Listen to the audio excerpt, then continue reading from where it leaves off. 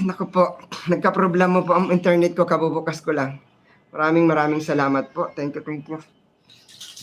Live na live po tayo ngayon sa aking mga manonood po. Nagka-problema po.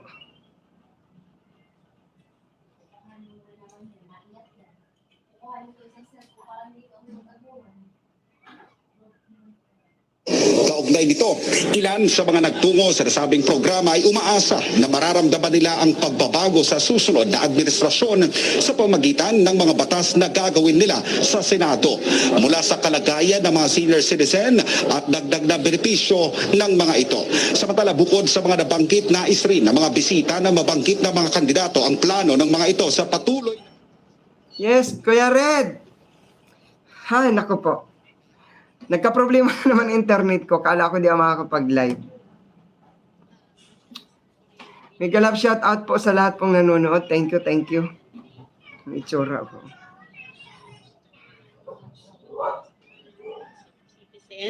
Sana ako doon senior na ako And then, yung mga street children na nakikita ko sa sa kami. Salamat, thank you. Matulungan sila. Kuya Nikki, salamat po. Salamat po.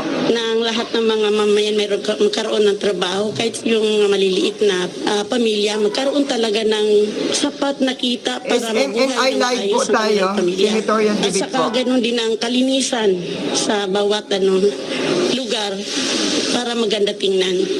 Una sa lahat, napaka-importante na malaman natin ang mga plataforma nila para sa gobyerno. Alas 6 po Gusto simula natin na makita na may pagbabago Pero alas talaga.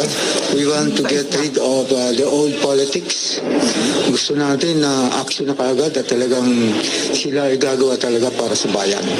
Yan po ang gusto natin mangyari at hanggat maaari, sabi nga po ng ating mahal na pastor, intellectual democracy na ngayon. So, we have to use that, no? Tayo ay talagang boboto doon sa nararapat lamang iboto na sila ay mayroong gagawin talaga. Yan po ang gusto natin. Tunay na pagbabago. Hindi lang po sa salita, kundi sa gawa. Bilang isang botante, gusto kong marinig sa mga tumatakbong kandidato sa pagka-senador dito sa ating bansa ay kung ano yung kanilang mga plataforma at kung ano yung kanilang magagawa para sa ating bansang Pilipinas, sa ikaangat ng mamamayang mga Pilipino, lalo na sa ganitong panahon na tayo ay balot ng pandemic at yung mga usapin sa ibang bansa kasama na. Yun ang aking mga gustong isa sa mga marinig. Para kay Attorney Larry Cardona na isa sa mga maaagang dumating sa paggaganapan ng debate, nakahanda siyang ibigay ang lahat ng kanyang nalalaman sa pagbalangkas ng batas na makatutulong sa paglago ng ekonomiya. Ay yung economy, siyempre yun talaga ang dapat nating unahin ngayon dahil napakalaki na naging dagok sa atin itong pandemya. And ako, magto-focus ako talaga sa economy, yung mga measures that will help recover the economy. Umaasa rin ang kandidato na magiging seryoso ang kanilang talakayan sa entablado bilang ang SMNI ay kilala sa pagkakaroon ng malaya ngunit intelektual na pagtatanghal ng debate. Inaasahan ko rin na yung mga tanong dito dahil SMNI ito, gusto ko, inaasahan ko dito mga serious na tanong, yung talagang malalalim na tanong. I'm ready for it. Nag-interview pa lang po sila. Alas 6 pang dapat ang simula. Para naman kay dating Secretary o DAR Secretary John Castreciones na isa rin sa mga naimbitahang kandidato, umaasa rin siya na mailalahad dito ang kanyang mga nais gawin para sa mamamayang Pilipino. Ito ay kapakipakinabang sa atin pong mga makikinig at sa ating mga manonood sapagkat mabibigyan sila ng ideya kung ano ang plataforma ng ating pong mga kandidato. I think this will give them a great deal of some sort of an idea of what kind of candidates they're rooting for. Alam na And of course, the political platforms that will be presented will definitely help them to decide as to who are they going to vote for. Alright, Alright, mga kapartners, Adbar and Sir Mike, sa ngayon, yung mga nakuha na natin ng mga listahan dito, si Attorney Larry Gadon, dito na, si Attorney John Castasones, si Tingin ko nga Chairman baka alas Sharif 7 Ibrahim pa. Albani, Pero nakalagay si sa Mr. kanila kasi Carl alas 6, Balita, si Mr. Luca Espiritu, Attorney Agnes Joyce Daming nag-aabang Bailen, nito eh. Dr. Leo Olarte, at Attorney Salvador Panelo. Nakita rin natin yung pagdating dito ni Attorney Ferdinand Topacio at maging sa ngayon, yan na muna yung mga nasa listahan natin na nagsisipagdatingan. Bukod pa yan sa iba pa na mga staff at mga bisita din na mga inipitahan nating mga kandidato. Attorney Harry Roque, nakarating na rin dito mga kapartners. Okay. Ayan, maraming salamat. Si Paul Montebon live wala dyan sa Okada, Manila. Okay. Ayan, partner Mike. Partner, mabanggit lang natin sa ating mga nanonood, iba po ang trabaho ng mga senador. Iba ang trabaho ng executive department kaysa sa mga legislator. Kaya iba yung dating ng debate ng presidential kaysa sa senatorial. Kasi po ang mga senador Battle of the talagang Brain, debate sabi ang ni Kuya kanilang trabaho. Nicky. Yun. Maganda Talagang yan. makikipagdebate sila. Hindi katulad ng presidential, implementation ng mga batas eh. So executive ng ang kanilang trabaho. Ito hong mga mambabatas, talagang sila yung makikipagdebate. Hindi pwedeng wala silang gagawin. Yun ho ang trabaho nila. Kaya yun, inaano ko lang kasi baka sabihin nila, baka inaasahan nila yung implementation ng mga project, implementation ng ganito. Hindi po trabaho nila yun. Ang trabaho nila gumawa ng batas. Kung anong kailangan batas ng taong bayan, anong kailangan na priority ng mga batas ng Malacanang, yun lang ang gagawin nila. At saka yung mga investigasyon. Pero yung implementation ng mga project kung saan-saan, hindi nila trabaho yon. Para lang malinaw, partner, baka yung mga nanonood, naghihintay ng project doon sa kanilang lugar, galing sa senador, medyo malabo yon. Hindi ho yun ang priority nila. Ang kanila gumawa ng batas. Naalala mo, partner Mike, kasi yung mga congressman, mga senador, hinihingan niyang project yan eh. Parang hindi naiintindihan, lalo na yung panahon na mayroon pang PDAF o pork barrel. Talaga naman hinihingan kasi may kapangyarihan sila mag-alat dito, ng kanilang mga proyekto na sana yung ating mga kababayan sa mali. No, yun yung mali na magbibigay sila ngayon. Correct. Gagawa lang talaga sila ng batas na ipatutupad ng Pangulo at ng executive branch. Kung merong mga priority na agenda ang Pangulo, pwede niyang ibigay sa Kongreso at balangkasin ito, gumawa ng batas para ma-execute ng tama. Hindi po sila tagabigay ng mga proyekto, kalsada at kung ano-ano pa. Pwede sila na yung gumawa sa budget, na taon-taon na ginagawa, yun pong halimbawa ay kailangan ng special budget, so subject yan for approval ng Congress, Senado, yun po ang trabaho ng mga senador. Kaya ibang-iba ho ito. Asahan natin na debate talaga ang kailangan gagawin dahil yun ang trabaho. Pangalawa, ang isang trabaho ng mga senador at congressman, oversight.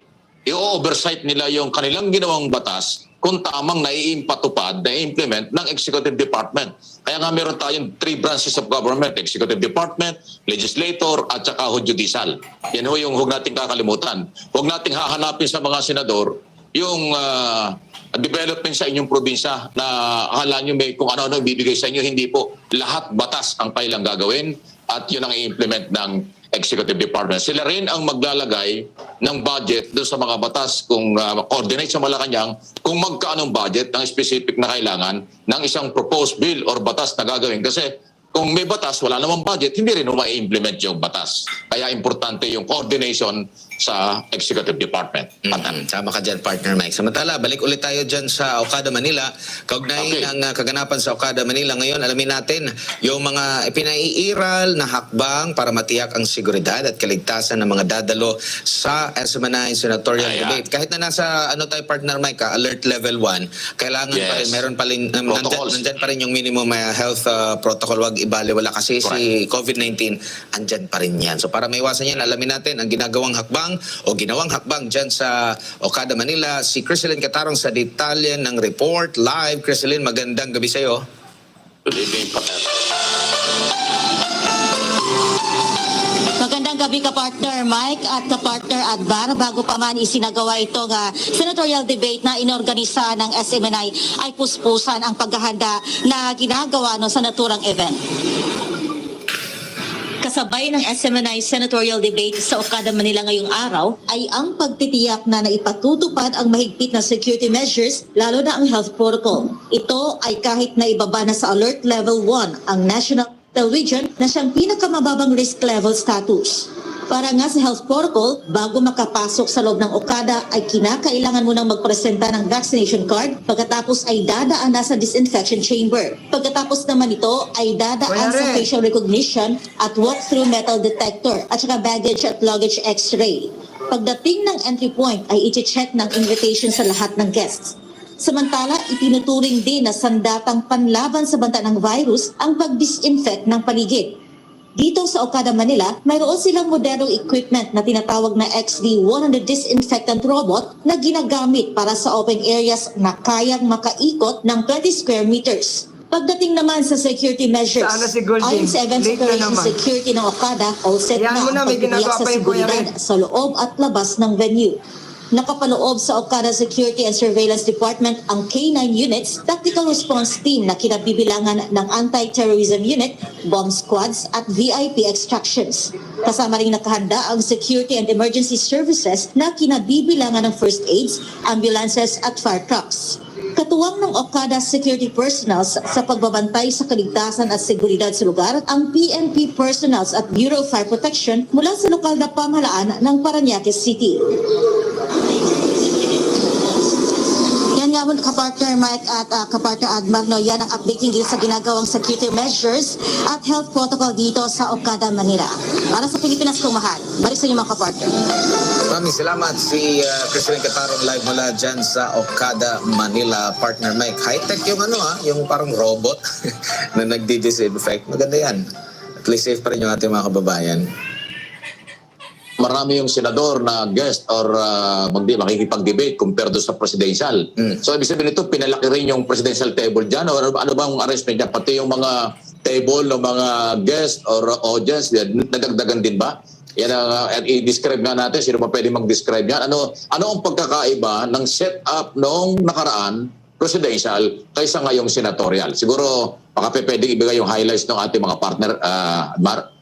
Okay, mamaya magre-report pa si partner Jason, pero dito sa mga nakukuha natin ng mga footages, almost same partner Mike. Okay, yung venue, pinarami na yung mga podium o rostrum na doon pupunta. Yan yung feed natin mula doon sa Okada, Manila. At bago yan partner Mike, bago na mag-disenyo. Yun nga yung actually yun ang gusto kong ma-establish dahil ang napakataas ng expectation, napakataas ng maraming natuwa, maraming talagang nasyak doon sa una na napakaganda ng presentation, napakaganda ng stage, napakaganda lahat. So kaya ngayon gusto ko nga ikumpara na naaasahan ng mga manonood. Ano ang pagkakaiba? Na alam nating nag-adjust yan, lalong pinaganda. Yun ang kaabangan ng iba. Alam mo, yung mga nanonood, hindi lang yung debate ang gusto makita. Kung hindi yung presentation o lahat-lahat sa kabuuan. So kaya ngayon gusto ko malaman. Ngayon, may initial lang pagkakaiba compared doon sa presidential debate ng February 15, partner, hindi ba? Mamaya, magre-report na dyan si partner Jason para ma-describe. Pero batay dito sa mga footages na nakuha natin at sa planning ng SMNI dyan, bago lahat, dapat mas maganda, mas mahigitan pa yung una. Pero ito na, si partner Jason Rubrico, ilang minuto na lang at senatorial debates at ilan sa bibida sa debate ngayong gabi ay ang mga kandidatong first time na tatakbo sa pagkasenador. Alamin din natin kung ano ba ang itsura sa loob ng Okada, Manila para sa kapakanan ng ating mga nakikinig din at mga nanonood sa iba't ibang bahagi ng bansa. Si Jason Rubrico sa detalye ng balita live. Jason, magandang gabi.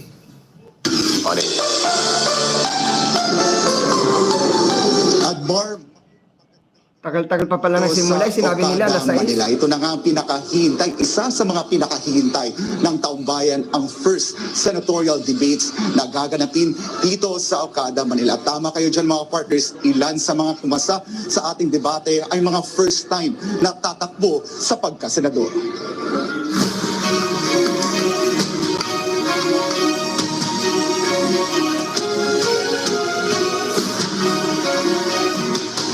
Dahil Dahil sa inisyatibo ng Honorary Chairman ng SMNI na si Pastor Apollo C. Kibloy, muling ihahatid sa taong bayan ang dekalibre, world-class at platform-based na harapang debate para naman sa mga kandidatong tatakbo sa pagkasenador. Ngayong gabi, 11 kandidato ang tumanggap sa hamon ng SMNI para sa senatorial debates na gagawin dito sa Okada, Manila. Karamihan sa mga kandidatong ito ay first time natatakbo sa pagkasenador pero walang takot na harap sa mga dekalibreng panelista na sila Professor Clarita Carlos, dating Congressman Atty. Rolex Suplico, Dante Ang II, Chairman at Presidente ng The Manila Times, at SMNI Senior Anchor Nori Cardona. Kumasa sa hamon ngayong gabi si Deputy Speaker Congressman Rodante Marcoleta at mga dating Cabinet Secretaries ni Pangulong Rodrigo Duterte na sina Atty. Harry Roque, Atty. Salvador Panelo, Atty. John Castriciones. Abangan rin ngayong gabi sina Atty. Larry Gadon, Dr. Leo Olarte, Atty. Joyce Bailen, Carl Balita, Ibrahim Albani at Atty. Luke Espiritu. Kumasa rin sa hamon si Deputy Speaker Congresswoman Loren Legarda na minsan nang nanalo sa pagkasenador. Isang intellectual, platform-based na senatorial debate ang aasahan ng taong bayan ngayon. Nang idaos ng SMNI ang kauna-unahang presidential debate na tumanggap ng kaliwat kanang papuri sa mga kilalang politiko at personalidad, netizens at mga ordinaryong mga Pilipino. Samantala, kapartner Adbar at kapartner Mike, 10 sa 11 na kumasa para sa senatorial debates ngayong gabi ay dumating na dito sa Okada. Kabilang na si Atty. Larry Gadon, Dr. Carl Balita, Ibrahim Albani, Atty. John Castriciones, Atty. Joyce Bailen, Atty. Luke Espiritu, Atty. Salvador Panelo, Atty. Leo Olarte, Atty. Harry Roque at Deputy Speaker Congressman Rodante Marcoleta. At ang isa na lang sa mga hinihintay natin ay si Deputy Speaker Congresswoman Loren Legarda. At tanong ninyo kung ano ba yung mga bago dito sa sa ating senatorial debates mula sa stage hanggang sa setup. Kapartner Mike, kapartner Adbar, masasabi ko level up. At yun pa rin, hindi pa rin nawawala yung world class na ito ang nais ng ating honorary chairman, Pastor Apollo C. Kibloy, na makapaghatid ng dekalibre at very informative at platform-based na debate sa ating mga kapwa Pilipino upang matulungan sila na iboto ang tamang mga kandidato para sa ating 2022 elections. Okay. Mike? Ayun. So, world class talaga. May correct ko lang na na alam mo yung napaka-sensitive ng mga nanonood. Jason, si Deputy Speaker Legarda, 3 beses na yung nahalal na senador. Pang-4 na kung sakali ngayon. Napakatagal na senador yan. Ayan, kaya kasi sabi mo kanina parang first time na nahalal. Hindi, pangatlo na yan, pang-4 na kung sakali. Para lang may background sila. Okay. Kumbaga karamihan, partner Mike, dito sa kumasa sa unang batch ay mga first timer maliban lang dito kay Deputy Speaker Loren Legarda. Okay, Jason, maraming salamat sa iyong live report. Okay. Ayun. Oo, Si Loren, 1992 pa yan, senador na eh. Oo. Kaya ganun katagal. Nag-break lang, partner Mike, break lang ng isang termino, bumaba lang sa congressional district sa Aklan ba yun? Antique. Parang Aklan Antique. Antique. Hindi, saka tumakbo ka na yan eh. Tumakbo naputol yung after, kasi ang term ng senador, 6 years. Tumakbo yung vice president, alam mo na, noong panahon ni kalaban niya si Noli Di Castro, so ano pa lang mangyari doon. Tapos, nag-senador ulit, after noon, natapos na ulit yung term yan, congressman ng Antique. Ayan, hanggang ngayon, congresswoman ng Antique. Tama ka dyan, partner Mike. Samantala, dito pa tayo sa ibang background, ha? Baka, kasi sabi nga ni... mga abogado, magagaling. Sabi nga ni partner Jason, karamihan po sa mga ay first-timer. Kilalanin natin sila kasi yung iba dito hindi masyadong sikat or ngayon lang natin narinig yung kanilang mga pangalan. Dito tayo kay... dating Agrarian Reform Secretary John Castriciones, isang abogado, partner Mike. Yes, At abogado, ano din ito, pumasok din pala ito sa Philippine Military Academy, PMA Maharlika Class of 1984 ito. Nag-aral ng Bachelor of Laws sa San Beda at Master of Laws naman and International Law sa Notre Dame University. Naging director ito ng Department of Transportation and Communication o DOTR, Investigation, Security and Law Enforcement Services noong 2009 and naging Undersecretary ng DILG nang upo po si Pangulong Rodrigo Duterte, tapos naging kalihim, last niyang posisyon ay naging kalihim ng Department of Agrarian Reform o DAR. Next ay si Dr. Pero Carla. bago yan, may sama lang natin. Bago pa yan, original yan sa MRRD. Yun. Yung Mayor Rodrigo Roa Duterte noong 2016. Kasama yan sa mga original. Kilala ko kasi yan eh. Kasama yan doon sa grupo MRRD. Supporter, no? Mahigpit na Yes, supporter supporters, ni Pangulong Rodrigo Duterte. Correct, Next, correct, pampito, si Dr. Carl Balita. Ang kanya namang isang lisensyadong nurse, isang midwife at Midwife, teacher. guro. Nakikita mo teacher. siguro, partner Mike, yung kanyang mga review center. Yung Carl E. Yes. Balita Review Center. Marami itong mga review center dito sa Metro Manila at iba't ibang lugar sa bansa. Kumuha ng Bachelor of Science in Nursing sa UST, Executive Program in International Management sa National University of Singapore, Doctor of Education ng pamantasan ng lungsod ng Maynila, Doctor of Humanities sa Lorna Colleges, Master of Arts in Nursing sa pamantasan lungsod ng Maynila. Siya po ang Maynila. direktor ng Dr. Carl Balita Executive Education Program Graduate School, Pan Pacific University at presidente ng PLC. Okay. So yan si Dr. Carl Balita. Next, yung medyo hindi kilala pero ito yung kanilang background. Unahin natin si Sharif Ibrahim Albani. Representative, representative ng labor at Muslim sector. Ang kanyang educational attainment, BS in Criminology sa Universidad de Zamboanga. Master's degree in Public Administration sa Manuel L. Quezon University. Honorary doctorate degree in Humanities sa International Academy of Leadership and Management sa Oklahoma, USA. Pangulo ng Philbranch Quong in Minerals Trading Corporation, Chairman ng Philras Mineral Trading Corporation, Founding Chairman ng SIA Exponential Corporation at Corporate Finance, Investment and Treasury Taisai Group. Oy, sa sektor ng ito. Matindi rin itong background na ito, partner. Correct, Mike. May business eh. Oo. Next, itong si Luke Espiritu, representative ng labor sector, kumuha ng AB Communication ng Ateneo de Manila University, Juris Doctor Ateneo de Manila University of Law, at naging National President sa kasalukuyan mula 2018 at tagapagsalita ng labor organizer, Bukluran ng Manggagawang Pilipino, National Executive Council, Partido Lakas ng Masa, Board of Trustees, Freedom from Debt Coalition. Sunod, pang-sampu sa kumasa sa ating senatorial debate ngayong araw na ito, si Attorney Agnes Bailen, isang abogado, medical doctor, at political scientist. Doktor na. Abogado pa. Doktor sa batas, medical doctor, political scientist pa, partner Mike.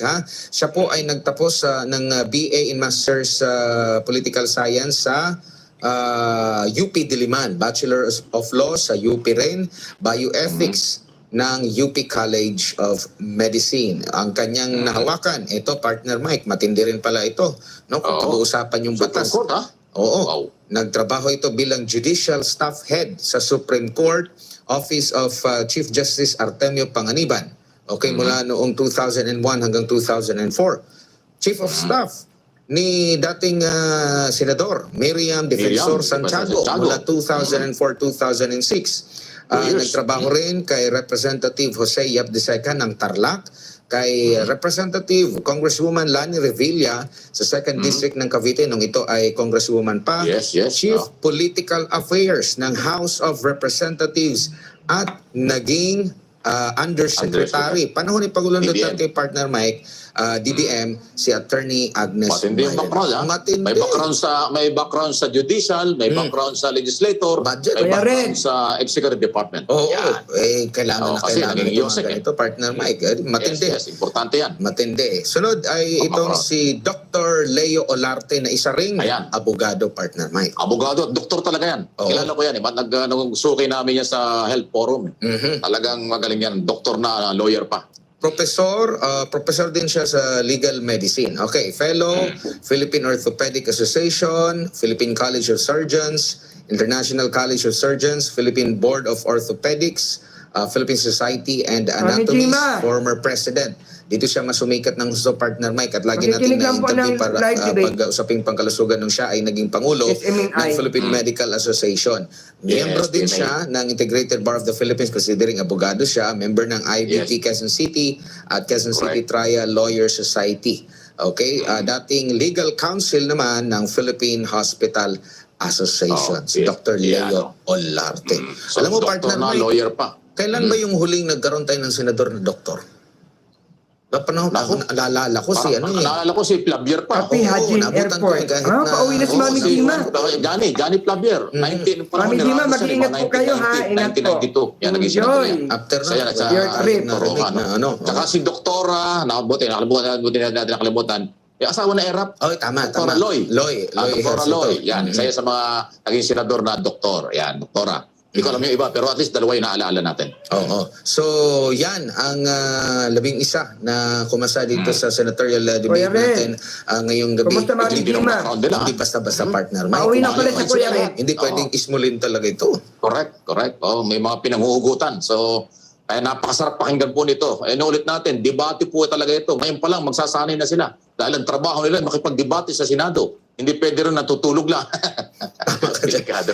Meron makami tamaan na. Anyway, hindi pwede nakaupo lang. Ibig sabihin, talagang makikipag-debate ka ron. Iba ang trabaho ng senador kaysa executive department. Tsaka yung partner Mike, panay pakinig doon sa coach. Parang hindi yung kagaya ng boxing na may magtuturo talaga sa iyo kasi at the end of the day, ikaw yung magbihas. Oo, minsan nadidinig pa yung bulong nung Parang kung ako yung nag-interpolate partner Mike, parang gusto kong sabihin, yun na nga siguro nga advisor mo yung may kakausap, ibigay mo sa katabi mo. kausapin ko na lang, siya na lang, para dire-diretso, parang naging call center ka, para diretso na.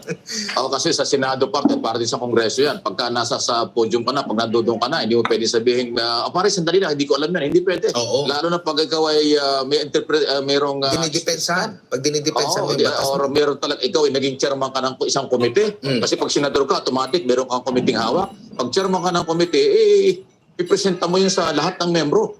At talagang didibatihin ka dyan dahil sa iyong committee report, sa iyong manggagaling yun. Hindi biro yan.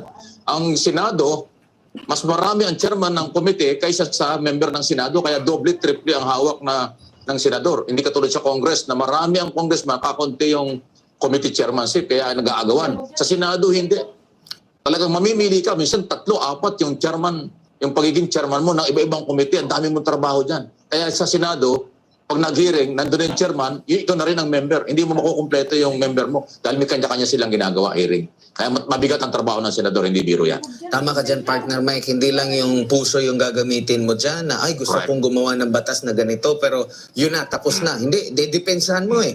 Saan ka kukuha ng budget? Anong plano mo? Kung saan, ano ang sasabihin mo sa executive? Dito tayo kukuha ng budget. Ano pa yun sa paanong paraan papatupad ito? Marami ka rin i-consider, partner Mike. Kung ikaw ba ay baka meron ng batas na ganyan, grabe rin, matindi yung research mo niyan. Baka magdoble-doble. Pwede ulitin ang batas eh. Totoo yan, di biro. At saka yung pagiging ang trabaho nila, yung pag naging membro ka ng commission and appointment, mabigat na trabaho yun. Kasi kayo, sa inyo dadaan ang kinabukasan ng appointees, na cabinet secretary at mga ambassador. Pagkatapos kung ma-assign ka sa ang committee o commission and appointment, may kanya-kanyang committee chairman din yan. Pag na-assign ka na ikaw ay maging chairman ng Foreign Relations Committee, kailangan alam mo yun. Kung hindi mo alam yan, paano mo hahawakan yung committee yun? Kung ikaw ay magiging member ng commission appointment, maliban pa ron ay yung iyong regular na trabaho sa floor o sa as senador. Napakarami ng trabaho, hindi biro. Hindi papugi lang yan. Talaga magtatrabaho kayo dahil sa dami ng responsibilidad ng isang senador. National sila partner. Tama ka dyan, partner Mike. At ulitin lang natin antabayanan nyo maya-maya, mga alas 7 po ng gabi ang ating debate proper, partner Mike.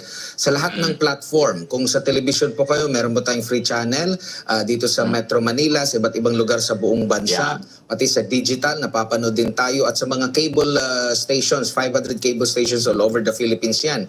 Now, sa mga kababayan naman natin, halimbawa, hindi maabot dahil nasa malalayong lugar at wala signal. meron din pong mga radyo tayo na mapapakikinggan sa pamamagitan ng Sunshine Radio kasi minsan mapahirapan. Lahat ng radio, nandyan yan.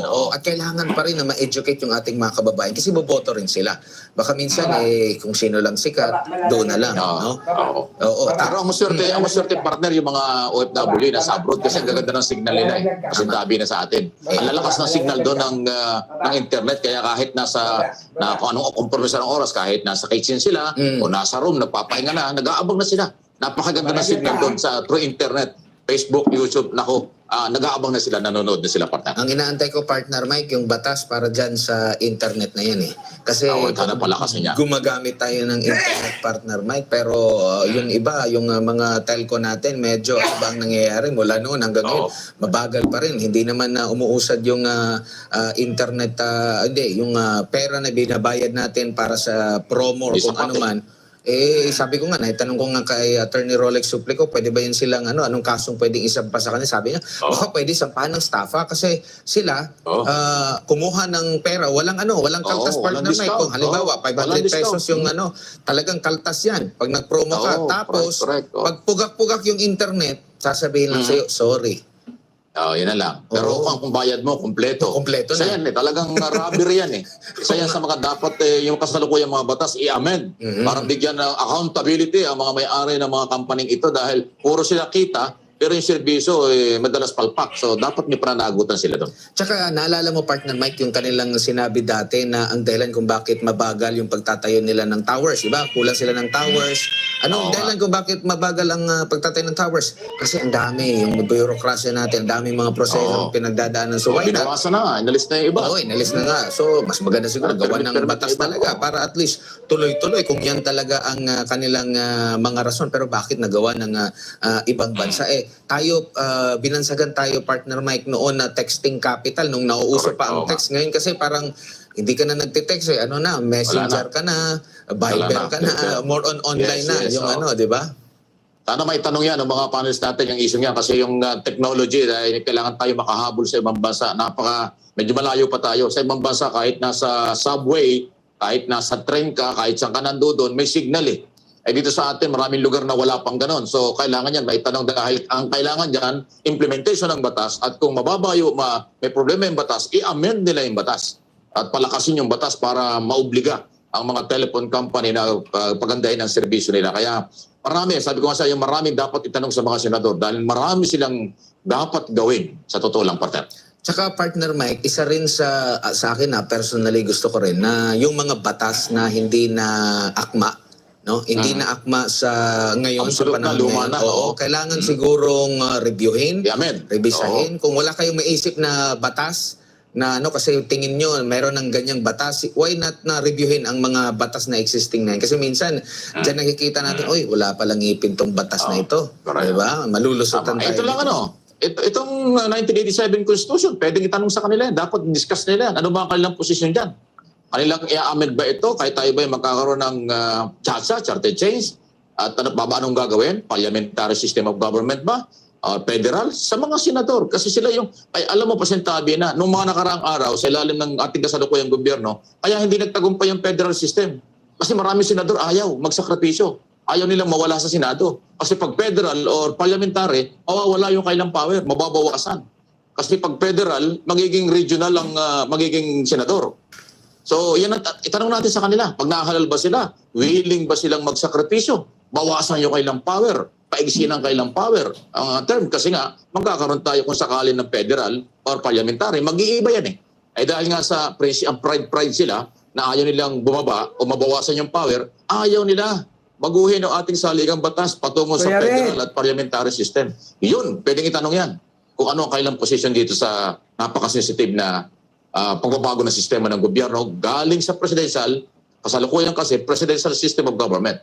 So ano bang solusyon para umunlad ang bansa? Magsasakripisyo ba ang mga senador o hindi? Kasi pag hindi, wala namang mangyayari sa ating pagbabago ng batas, partner. Okay, so ulitin lang natin para at least malaman ng ating mga kababayan ngayon, pwede nyo pong mapanood sa Digital Free TV, SMNI News Channel, at sa analog natin, ito yung tinatawag na Free TV, sa Channel 39 Manila, 39 Butuan, Channel 39 Rojas, Channel 38 Vigan, Channel 37 Isabela sa Santiago, Channel 35 Lawag, at Channel 43 Davao. Sa cable TV naman natin, yung mga malalaking cable network, Sky Cable 162 dito sa Metro Manila, and Sky Cable Channel 46 dyan naman po sa Davao. Sa Cable Link, nasa 95. Sa Satellite TV naman, sa Signal TV Channel 186. At sa inyong mga local provider dyan na mga SMNI cable stations ay pwede nyo pong itanong yan sa mga local providers. Samantala, napakalawak partner Mike, lahat TV, radyo, at dito tayo sa online. Tayo po ay live din na napapanood sa Facebook page natin at maging sa ating YouTube channel. At para mas lalo pang marami ang makapanood, partner Mike, pwedeng gamitin. Kung merong mga komento yung ating mga kababayan or i-share nila, huwag niyo pong kalimutan ang ating hashtag, SMNI Senatorial Debate at SMNI, hashtag SMNI Election Watch 2022. So, your vote matters and hashtag ituloy ang pagbabago at syempre SMNI World Class. Ayan. At syempre partner Mike, sa mga magtatanong, sino ba ang mga sasama or kalahok muli bukas naman? Okay, kanina nabanggit natin Dalawang araw nga pala ito. Baka meron pang gustong magpalit ng pag-iisip. Yung kanilang iniisip. Aga-agahan naman ninyo. Huwag yung last minute naman. Huwag naman yung i-beating kami. Di ba? Huwag naman yung i-hostage kami. Yung bang nag-confirm kayo o kaya walang malinaw kung darating kayo o hindi. Mahirap yun. Kailangan naman maging professional naman kayo. Pati sa schedule, dapat ipakita ninyong mga ginoo talaga kayo. Di ba? Kasi pag nag-confirm o kaya wala man lang sinabi kung paano, aasahan tapos hindi naman pala darating. Huwag naman ganun. Yun yung inaasahan ko para sa kanila naman yan. Na maingay sa Senado, partner Mike, parang bakit hindi ko masa sa debate ngayon? Baka diba? Ano bang nangyari sa kanya? Matras ba siya o wala siyang pake? Parang gano'n. Ano ba? Nag-confirm ba o ano? Parang nagtatanong lang sa background or kung anong tapos parang hindi tumuloy. Yung mga ganun. Siguro hindi pa handa na siya naman ang masala. Sanay siyang magsala Ngayon siyang sasala. Baka ayaw niya. Baka maitanong sa kanya yung mga, natin, taong bayan ang bahala dyan. Basta importante rito, ang taong bayan ay makakapanood, maririnig sila. At yung hindi maririnig, di bahala na rin sila kung ano kailang gagawin. Ganun lang naman yun Okay. Libre naman ito para sa kanila. Tama ka, partner Mike. Hindi kawalan natin. Kawalan nila. Yes. Ito ang mga kumasa sa hamon sa SMNI Senatorial Debate para bukas. Okay? Si dating Senador Gringo Honasan, dating Senador J.V. Ejercito, dating Agriculture Secretary Manny Piñol, si dating PAC Chairman Commissioner Greco Belhica, Undersecretary din ata ito ng nalimutan ko yung agency, si Naik Pimentel, si Ding Diaz, ang Angeles, maraming salamat. Sa dali bibigyan po kita ng si Dr. jacket. Aranza. Nakikinig po tayo ng yung live sa SMNI, Senatorial Debate po. So, grabe din itong mga background nito, partner Mike. Hindi rin basta-basta yung mga background nito. By Angeles po, meron na po kayong jacket. Day 2 ng ating SMNI presidential debate. Si Pimentel. Hindi ko alam kung ito ba ay kapatid or pinsan ni Coco Pimentel. Hindi ko rin alam, hindi ako sure kung kapatid, kasi maraming yung, di ba, anak na dating senador. Pero hindi ko alam kung ano relasyon nila. Hindi ako nagkasan sila. Basta magkamag-anak. Maganda rin bukas pala ito. Okay. So yung iba, wala. Pero ito nag-confirm. At least ngayon, ayan, naka-schedule na po yan. At abangan ninyo. Pero ngayon malapit na magsimula para ho doon sa mga senador na nandyan na. At palagay ko, nagpapahinga sila, kumakain muna yata. Pagkatapos kumain, sasalang na sila at ready na. Para yung ating mga nanonood, mga viewers, so pwede naman kayong kumakain at nanonood, pwede kung ano man ang pwedeng, parang nanonood kayo na sine, kung ano man pwedeng inyong pagpalipasan ng oras dyan ng sarap ng telebisyon, ay pwede po inyong gawin yan. Dahil live po ito, live na live po itong debate na ito para sa mga gustong maging senador. Senatorial debate nga po ng SMNI 3 ng million Manila house Times po. at ng Salamat. Okada. Thank you po. At pag kalimutan din natin yung isa pa nating partner, yung ALV, Ayun nga pala, okay, Mayor. International Events, si Mayor. Oo. Oo, si Arnold Vigafreya. Oo, nandun na Oo, sila lahat at nandun na. busy at excited na rin na partner Yes. Mike. At syempre, pasalamatin din natin ang ating mga sponsors, ang MCOR, Frontliner, at Maharlika Party List at si Dr. Mingita Padilla, at sa lahat ng mga sponsors natin. Muli, tutukan niyo po itong SMNI Senatorial Debate. Partner Mike, bago tayo magpaalam, baka may last message ka pa sa ating mga kababayan. Well, wala naman, kundi atin lang hong aralin, pakinggan at ang lahat ng mga kandidato. Ito ho'y para sa inyo, libreng ipinagkakalog. So ito yung ating pagkakataon na sila'y madinig. Ano, ha? At walang personalan. Basta kung ano lang po ang inyong paniniwala, kung pabor kayo o hindi, gano'n lang po yan. At ito ho'y para sa inyo. Kaya eto na, malapit na ho. Kaya tabayan po ninyo. At palagay ko marami tayong matutunan at magiging maayos po. Magiging walang personalan dyan. Talaga hong professional na usapan katulad na dati. Maraming salamat po. Magandang gabi at good luck sa atin lahat. Enjoy lang po kayo at sigurado kung matutuwa kayo dito sa inyong mapapanood para sa ating mga kandidato. Balik sa iyo, partner. Huwag bibitiw yung ating mga kababayan, ha? Antabayanan, susunod na po ang debate proper ng SMNI Senatorial Debate. Ayan. Distant relative partner Mike. Ayun, yung pala eh. Kaya pala Pimentel. Si Astra Naik. At dahil dyan, after ng debate, partner Mike, mahaba-habang oras yan, kailangan din na may maghimay niyan. Mamaya, babalik ka. Yan ang matindi. Ayun, paghimay Magdamag natin. yan. Magdamag. Mag-overtime. Mahaba yan eh. Sipin mo 12 yung hihimayin ninyo. Oo nga, partner Mike. Oo, pero Mahaba yan. bilang parte ng ating public service, hihimayin Yes. natin yan. Makakasama ko naman dyan sa post-show natin after ng debate. Huwag nyo rin bitaw, Yes. baka may mga hindi kayo maintindihan during sa debate. Baka may paliwanag natin yan. Kasama si Thinking Pinoy, RJ Nieto, at si Sas Rogando Sasot, live mula sa the Netherlands yan.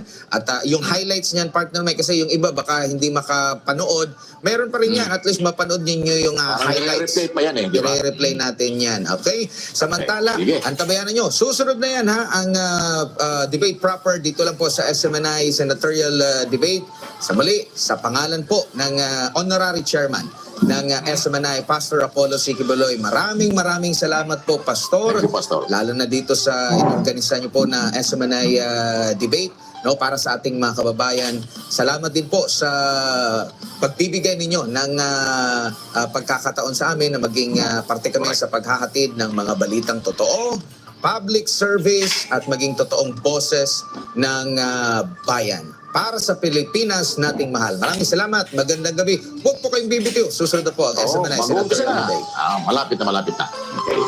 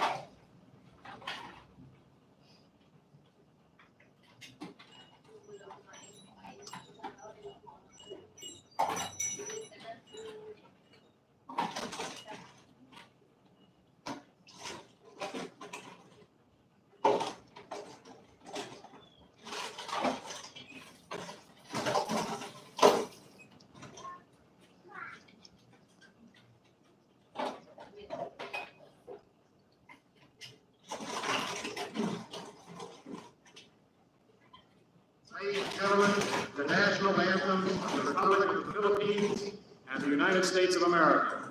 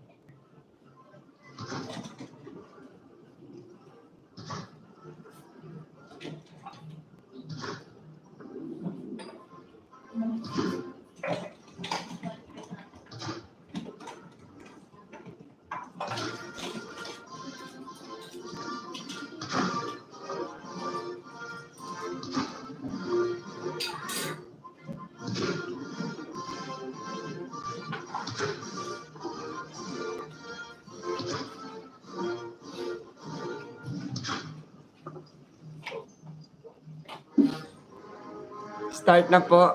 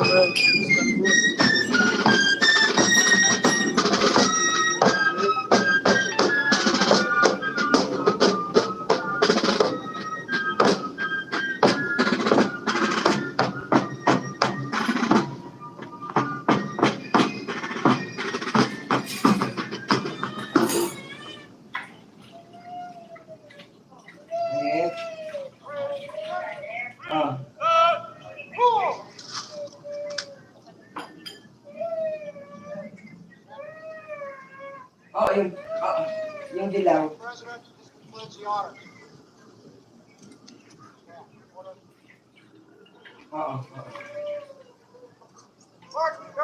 Right, order.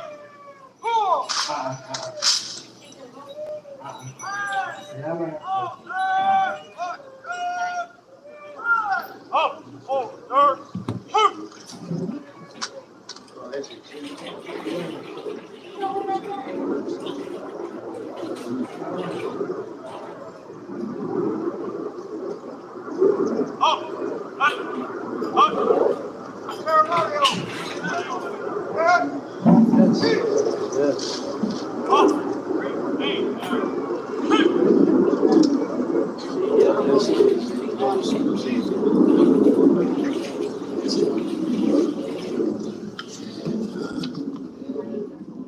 Mr. President, Mrs. Marcos, it gives me special pleasure to welcome you to the United States.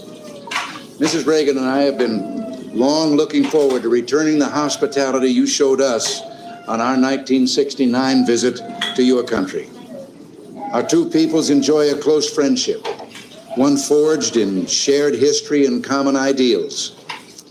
In World War II, Americans and Filipinos fought side by side in the defense of freedom, a struggle in which you, Mr. President, personally fought so valiantly. The values for which we struggled, independence, liberty, democracy, justice, equality, are engraved in our constitutions and embodied in our people's aspirations. Today, our ties remain strong, benefiting each of us over the full range of our relations. Politically, we tend to view many world issues the same general way. Yours, Mr. President, is a respected voice for reason and moderation in international forums. The Philippines, with its ASEAN partners, has taken the lead in search for self-determination for the people of Kampuchea. In that vein, let me also pay tribute to you and Mrs. Marcos' personal leadership and commitment to the care of refugees in Southeast Asia. Under your direct sponsorship, the Philippines Refugee Processing Center has become a model of its kind in encouraging the development of self-sufficiency and the restoration of human dignity. The Philippines and you, Mr. President, play an important role in addressing the problems of economic development in the world.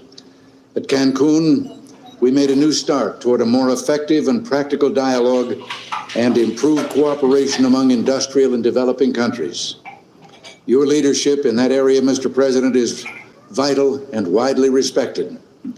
Under your leadership at home, the Philippines can boast a record of solid economic growth over the past decade, attributable in significant part to its hospitable attitude toward free enterprise and private initiative. Your country's dedication to improving the standard of living of your people is an effort in which we've been delighted to participate through bilateral and multilateral economic assistance. Your continuing interest in better nutrition has led the Philippines to achieve self-sufficiency in food grain production. You can also point with pride to the success of your rural electrification program, now bringing benefits to an increasing number of remote regions. And I find it a matter of personal satisfaction that your country and my home state of California are both pioneers in developing geothermal power to replace expensive energy imports. The United States remains the Philippines' leading trading partner, and American firms are the largest foreign investors in your country, reflecting their confidence in your progress and prospects for economic growth. We have welcomed the growing two-way trade between our nations and have been pleased that we've been able to keep our markets for the products of your growing manufacturing and industrial sector the most open of any country in the industrialized world. America considers itself especially fortunate to have nearly 1 million persons of Filipino heritage now residing in our country. They bring with them their energy and their talents, and they contribute enormously to the rich diversity of American society. Similarly, thousands of Americans, enchanted by the beauty of your nation and by its people, have chosen to live in the Philippines. Our security relationship is an essential element in maintaining peace in the region and is so recognized. This relationship, one of several we have in the Western Pacific, threatens no one but contributes to the shield behind which the whole region can develop socially and economically. Mr. President, under your leadership, the Philippines stands as a recognized force for peace and security in Southeast Asia through its bilateral efforts and through its role in ASEAN, which is the focus of our regional policies in Southeast Asia. Mr. President, Mrs. Marcos, the United States deeply values its close friendship and alliance with the Philippines. We seek to use this visit to further strengthen our ties with your country. Nancy and I are personally delighted that you're here, and we say welcome to the United States, welcome to our national home.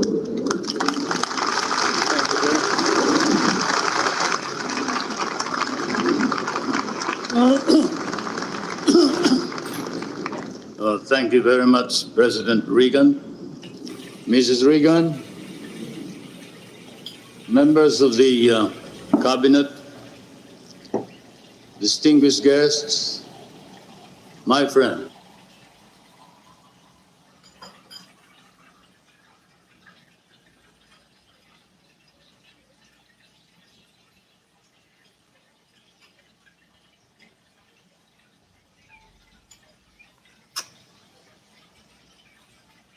Hello po. May galap shoutout po sa 1 million pong nanonood. Salamat po ng marami. Ito ay napaka-importante. Dito natin makikita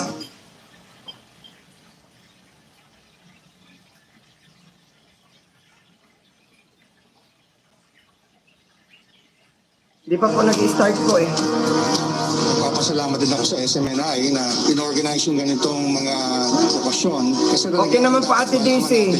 Dito lang ako Sir Andy. Salamat thank you. tumatakbo ngayon. Bukas lang muna ako. Honorary Chairman Pastor Apollo C. Kibuloy has chosen the best place and the best accommodation na meron tayo sa Pilipinas. Kaya dito tayo ngayon sa Academy. On behalf of the management and staff of Okada Manila, manood po tayong lahat, tutukan po natin ang debates na ito para po maging gabay natin sa pagpili ng mga karapat-dapat at deserving na candidates at maging leader ng ating bayan. Gusto natin dito na malaman ng taong bayan sa SMNI, ang ipipresent nila is the platform of government na kanilang gagawin. Yun, doon tayo. Walang personalan dito.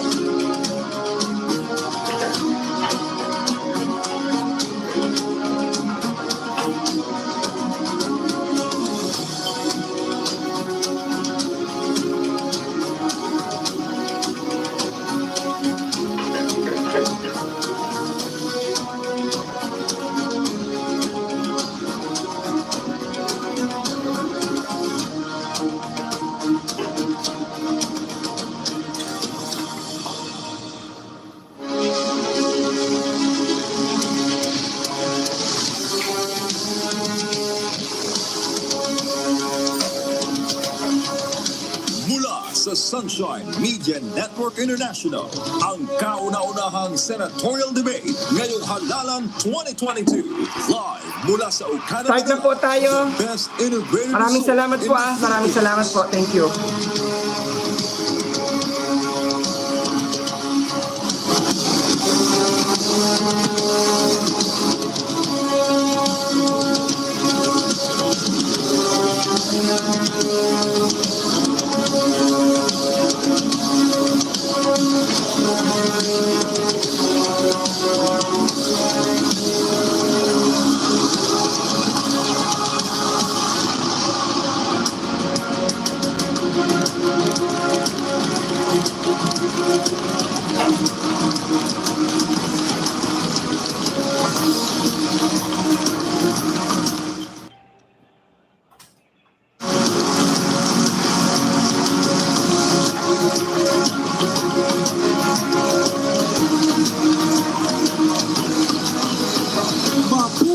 Luzon, Visayas at Mindanao at sa ating mga kababayan sa buong mundo.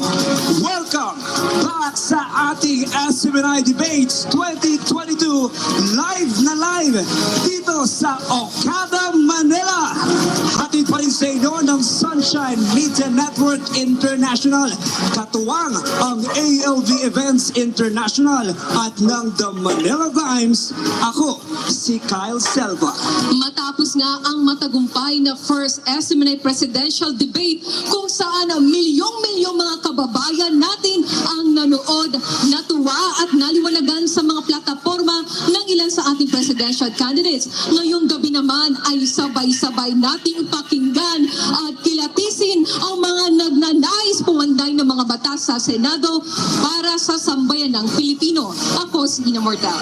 Live na live tayong napapanood ngayon sa buong Pilipinas at sa buong mundo via Free TV Channel 39, sa Digital TV SMNI News Channel, sa Sky Cable, Signal at iba pa ang cable TV affiliates nationwide. Napapakinggan din po tayo sa 17 Sunshine radio stations sa buong bansa. We are also seen live worldwide through the internet via different media platforms sa Facebook, YouTube via SMNI News at Sunshine Radio accounts. Bago po ang lahat ay nais naming pasalamatan ang Honorary Chairman ng SMNI, Reverend Dr. Pastor Apollo C. Kibuloy, sa pagbibigay ng ganitong uri ng debate na laan po ng SMNI para sa bayan. Ito po'y para may angat ang antas ng kamalayan ng bawat Pilipinong boboto sa susunod na mga pinuno ng ating bansa. At maswerte muli tayo ngayong gabi dahil makakasama na naman natin ang mga batikang panelist mula sa iba't ibang larangan ng sambayan ng Pilipino para sukatin ang mga pangakong pagbabago ng mga nagnanais maging senador para sa bayan. Kyle, kilalanin na natin ang ating senatorial candidates ngayong gabi. Nagtapos ng Political Science sa University of the Philippines at nakabukas siya sa UP College of Law. Kumuha rin ng Bioethics sa UP College of Medicine. Unang nagsilbi sa Korte Suprema bilang Judicial Staff Head sa Office ni Chief Justice Artemio Panilan. Matapos ang ilang taon sa Judiciary, pumasok naman sa Legislative Department at naging Chief of Staff ni dating Senador Miriam Defensor Santiago. Naging bahagi rin siya ng mababang kapulungan sa halos isang dekada at noong 2016 hanggang 2020 ay naging USEC ng Department of Budget and Management. Mula sa kanyang karanasan sa iba't ibang sakay ng pamahalaan ngayong 2022 national elections, sasabak sa pagkasenador bilang independent candidate, Attorney Agnes Joyce Baylen.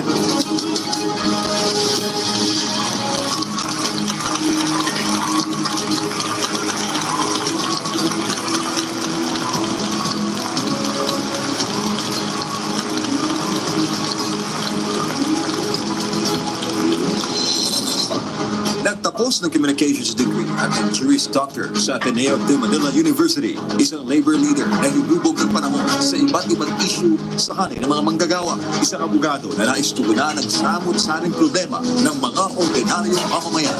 Kaya ang ngayong halalan, nais niyang kunin ang tiwala ng bawat bobotong Pilipino na siya inuklok sa Senado. Mula sa Partido Lakas ng Masa, Attorney Renesio Luke Espino Jr.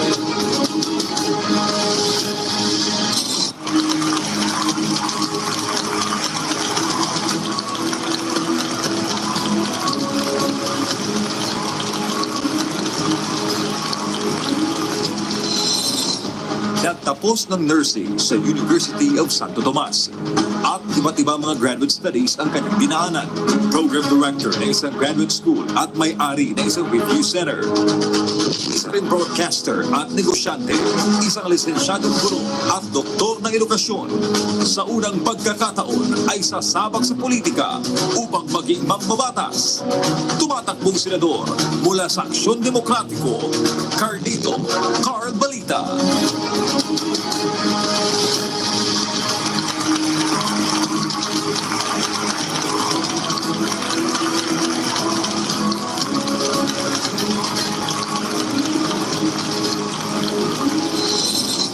Nagtapos Nagtapos ng Criminology sa Universidad sa Buanga at ng Master's Degree in Public Administration sa Manuel L. Quezon University. Tumanggap din ng Honorary Doctorate Degree in Humanities. Kilalang Muslim businessman na hawak ang ilang mining at trading companies sa Pilipinas at ibang bansa. Unang tumakbo sa pagkasenador noong 2016 at 2019 pero bigo itong makapasok. At ngayong halalan nga ay susubukan uli na maging senador. Mula sa Workers and Peasants Party, Labor Party of the Philippines, Sharif Ibrahim Albani.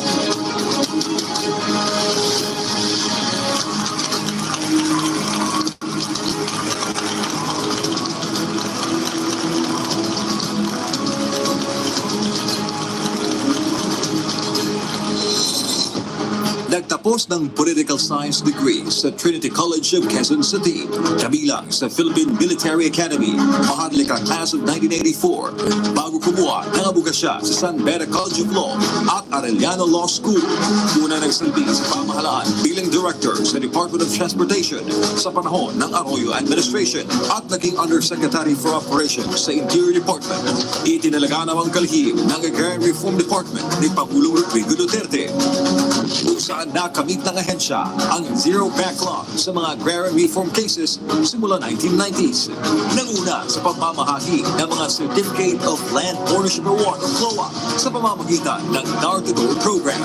Ngayong eleksyon, sasabak naman sa Senado mula sa PDP lamang, Attorney John Castricione.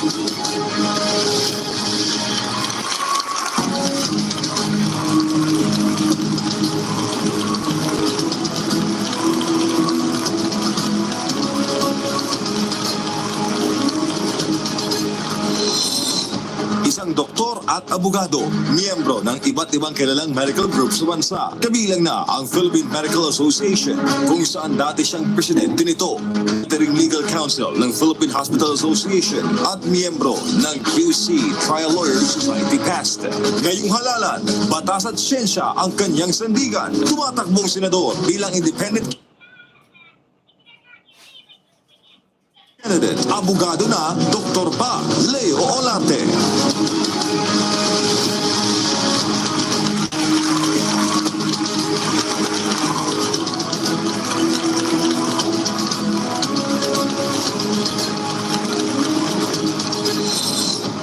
Nagtapos ng Political Science at ng English degree sa University of Nueva Cáceres at naabuga siya sa University of the Philippines.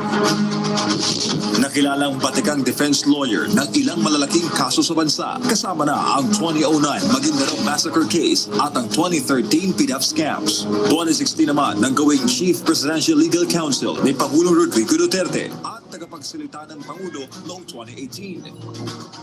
At ngayong eleksyon, sasabak sa National Post bilang senador. Tumatakbong kandidato mula sa ruling party PDP laban, Attorney Salvador Salpanelo.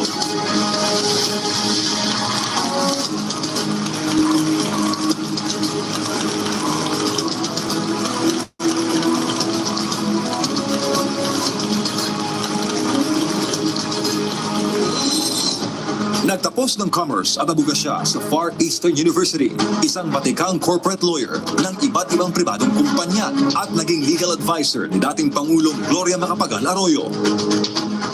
Naging tanyag sa kanyang talino at tapang nang siya maghain ng impeachment complaint laban kay dating Supreme Court Chief Justice Maria Lourdes Sereno noong 2018. At ngayong halalan, nais muling lumaban at maging lingkod bayan sa Senado. Kumakandidato mula sa kilusang Bagong Lipunan, Attorney Larry Gadon.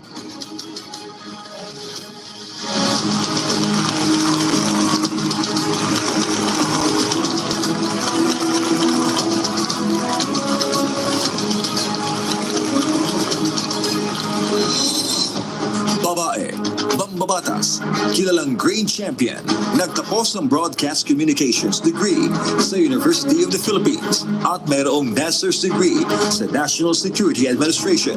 Agad sumabak sa National Post noong 1998 at naging senador sa loob ng 3 termino, kung saan naging Senate Majority Leader, kasalukuyang Deputy Speaker at Lone District Representative ng Antique.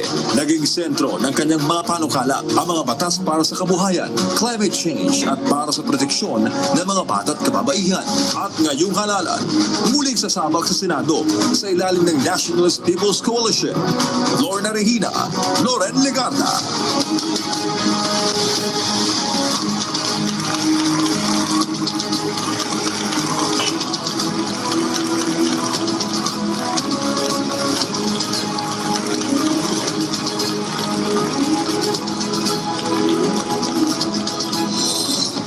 Isang abogado, pinuno at mambabatas. Unang sumabak sa Kongreso noong 13th Congress at ngayon nasa ikalimang termino na sa pagsusulong ng mga batas para sa mahihirap. Isa na rito ang Magna Carta of the Poor. Mas nakilala ng sambayanang Pilipino bilang matapang na lumaban sa oligarkiya, partikular na nang maipasara ang ABS-CBN dahil sa problema nito sa prangkisa matapos ang halos 10 taong pagpapanday ng mga batas para sa mga Pilipino. Tumatakbong senador, kinatawan ng Sagip Party List, Attorney Rodante Marculeta.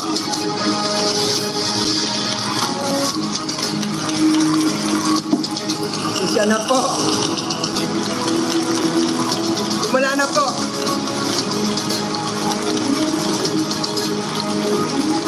$1 million in my house. Maraming salamat po. Ito po ay Senatorial debate po. At international law expert na hinubog ng panahon sa iba't ibang issue. Nakilala sa ilang high-profile cases tulad ng hawakan ang Jennifer Laude case at ang 2009 ang Batuan Massacre cases. Naging kinatawan ng Kabayan Party List Kongreso noong 2016 bago naging tagapagsalita ni Pangulo Rodrigo Duterte noong 2017. Nakilala rin bilang principal author ng Universal Healthcare Law. Naging nominado rin siya kamakailan para makakuha ng pwesto sa United Nations International Law Commission.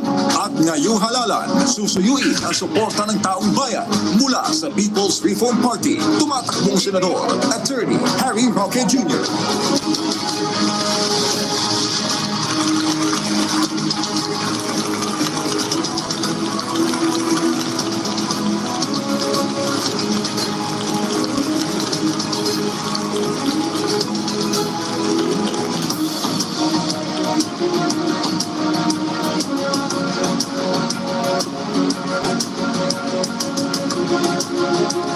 Sila po ang unang grupo ng mga kumakandidato sa pagkasenador na tumanggap ng hamon ng debate ng SMNI para sa nalalapit na halalan 2022. And now, let us all stand for our prayer to be led by Franco Paranda and to be followed by the singing of the Philippine National Anthem to be led by Miss Geneva Cruz. Let us all pray. Almighty Father, thank you for allowing us to be gathered here in this meeting of minds and sharing of talents through this debate, and that our prayer today is that your will be done in this event. And for the participants who are here tonight, may each one build respect for one another, broaden our thinking, and lighten our thoughts, discussions, and ideas as we seek to work together for the good of our people and country. Bless the organizers, the panelists, and everyone for their cooperation and unity in making this event a remarkable one. We know we would not have succeeded without you. Bless this event tonight, all those present, as well as those joining us through TV and on live stream, and may each one make every moment count. All this we ask in your mighty name. Amen.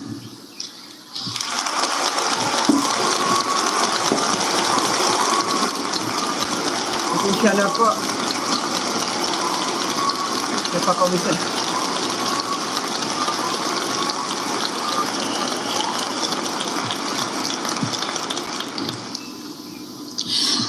Bayang magiliw, peras ang silanganan, alab ng puso, sa dibdib mo'y buhay, lupang hinirang, duyan ka ng magiting, sa manlulupig, di ka pasisihil, sa dagat at bundok, sa simoy at sa langit mong bughaw, may dilagang tula at awit sa paglayang minamahal, ang kislap ng watawat mo'y tagumpay na nagniningning, ang bituin na taraw niya pamay di magdidilim, lupa ng araw ng luwal, hatid pagsinta, buhay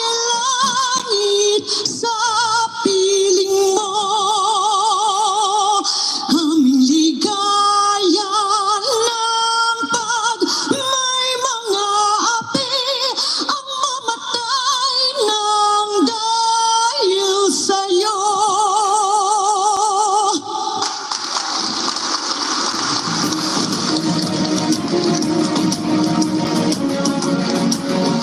Maraming salamat, Miss Geneva Cruz. At ngayon, pwede na pong umupo ang lahat, maliban na lamang sa ating mga kandidato na pupunta sa kani-kanilang podium.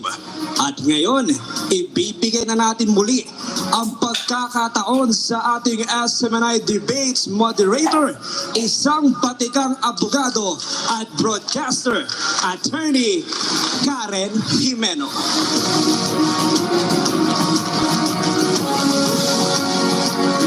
Thank you, Kyle and Ina. Good evening, Philippines, and to everyone joining us tonight from around the world. It's good to be back, and we are honored to welcome you again to the SMNI debates. 2 weeks ago, we saw some of our presidential candidates answer difficult questions from our panelists. Tonight, we will witness another intellectual debate to help guide the Filipino people in voting for the next set of senators. Welcome to our Senatorial Debate 2022. Before we start, here are the mechanics of the debate. We will have 3 major rounds. For round 1, each candidate will be given 60 seconds to answer each question. Other candidates will be given 45 seconds for interpellation and another 30 seconds for rebuttal. Kapag meron na lang 10 segundong natitira, may tunog na maririnig na ganito. Samantala, kapag ganito naman ang narinig na tunog, ibig sabihin tapos na ang oras sa pagsagot. Also, we'd like to disclose na mayroong ear monitor na suot-suot ang mga kandidato para marinig nila ng maayos ang mga katanungan ng ating panelists. Notepads and pens are also provided by the organizers if the candidates wish to jot down their ideas on paper while the debate is ongoing. Finally, spectators are reminded to observe silence at all times. No boos, no shouting, no heckling. Violators of these rules can be compelled by the management of Okada to leave the vicinity. Let us all participate in this debate with respect. At this point, it is my honor to introduce to you our panelists tonight. They are from different fields of expertise and they will be fielding questions to our candidates. First, we have political scientist and University of the Philippines professor, Dr. Clarita Carlos.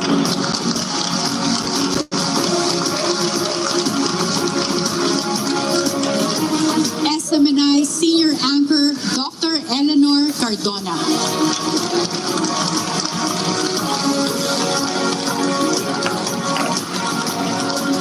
Former Iloilo Vice Governor and Congressman Attorney Rolex Suplico.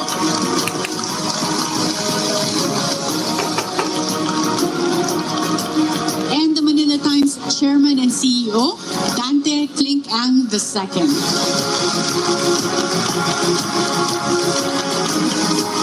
At ayan po ang ating mga expert panelists.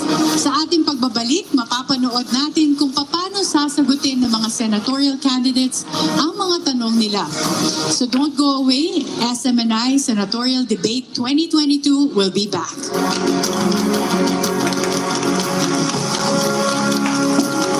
Community House po, maraming salamat po. Thank you so much po sa pagpunta sa ating bahay. Naka-live po tayo sa SMNI na Senatorial Debate po. Diyan na po paalis-alis ako.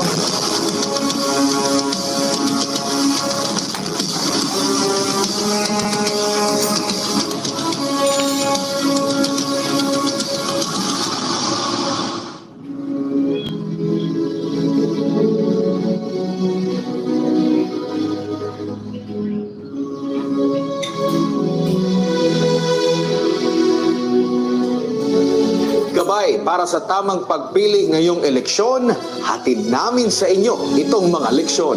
Sino ang dapat na magpatuloy sa pagbabagong nasimula? Sino ang dapat na mailukno sa kapangyarihan?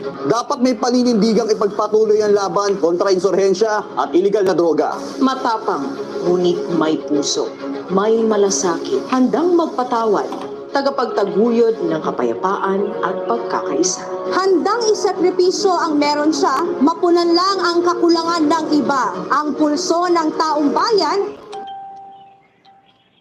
Karte at alam ang saklaw ng batas. May konkretong solusyon sa bawat problema, lalo na sa gitna ng krisis at pandemya. Kilalanin mo ang iyong iboboto. Aralin ang plataforma. Paano ito isa sa katuparan at patatagalin? Suriin ang track record. Sawa na tayo sa puro forma at salita. Ang kailangan natin ang magpapatuloy sa pagbabagong natatamasa ng sambayan ng Pilipino. May malakas na paninindigan sa tama, hindi magtataksil sa bayan at hindi tayo ipagpapalit sa kahit anuman. Matapat at hindi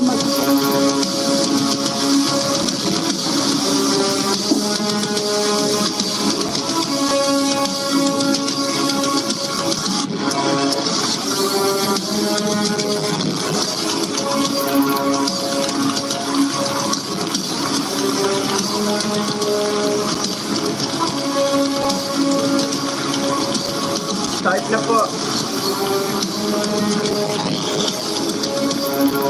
Yes, may galapsyan po on about March.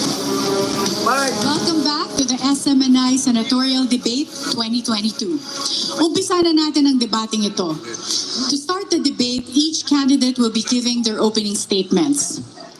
And for the opening statement, candidates must answer the question. Mark, may moderator na po What kayo. will be Maraming your salamat. priority legislation during your term as senator? Thank you. Start na siya. For your opening statements, you have 90 seconds each.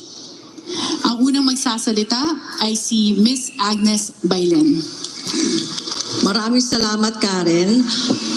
Mga kababayan ko, kung ako po ay papalarin at mananalo bilang isang senador, ang magiging priority ko po ay i-reorganize po ang ating burokrasya. Masyado na pong mabigat ang ating burokrasya dahil ako po ay nakasilbi po sa 3 branches po ng government. At nakita ko rin po na yung salary standardization law, ang sabi nga is standardized, pero po in due time, marami po nagpapa-exempt. So meron pong mga ahensya na mas nakakalamang sa ibang mga ahensya. So ang kailangan po talaga natin ayusin ating bureaucracy, tapos marami po tayong mga ahensya na nagdodoble. Yung ibang ahensya temporary lang pero ayaw nilang mabuwag, pero kailangan na kasi masyadong mabigat po ang ating burokrasya at masyado pong magastos sa mga taxpayers. Lalong-lalo na po ngayon ng pandemya, nalaman po talaga natin kung ano ang essential at non-essential government workers. So ang unang gagawin ko, itatanong ko po sa civil service, sino ba yung mga ahensya, ano yung mga listahan ko, sino yung mga nag-work from home at sino po yung mga pinapapasok.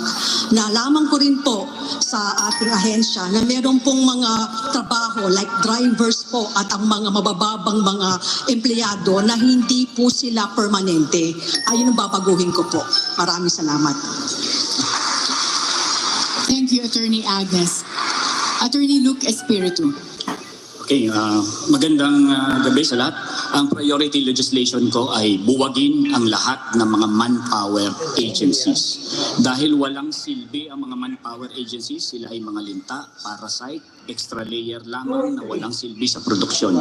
At sila ang dahilan kung bakit ang ating mga manggagawa ngayon ay nasasadlak sa kahirapan. 70% ng ating mga manggagawa ay kontraktual sa ilalim ng manpower agencies. Ang effect ng pagiging kontraktual kahit gaano ka katagal sa iyong trabaho, umabot ka man ng 10 years, 15 years, 20 years, wala ka talagang kapag-asa sa buhay dahil sasabihin ng kumpanya kung saan ka nagtatrabaho, sasabihin niya hindi ka manggagawa ng kumpanyang yon, ikaw ay manggagawa ng manpower agency. Anong effect nun? Matatali ka sa minimum wage na hindi naman nakabubuhay. Masyadong mababa ang minimum wage natin kumpara sa ating cost of living sa mga manggagawa na 1,615 a day. At hindi sila nakakapag-union, kaya hindi nila na itataas ang kanilang sweldo. Tapos wala silang karapatan sa security of tenure, anytime pwede silang tanggalin kapag sila ay nagreklamo, kapag sila ay nag-organisa. Itong manpower agency na to, in the meantime, kumukumbra ng bilyong-bilyong piso sa pawis dugo ng manggagawa kahit wala siyang silbi. Pag ako'y nanalo bilang senador, huli na ang araw ng mga manpower agency. Thank you, Attorney Espiritu. Mr. Carl Balita.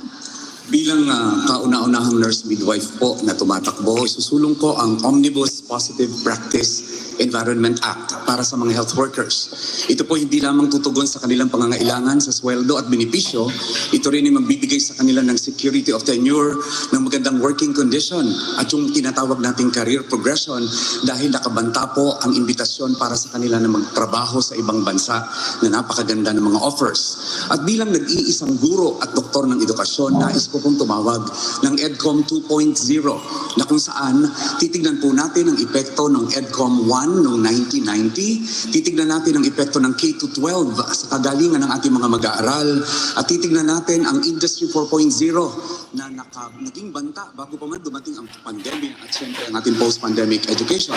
Higit sa lahat, kailangan makita natin ang sweldo ng mga guro sapagkat how do you attract the best and the brightest if their salaries remain to be not competitive, especially not even in the ASEAN but in the Philippines as well.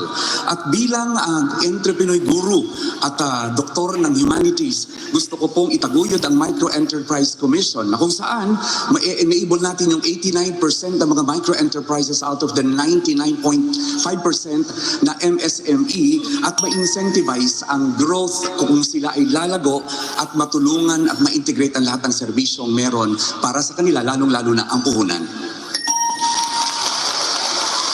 Thank you, Mr. Balita. Mr. Ibrahim Albani. In the name of God, the most compassion and the most merciful. Kung po papalarin tayo ng Diyos at saka ang sambayanan Pilipino, mag-ingat na po ako ha, pasisya na po kayo. Thank you po ha, thank you. Sa mga mamamayan Pilipino. Kapagkat nakikita natin po dito, walang trabaho ang lahat ng mga barangay. We will create a barangay more cooperativism and we will create a system because we firmly believe only the system that could discipline people. So we have to urge the national government to download funds sa barangay because the foundation of the government, which is the barangay, if the barangay is weak, the administration is weak. If the barangay is strong, the administration is strong. And pangalawa, ibabalik po natin. We are to urging the government, ibalik natin yung mga public facility sa sambayanan Pilipino, especially the key infrastructure sa bansa natin. Because nakikita natin ngayon, we are controlled by the oligarch. Kawawa ang sambayanan Pilipino. So ibalik natin katulad ng public utility, the electricity, pinakamahal dito sa buong mundo, which is the Philippines. Water, at saka transportation, at saka communication. We have the national flag rin. Kailangan maibalik natin sa sambayanan Pilipino. Pangalawa, our country today are disunited. The Muslim are disunited. We have two big political parties in our country and all disunited. So si Albani, I'm going to spark the unity and national reconciliation sa bansa pagkat ito laman ang susi sa tunay na pagbabago sa bayanan Pilipino. Thank you, Mr. Albani. Mr. John Castriciones. Ang priority legislation ko po ay ang agrikultura. Alam po natin ang kahalagaan ng agrikultura sapagkat ito po ang nagbibigay sa atin ng pagkain sa pagkainan. Alam po natin, we are an agricultural country. 60 to 70% of our population are actually engaged in agriculture. But the irony of it all is up to now, tayo po ay bumibili ng bigas sa ibang bansa. What an irony. Several decades ago, the people from our neighboring countries would come to the Philippines in order to learn the ropes of planting palay. Pero ngayon, tayo na po ang bumibili ng bigas bigas sa kanila. Ganon din po ang bangus na dati-rati po ay napakasarap at nabibili lamang sa Pangasinan. Ngayon po ay binibili na natin sa Taiwan. Ang galunggong na kung saan ito ay pagkain ng masang Pilipino, binibili na rin natin po ito sa China. Ibig sabihin, napabayaan po ang agrikultura. Kaya kailangan po natin ng mga batas na magtataguyod at papaunlarin ang agrikultura. Agriculture is the backbone of our country. We are an agricultural country. Ano ang gagawin natin kung napakaraming mahihirap na mamamayang Pilipino? Kailangan po natin silang tulungan. Ito pong nag-uugnay sa insurhensya, sa kanayunan. Kaya kailangan dapat nating paularin ang agrikultura. Alam po natin, ayuda, tulong, lupa, yan po ang kailangan ng ating mga magsasaka. Kung wala po ang magsasaka, ang sabi natin, sigurado magkakaroon tayo ng problema. Lalo-lalo po ngayong panahon ng pandemya na kung saan tayo pong lahat tayo umaasa sa pagkain.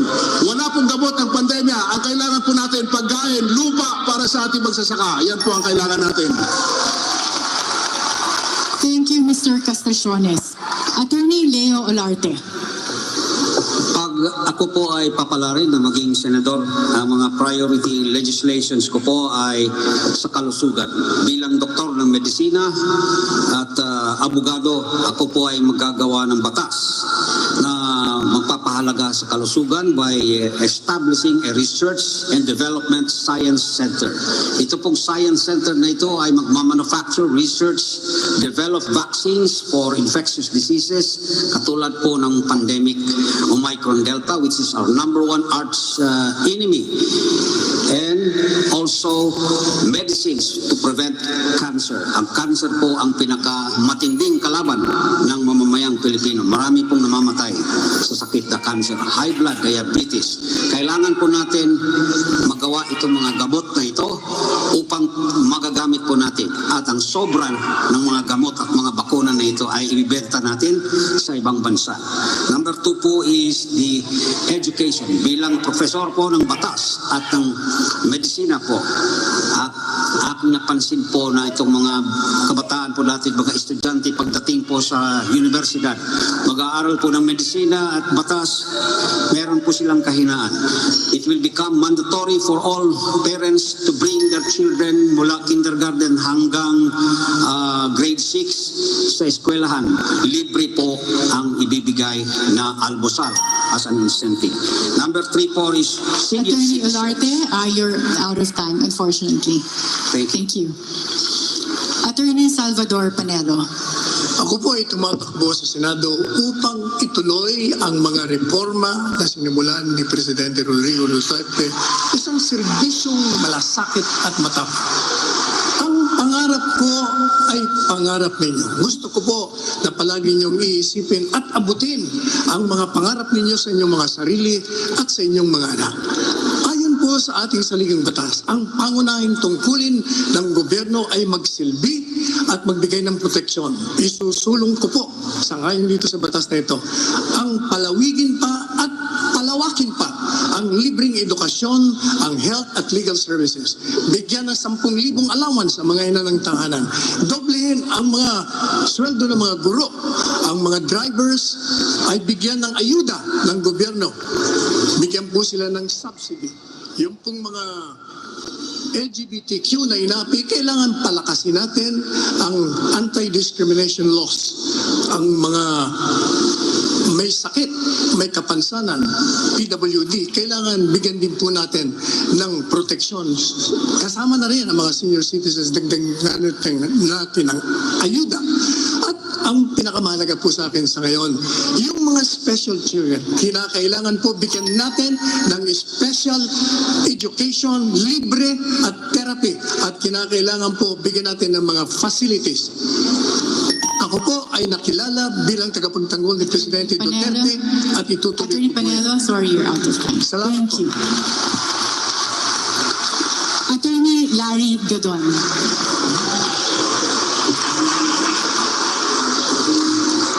Isa sa pinakamalaking problema natin ngayon ng bansa ay ang pagkawalan ng trabaho.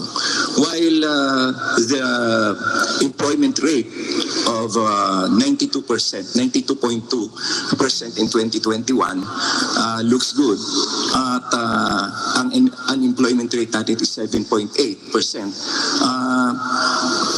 karamihan dito ay puro panandalian trabaho lamang sapagkat ito ay naglaan ang gobyerno ng 40 billion pesos para doon sa programa na tupad at doon sa GIP, yung Government Internship Program at saka yung tulong panghanap buhay. Pero panandalian ito. Ang kinakailangan natin dito ay mga permanenteng trabaho at kinakailangan natin ng micro-industrialization na magtatayo, maghihikaya tayo ng mga negosyante at mga investors na magtayo ng mga maliliit na mga factories, mga pabrika sa mga bayan-bayan upang matugunan ang pagkawalan ng trabaho. At sa rice shortage naman, sa food security, hindi totoo na meron tayong rice shortage. Kung masusunod kung i-modernize natin ang ating post-harvest system, magmula sa pagpapatuyo ng palay at sa paggiling, meron pa tayong surplus na 3%. At yan ay dapat nating bigyan ang Rice Millers Association ng malaking tulong. Bigyan sila ng loan na kanila na mababayaran. Hindi sila makautang sa bangko dahil sari-sari store operation sila. Pero kapag modernize natin, magkakaroon tayo ng rice sufficiency. Thank you, Attorney Gadon. Ms. Lauren Legarda. Salamat po. Bilang chairman ng Senate Committee on Finance sa unang 3 taon ng Duterte administration, nakatulong po tayo sa pagpondo sa maraming mga magagandang programa ni Pangulong Duterte. Nakikita ko po na kailangan natin para sa pandemic recovery is economic empowerment of every Filipino family.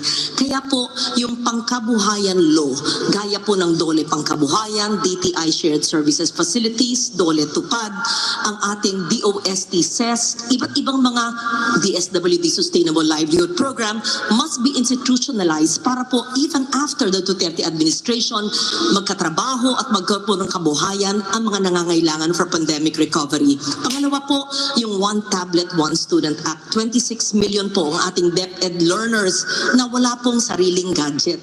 Ito po'y kailangan din ng mga estudyante sa SUC, 1.6 million. 80 billion pesos lang po ang kailangan sa 5 trillion pesos budget. Bilang chairman ng Senate Committee on Finance, alam ko po, kailangan gawin ito at kaya pong gawin. Ako po'y nagagalak na makatulong sa pag-enact ng free college education, universal healthcare law during the Duterte administration. Nakikita ko po, kailangan pa pong paigtingin, especially ang universal healthcare para sa pag-roll out ng ating mga healthcare programs. Salamat po. Thank you, Ms. Legarda. Mr. Rodante Marcoleta. Pandagdag po sa maraming nagawang programa ng administrasyon ni Pangulong Duterte. Sinasabay ko po ng linis ng bahay. Maibaba ang singil ng kuryente sa ating bansa sapagkat ito po ang layunin ng batas na ito'y ginawa 21 taon na nakararaan.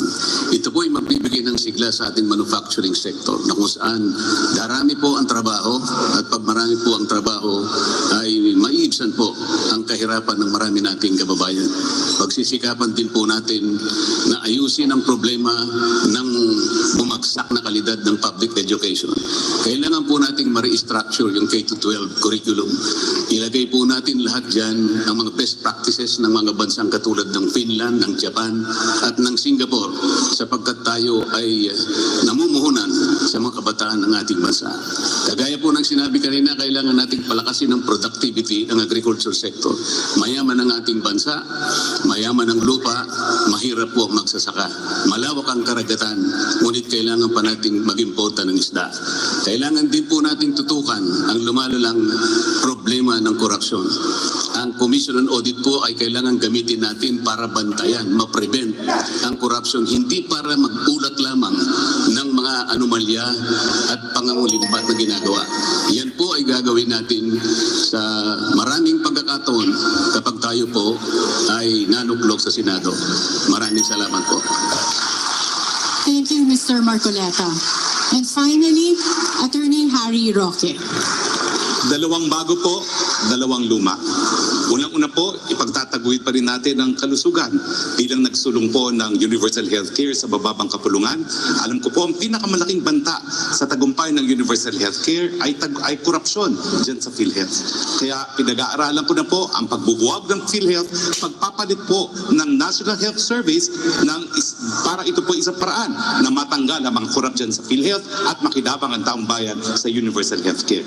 Nandiyan din po yung pagbubuo ng isang bagong IATF na ang composition ay hindi lang po mga doktor, kundi mga negosyante, mga economists, mga sociologists, para pagdagkaroon po ng bagong pandemya, maiiwasan po ang pagkagutom and at the same time, maiiwasan ang pagkalat ng sakit. Kinakailangan din pong isulong natin yung aking naihain na Zero Hunger Bill, itigil na po ang kagutuman sa Pilipinas sa loob ng 6 na taon, at ang Right to Water Bill, magbibigay na po tayo ng sapat, malinis na inumin pantubig para sa lahat ng Pilipino. At nandiyan din po siyempre yung dati ko nang pinaglalaban, yung Freedom of Information Bill at saka yung Whistleblowers Act, dahil yung mga kaso po gaya ng extralegal killings at ang mga korupsyon, napakahirap po yung ipruebahan sa korte nang wala po tayong binibigyan ng incentives sa mga whistleblowers o yung mga kasangkot na hindi naman nagkakasala na magbigay ng testimonya. Siyempre po, nandiyan din yung ating proteksyon na dapat ibigay sa mga mamahayag kung ano yung benepisyo binibigay natin sa mga testigo kapag may banta sa buhay, ibigay din po natin sa mga mamahayag. Magandang gabi po. Thank you, Attorney Roque, and thank you to all our senatorial candidates.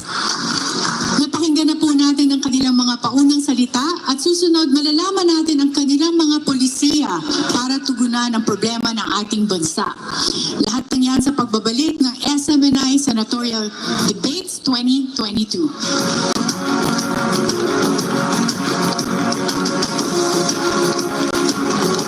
Hello po, tumindong in my house.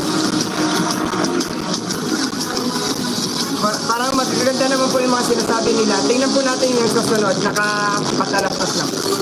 Nakapatalastas lang po. Habang sinasabayan po ng linis ng bahay. Linis na ba, huga?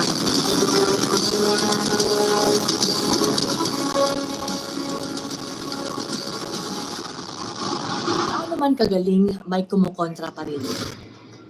Gaano man karami ang iyong nagawa, Patalastas lang po. marami pa rin hindi natutuwa. Patalastas lang po, ha? Mas madaling magreklamo at mas mabilis magbato ng kritisismo kaysa tumulong at sumuporta. Pero paano kung ang pilit mong hinihilap pababa ay lalong mas marami ang nagtitiwala? Paano mo ba patatahimikin ang mga nakabenepisyo sa mga nagkagandahang programa ng gobyerno? Paano mo patatahimikin ang mga ordinaryong Pilipino, mga OFW na ngayon lang naramdaman ang tunay na pagbabago? Ngayon lang naging proud maging Pinoy. Paano mo patatahimikin ang iba't ibang leader ng mga makapangyarihang bansa na sumasaludo sa kanya? Mismo sa dating US President Donald Trump ay saludo sa war on drugs ng Administrasyong Duterte. Sa kaparehong taon, nangunguna si Pangulong Rodrigo Duterte sa 2017 online poll bilang 100 most influential people in the world ng Time magazine. Nakuha ni Pangulong Duterte ang 5% ng total votes na mataas kumpara sa iba pang global figures. Sina Russian President Vladimir Putin at Canadian President Justin Trudeau ay pasok sa top 10 na parehong nakakuha lang ng 3% ng yes votes. Noong December 2016, nakuha ni Duterte ang ika-70 pwesto sa listahan ng World's Most Powerful People ng Forbes. At sa taong 2018 ay umangat sa ika-69 na pwesto ang punong ehekutibo. Sa kabila naman ng global health crisis noong 2020, nanatiling world's most popular leader si Pangulong Duterte ayon sa listicle ng UAE-based Gulf News.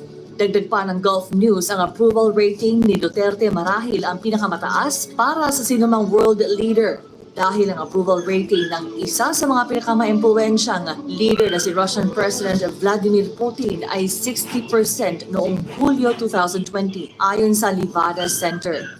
Habang si Duterte naman ay nakakuha ng napakataas na rating na 91% sa September 14 to 20 survey ng Pulse Asia. Dito nagulantang ang maraming kritiko sa pandemic response ng pamahalaan dahil sa kabila ng mga batikos nila, heto't sinampal sila ng katotohanan.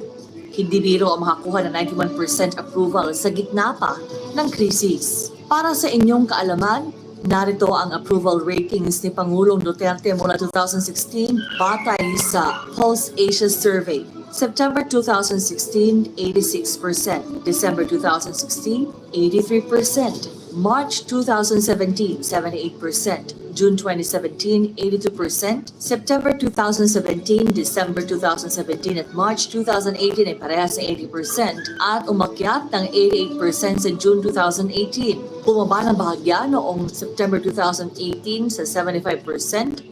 December 2018, 81%, March 2019, 87%, June 2019, 85%, September 2019, 78%, December 2019, 87%, at ang pinakamataas, September 2020, 91%. Samantala, narito ang kanyang trust ratings batay pa rin sa Pulse Asia Survey. Inumpisahan ng napakataas na 91% noong June 2016. September 2016, 86%, December 2016, 83%, March 2017, 76%, June 2017, 81%, September 2017, 80%, December 2017, 82%, March 2018, 78%, June 2018, 87%. September 2018, 72%, December 2018, 76%, March at June 2019, 85%, September 2019, 74%, at December 2019, 83%. Sabi ng mga eksperto, normal na bumaba ang rating ng isang nakaupong pangulo sa huling taon niya sa pwesto. Ngunit, pambihira talaga ang galing ni Pangulong Rodrigo Duterte. Bagaman plus 52 ang net satisfaction rating na kanya nakuha sa pinakahuling SWS survey o sinasabing may pagbaba, ito pa rin ay very good rating.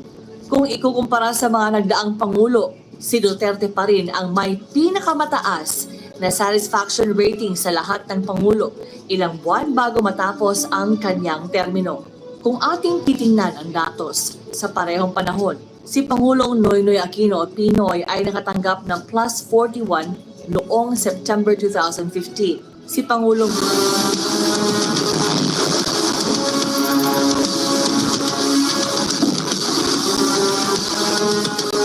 Yan na po, simula na po ulit.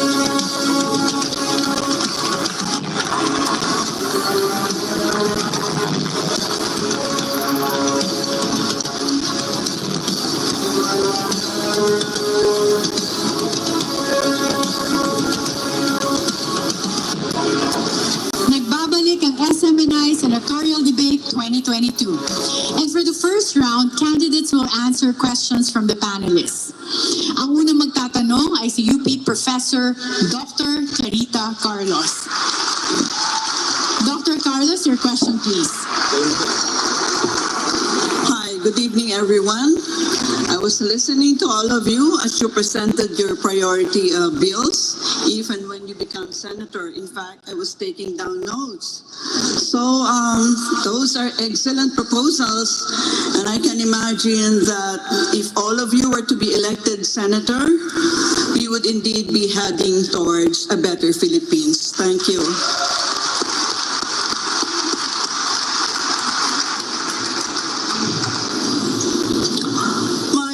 Of research is foreign policy, defense and security, so it will not be a surprise that my question will be within that particular issue area. The United States has just announced plans to deploy nuclear warheads in Japan.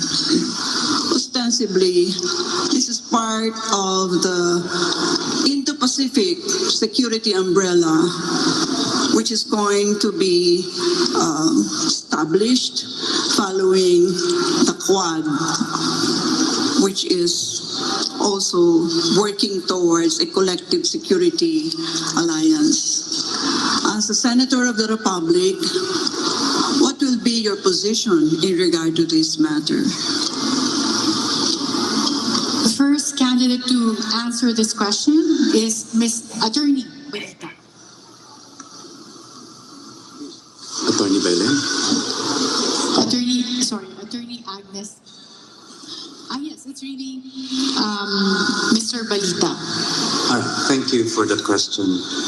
You know, I trust that our participation and our collaboration with the democracies of the world will help us, and our mutual defense treaties and agreements with the multilateral relationship with other countries should be talked towards that. As far as the Collective Security Alliance is concerned, the Quad that you have mentioned, Madam, I would presume that the world is watching, and I am confident that we are not in the mood for war post-pandemic, and the most that we can do is to strengthen our positioning, our defense capability, and to cushion the impact on our basic requirements like fuel, food, and other related stuff. I would always be mindful that the democracies of the world in our alliances will be there to collaborate for a peaceful resolution of whatever conflict there are. But would you have problems with having nuclear warheads in Japan, as U.S. has planned? Well, certainly it's not for us to say, ma'am, but it's their decision. But I think the Quad itself, Japan being included in it, and the USA being included in it as well, would have better reasons for doing so. And our concern will always be our foreign policy, which should be inward-looking, and our foreign policy that will protect the interests of the Filipinos and the Philippines, not only in the Philippines but also in Japan and in America, where conflicts may just arise resulting from it. I will trust that the world is not in the mood for war, and that we are a democracy of the world that would influence each other in seeking peaceful resolution of whatever conflicts there could be. Thank you very much. Thank you, Mr. Balita. And apologies for the mix-up earlier. I have two lists, and we're going from left to right out since Attorney Bailens gave the first opening statement. So we will move on. Same question to Mr. Castriciones. Okay, so of course, as always, whenever we talk about nuclear warheads, it creates a lot of fear amongst our people. And whether we like it or not, of course, we can never persuade the Americans not to pursue such kind of plans, or military plans for that matter. But just the same, as part of the community of nations, we can actually choose where we have to side. And definitely, whether we would become neutral for as long as there would be threats from amongst these countries, the Philippines will always be a part of it. In fact, we all know that we can never isolate ourselves from the interaction of these countries, particularly the relationship between China and the United States of America. And for that matter, we have to take sides no matter what happens. We have to put a position that would have to place our country in a way that we will be able to protect ourselves. Yes, but similarly with Dr. Balita, would you have any problems with having nuclear warheads in Japan? Of course, yes, ma'am. Definitely. If there would be nuclear warheads in Japan, then basically this would create some sort of a countermeasure coming from the countries that would be opposed against such actions. And we all know, if we would recall the Cuban crisis, wherein the Union of Soviet Socialist Republics have actually placed the so-called missiles in Cuba, and definitely there was a reaction coming from the United States. And what will stop China from doing the same? And probably if this will escalate, it will create a war. And that is definitely a no-no for us. Thank you. Attorney Panelo. Ma'am, as a senator, I will raise my voice of concern. Hindi para kang binabagsakan ng mundo. I'm against Naglilinis ako, sinasabay ko lang. We know for a fact that if you use that, it will be the end of the world. I do not think that any country would agree to the use of nuclear warheads. We have to use international diplomacy on whatever problems we have. We cannot be threatening people or countries with deployment of warheads. That is precisely why we have international diplomacy. We have to use negotiation table to solve whatever differences we have between countries. Kain na kayo. Thank you. Okay. Thank you, Attorney Panelo. Ms. Legarda. Having been the chairman of the Foreign Relations Committee in the Senate, Professor Carlos, and our dear audience, I would always take into consideration the dimensions of foreign policy, namely economic, political, the welfare of overseas Filipinos, not just in Japan, but in all areas who will be affected by the deployment of these warheads, as well as perhaps cultural diplomacy. And every stretch of that must be exhausted. As a student and administrator of national security, I would also take into consideration the 5 dimensions of national security, which would include socio-economic, political, even religious, and ecological dimension. All of these have to be discussed, not just by one senator, but a 24-man and woman Senate and the whole Congress, so that the chief executive could be advised accordingly. Thank you. Thank you. Attorney Roque. As a professor of international law, I submit that nuclear weapons are illegal. 1, because they are incapable of distinction under the law of international humanitarian law. And number 2, they cause serious, superfluous injury and unnecessary suffering. I am therefore against putting nuclear warheads in Japan. Secondly, it could run contrary not only to our constitution, which prescribes that the Philippines shall be a nuclear-free zone, it also runs contrary against an ASEAN treaty declaring the whole of ASEAN as nuclear-free. Number 3, in terms of foreign policy, I believe that there should be strict adherence with the UN Charter. There should be strict adherence with Article 2.4 of that Charter, which prohibits the use of force, and the mere possession of nuclear weapons could constitute the threat of use of force, which is equally prohibited under the UN Charter, in the same way that actual use of nuclear force is prohibited. I enjoin all countries to comply with Article 2.3 of the UN Charter, which encourages everyone to resolve disputes peacefully. But Harry, if this comes as part of the package of the Quad, what will your stand be? As of now, we're not part of Quad, and I'm glad we're not. Because if we become part of Quad, we would inevitably be involved in an arms race and might be involved in a conflict that will not have anything to do with our national interest. Our national interest is to achieve prosperity, to be friends with our neighbors in particular.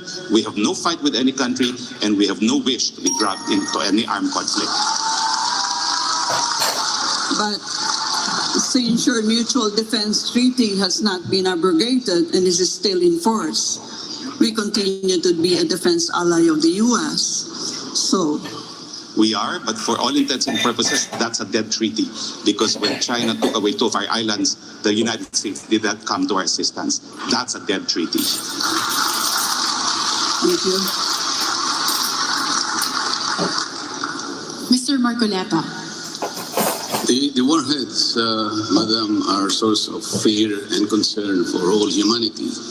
That is why, as an elected senator, I will air my concern and probably advise the administration that we should be advised and by the state policy that our country has to pursue an independent foreign policy, and it also talks about our relationship with other states.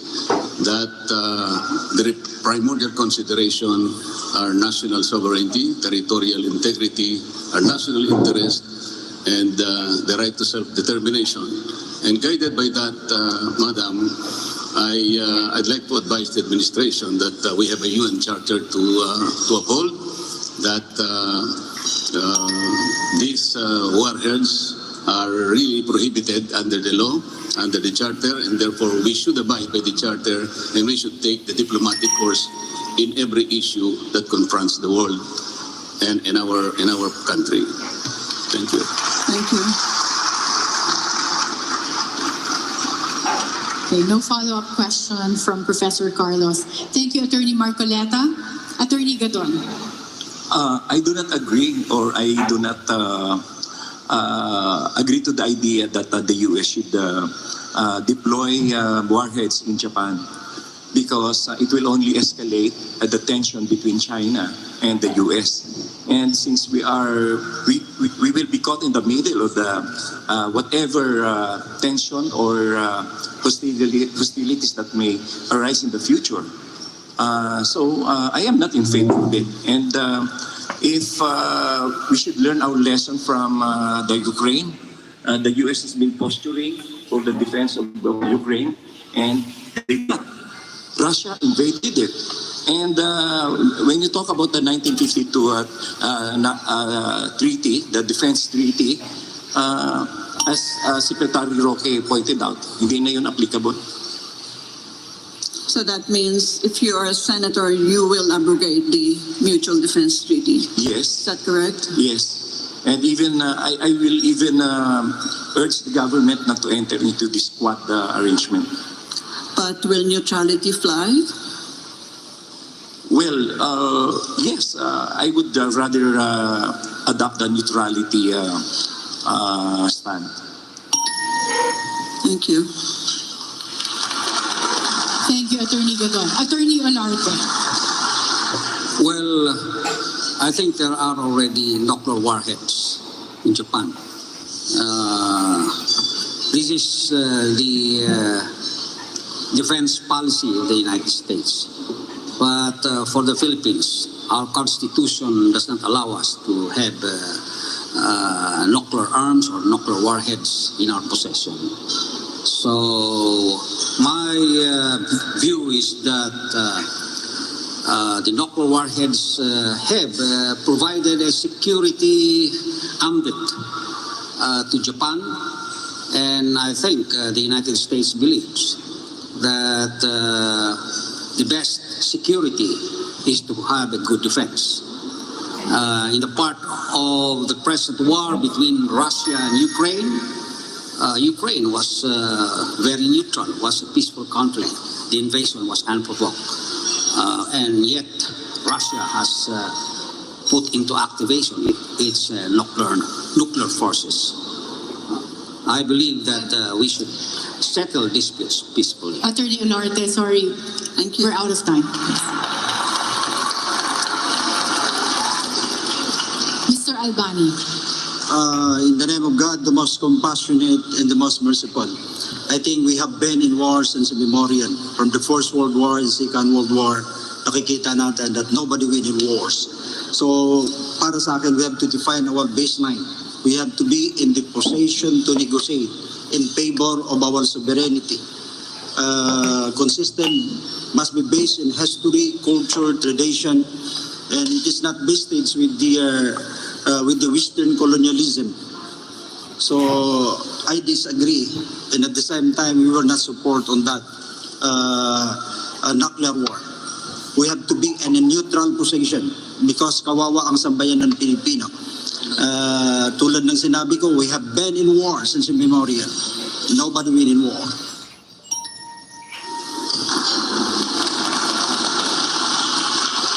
Attorney Espiritu.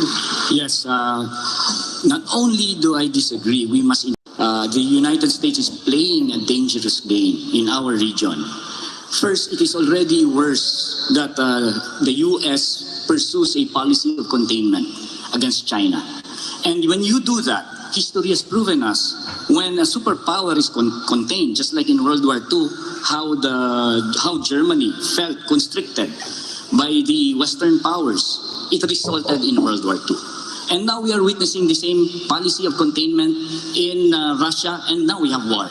Now, it's not only that the United States contains China, the United States is trying to escalate by putting nuclear warheads in Japan. Definitely, that's a very, very dangerous game. It will lead to war. We must, in fact, protest against this act.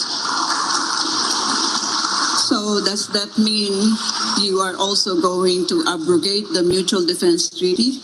Yes, I do, but I would like to add that I disagree with the statement a while ago that we have to pick sides. That means if you don't pick the United States, then we'll pick China. I totally disagree with that. We don't pick the US, we don't pick China. We must have an independent foreign policy. And in fact, we must talk to our neighbors and have a non-aligned formation in Southeast Asia. But is sitting on the fence a viable foreign policy? That's actually to sit on the fence? That's actually not sitting on the fence. That is charting our own Well, you independent said foreign you policy. don't want to take sides, so you're sitting on the fence. No, that's not sitting on the fence, ma'am. That is, in fact, making a choice that our future as a nation, our interest as a nation should not be tied to the interest of these two superpowers, and we have no choice. We'll just have to choose sides. That's not sitting on the fence. That is choosing our side, the side of the Filipino people, our national interest. Thank you. Karen, please. Okay. Attorney Suplico. Follow up on the Yes. questions of Professor Carlos addressed to Attorney Roque and Attorney Gadon. Okay, their positions were, which they stated, that the Mutual Defense Treaty is a dead letter law. If elected in the Senate, what would you do? Would you do some saber rattling in the Senate? Would you file a resolution to drive the last nail into the coffin of the Mutual Defense Treaty? Unfortunately, Attorney Suplico, the latest decision of the Supreme Court in this power to terminate a treaty is an executive function. It is not a decision to be made by the Senate. That is the recent decision, Pangilinan versus Executive Secretary. Having said that, we can still pass legislation if we want, declaring the country again as nuclear-free zone and providing for punishment in case it is violated. Attorney Gadon. If we can effectively remove the U.S. bases here, the military bases, so why can't we remove the 1952 Defense Treaty? It has been proven that the U.S. will not come to our aid when hostilities would break out. Well, look what's happening in our proxy war with China. The U.S. is Paano just talaga using tayo us as a nilolo nito? So we might as well abrogate or abrogate the treaty. Yeah, but you have not driven away the Americans. They are in 5 military bases under the EDCA. So, they're here. And because we agreed to the EDCA, isn't it? But those are just executive agreements, Madam. No, I'm questioning, because you said earlier that, we don't allow foreign forces here. They are here. And they are here because we agreed to them being here in 5 military bases in the EDCA, under the EDCA. Yes, but those are temporary stays only, Madam. If you will recall my answer, we have removed the U.S. military installations and bases here. Not necessarily the joining of exercises by the U.S. soldiers. That is a different matter. And in fact, we can also abrogate the EDCA because that is just an executive agreement.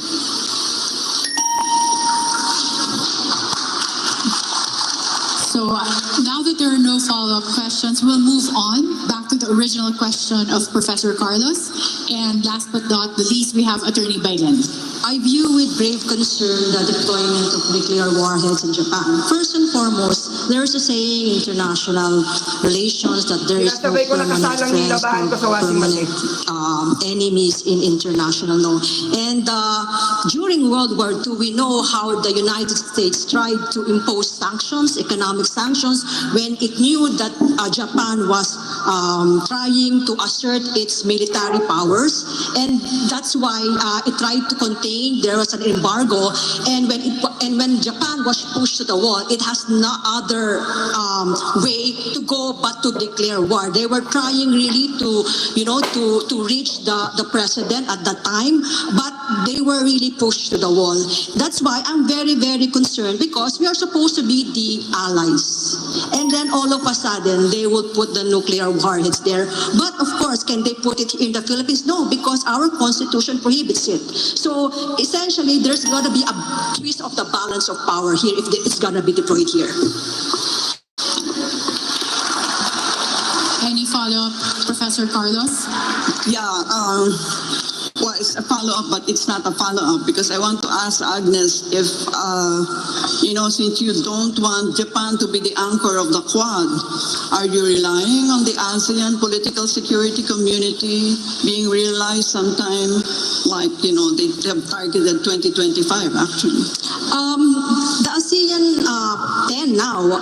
It's really, from consensual organization. It's really developing in a, in a positive way, because it's supposed to be, it's just a consensus, but right now it's really playing a very, very major role right now in this particular region. So, and besides, ASEAN it didn't really offer for By then you're out of time. Yeah, thank you very much. Thank you. Yeah, just one more follow-up there, Agnes, no? But we committed already to the ASEAN political security community. For 2025 is the target date. We committed to that. So it's not anything that, you set aside, because it's part of the troika of the community, the three communities: economic, political security, and social culture. What I'm saying is because you are rejecting Japan as the anchor country of the Quad, because it's really the anchor country of the Quad.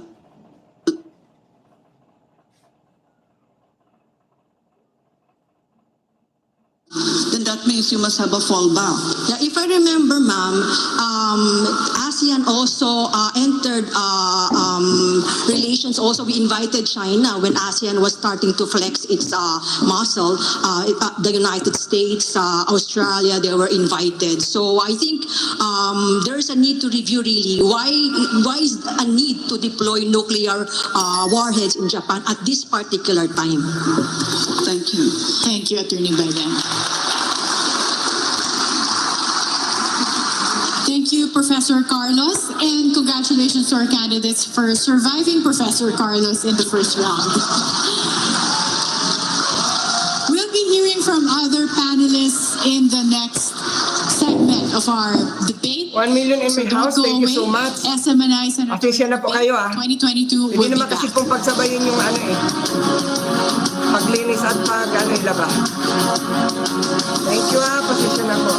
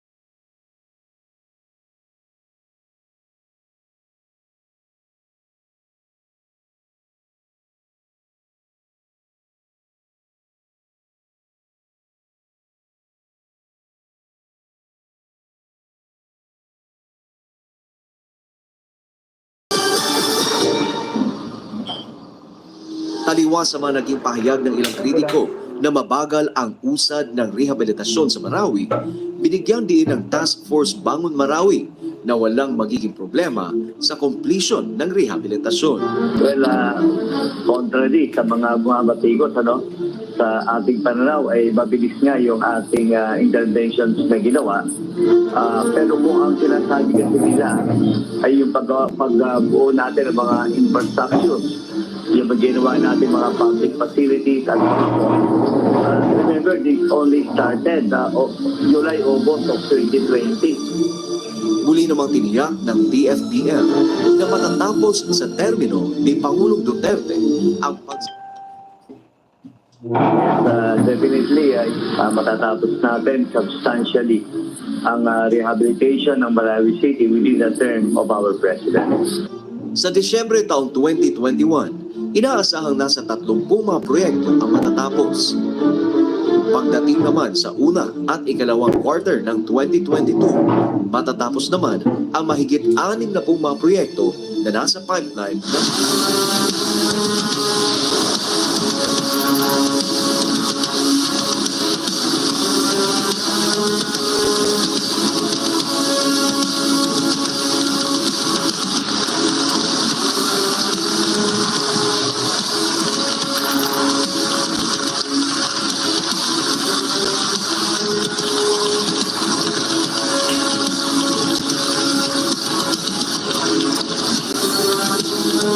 Nagbabalik ang SMNI Senatorial Debate 2022.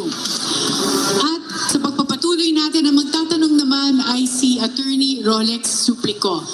But bago ko siya patanungin ang kanyang question to our candidates, I have a question for Professor Carlos. Ma'am, I noticed that you're wearing your sunglasses even if there's no sun anymore. Baka po pwede niyong i-share sa amin bakit po kayo naka-shades today? Oh my Lord. How did I explain this stupidity? You know, I just had cataracts removed. And those damn lights, they're so bright. They were not there 2 weeks ago.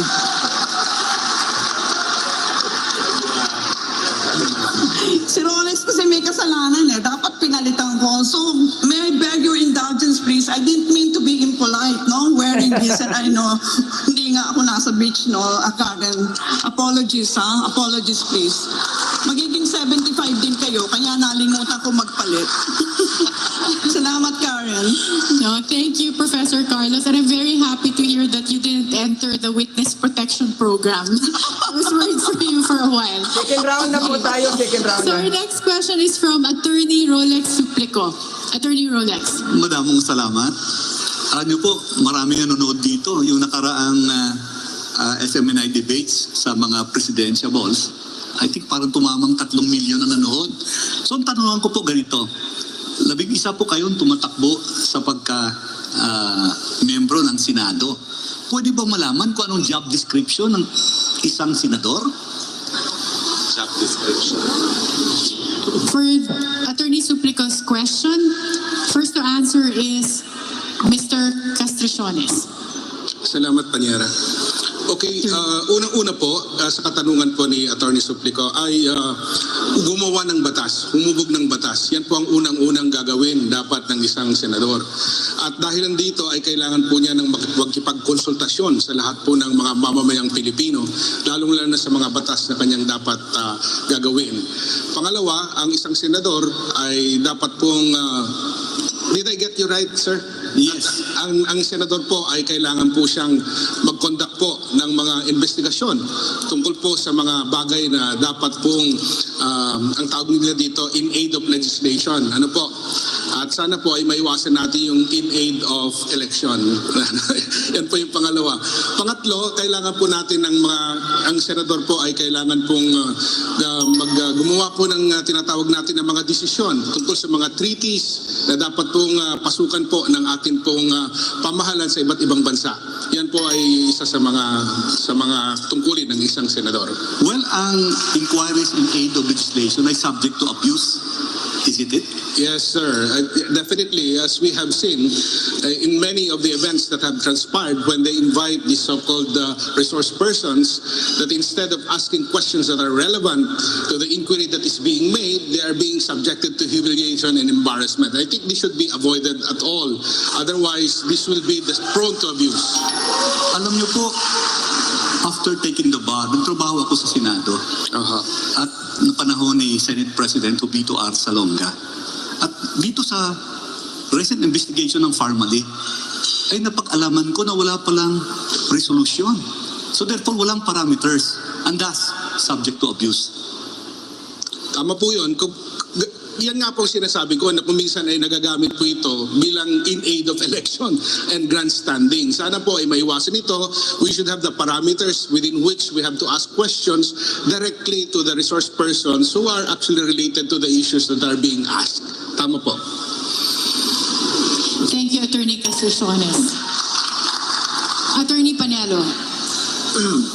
Alam po ninyo, yung batayan ng lahat na nahalal sa pamahalaan, kung kahit man ito ay appointed, ay yung sinabi ko kanina na ang pangunahing tungkulin ng pamahalaan ay maglingkod at magbigay ng proteksyon sa bayan. Kaya dapat ang senador, ang gagawin niya po yung mga panukalang batas na tutugon sa lahat ng pangangailangan ng sambayan ng Pilipino. Lalong-lalo na po yung mahirap sapagkat ito'y salat-lahat.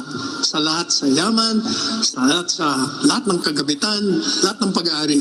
Yun po ang unang dapat na gawin ng isang senador. Pangalawa, yung pong sinasabing investigasyon, alam po ninyo, kontrang-kontra ako doon.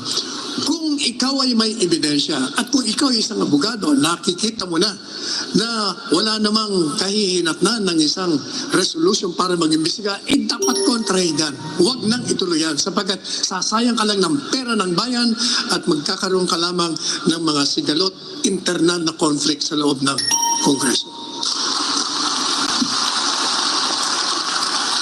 Thank you, Attorney Panelo. Ms. Legarda. Maliwanag po na ang trabaho ng isang senador ay gumawa ng batas. At sa lahat ng batas na ginagawa sa higit na 30 komite, ay ang pinakamalaga ay ang GAA. Yan po ang General Appropriations Act na siya nagbibigay ng ngipin, the heart and the soul of all government programs. Napalad po tayo na 5 taon po ay nagawa po natin naturuan at natulungan ang Duterte administration. Importante po ang pagbibigay po ng buhay sa mga batas because we have billions of unfunded laws. Kailangan po paggagawa ng batas ay lalagay din po ang nakalaan na pondo para po makabenepisyo naman ng mga tao. Ang mga batas na ginagawa po ay dapat pondohan, dapat din may oversight function para po alam din natin, may benepisyo ba ang mga tao, hindi lang nakasulat na maganda sa debate, tapos hindi naman po nakikinabang ang taong bayan. Unfunded laws, kailangan siyasatin po natin, sayang naman po ang mga debate kung hindi naman po nakikinabang ang taong bayan. Karen, follow-up question to Senator Legarda. Ma'am, paano natin mapipigil ang pangurakot sa pork barrel? Alam ko na kayo po'y dating chairperson ng Senate Finance Committee. At ang pork barrel po ay isang mahalagang issue na pinag-usapan palagi. Kasi po, minsan dumarating yung punto may bit-bit na kontraktor eh. In fact, sabi ni Grepor Belica, 10 to 15% daw advance payment doon. Napakahalaga po niyan. Unang-una po, ang senador o ang congressman ay hindi po humahawak ng pondo. Ang mga ahensya po ng gobyerno, dahil 3 nga ang branch ng government sa legislatura, hindi po sa kanila. Nasa executive department po yan. Kaya binanggit ko po, ang trabaho po ng senador at congressman, yung oversight function po ay napakahalaga. Ibig sabihin po, striktuhan po ng siyang implementing agency, DAR, DA, DepEd, para po ang procurement arm po ng mga ahensya ng gobyerno ay hindi po bibigay sa mga layon, kung masama man ang layon ng legislatura na makaialam sa implementasyon. Yes. So, klaro ma'am, no? Ang trabaho ng mambabatas, gumawa ng batas, hindi bumit-bit ng projects. Gumawa ng batas po at oversight para po maging epektibo ang pag-implement, pero hindi po mamimili kung sino po ang mag-i-implement. Yan po ay sa executive department at sa procurement arm ng DBM. Maraming salamat po. Attorney Roque. Well, nasabi na po lahat ni Senator Legarda dahil siya 3-termer senador na. No? Siguro po, ang idadagdag ko na lang is when we talk of legislation, we talk of policy. Ano ba yung mga policy yung sinasabi natin? Ito yung mga bagay-bagay na nakakabuti, hindi lang sa ating mga Pilipino, kundi nakakabuti sa lahat ng mga mamamayan sa buong mundo. That is why we say law is part of a normative system. It encourages conduct that is beneficial to us, discourages conduct that is not beneficial to us. But in addition to legislation, which is the primary obligation and job of a senator, there is also oversight. Because in our system of government, binigay po ang kapangyarihan sa tatlong sangay ng gobyerno na co-equal. At they are supposed to serve as check and balance. At meron din pong papel na pinapapilan ang ating Senado pagdating sa foreign policy, yung concurrence ng treaty. Pero gaya po sinabi ni Senator Legarda, no public funds shall be spent without consent of the people, kaya importante po yung pagpasa ng pantaunang budget. A follow-up question to Attorney Roque. Ang trabaho ng mambabatas ay gumawa ng batas. Matagal na tayong walang divorce law. Are you willing to sponsor a divorce law? Well, unang-una po, meron po tayong tinatawag na annulment sa family code. Siguro po, to balance between yung paniniwala ng mayorya ng mga Katoliko sa Pilipinas at yung mga naniniwala na couple should have a second chance. Kung sila ay nagkamali, siguro po gawin natin mas madali yung declaration of nullities nang sa ganon, it serves the purpose of promoting family life, a healthy and happy family life, and a way out for those who really make mistakes. No follow-up question, so we'll move on to Attorney Marcoleta. Dalawa po ang gawain ng isang senador. Una po ay yung legislative function at saka yung constituent function. Sa legislative function po ay nagagamit yung tinatawag na formal inquiry in aid of legislation at kasama na rin po yung oversight function. Pero hindi po dapat na ito'y abusuhin sapagkat kagaya ng nangyari itong kamakailan lamang ay imbes na po gamitin sa paghihimay sa implementasyon kung talagang matutukan yung pamamalakad ng batas na ginawa ay nagamit po sa ibang paraan. Meron po kasing desisyon ng Korte Suprema na kapag ka gumagawa ka ng investigative function ay hindi dapat prosecution sapagkat hindi ibinigay sa Senado yung tungkulin na prosecute sapagkat yan ay para sa National Prosecution Service lamang at sa Korte. So meron din pong constituent function, kinakailangan mong konsultahin ang constituents mo para sa ganun makapagbalangkas po kayo ng batas na naayon po sa pangangailangan ng ating bansa. Yan po yung dalawang kailangang mapanagutan ng isang senador. I have the same follow-up question to Congressman Marcoleta. Are you willing to sponsor a divorce law in this country? Hindi po, sapagkat ako'y naniniwala in the sacredness of marriage dito sa ating bansa. Considering na ang pamilya ay siya pong pinakabasihan o batayan ng ating lipunan, ang gusto ko po'y mapalakas yan. Ang gusto ko pong gawin ay makagawa ng mga batas na lalong magpalakas sa ating mga pamilya at kung mayroon mang problema, gumawa rin tayo ng paraan na matulungan sila para mapangalagaan po ang pagsasama ng mag-asawa. Alang-alang na rin po sa katatagan ng ating lipunan. Attorney Gadon. Ang job description ng senador para sa akin ay yung paggawa ng mga batas at yung pag-review ng mga batas na dapat ng palitan. At ang pagsulong ng mga bills na makakatulong sa administrasyon. Although ideally the separation of powers between the legislature and the executive is promoted by the Constitution, hindi naman yung nangangahulugan yan na dapat sila mag-away. Kung kinakailangan ng executive na mga batas na makakapagsulong ng kanilang programa, yun ay aking susuportahan.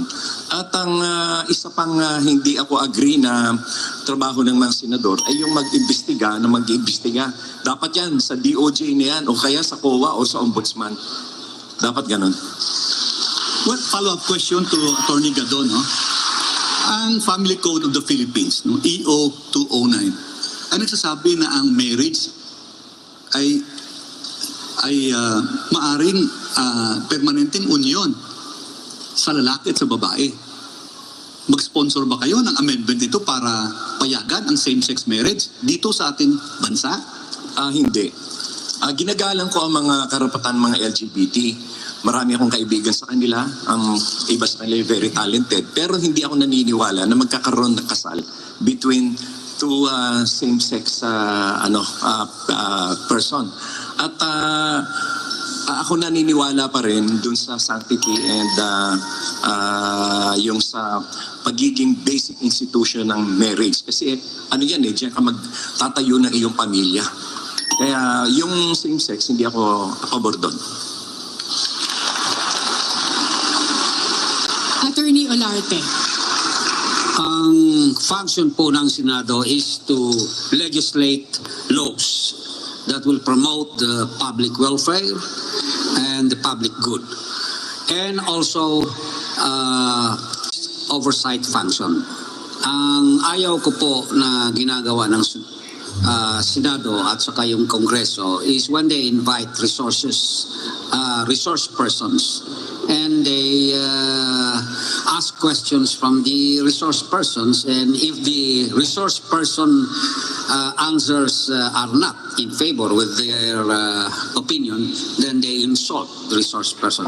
That is a very big no-no to me, because the resource person are private people and they are more knowledgeable in the sphere of knowledge that they bring to the Congress.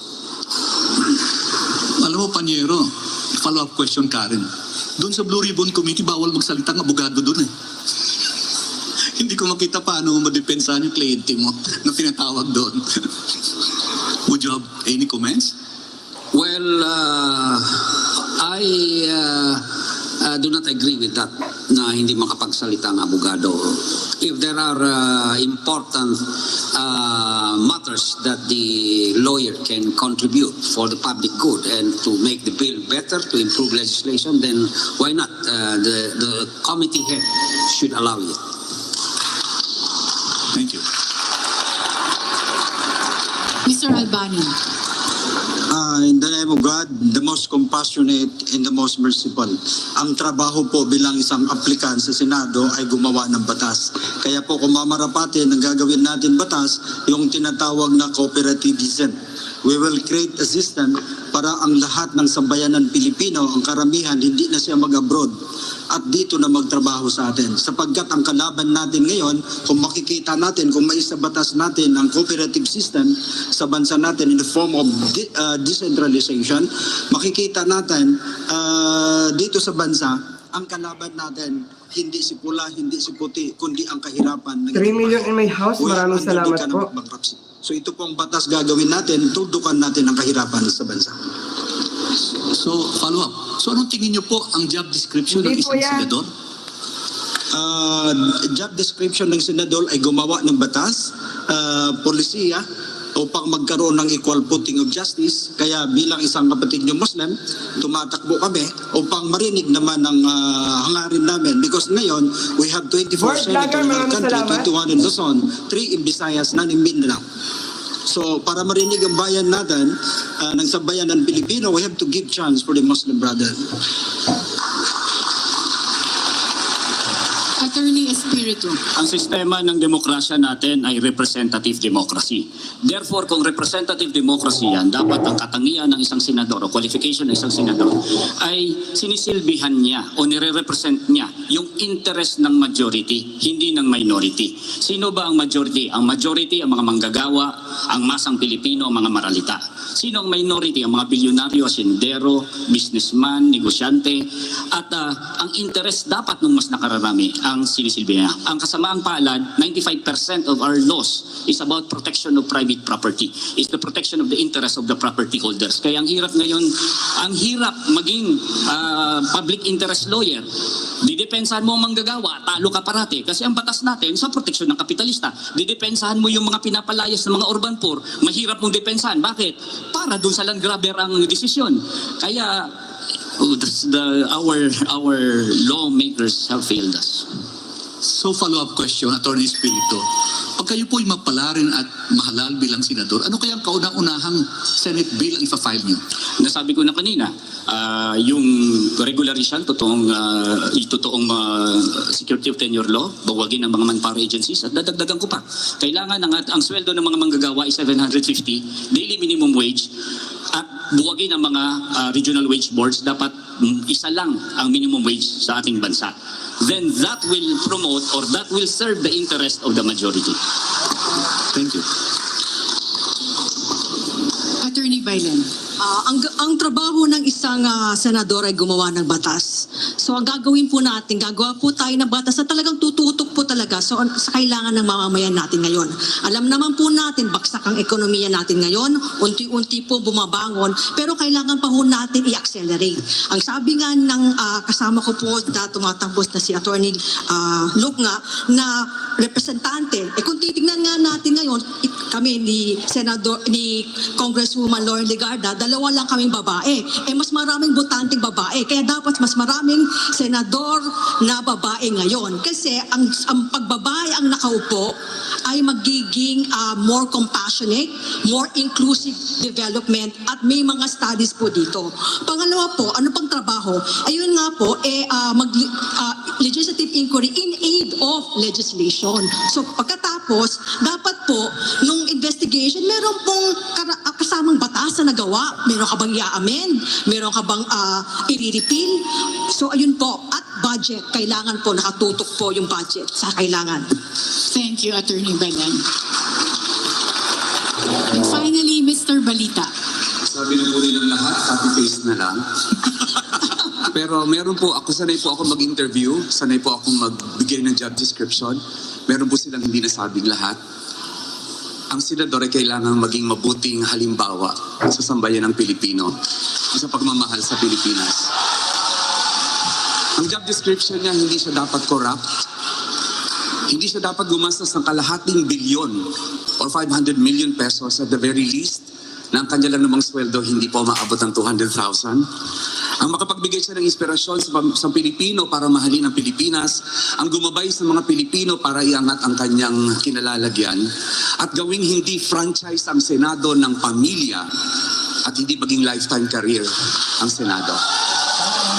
Ang ating pong job description ay binibigay ang tinatawag nating soft skill or ang hindi na isusulat na job description, subalit dapat maramdaman ng Pilipino na pinaglilingkuran ng mga senador na ito. Maraming salamat. Thank you, Mr. Balita. And thank you, Attorney Rolex Suplico, for your question. We will be hearing from the other two panelists. SMNI Senatorial Debate 2022 will be back.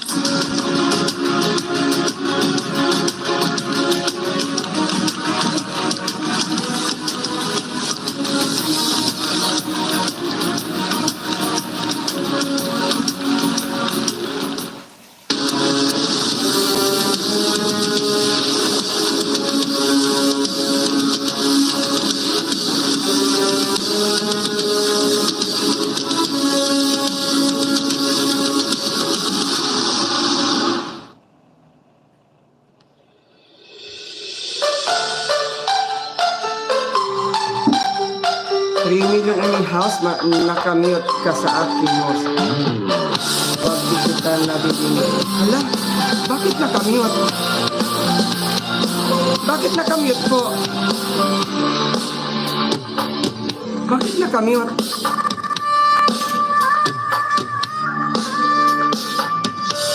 Matatamis na mga hindi naman po.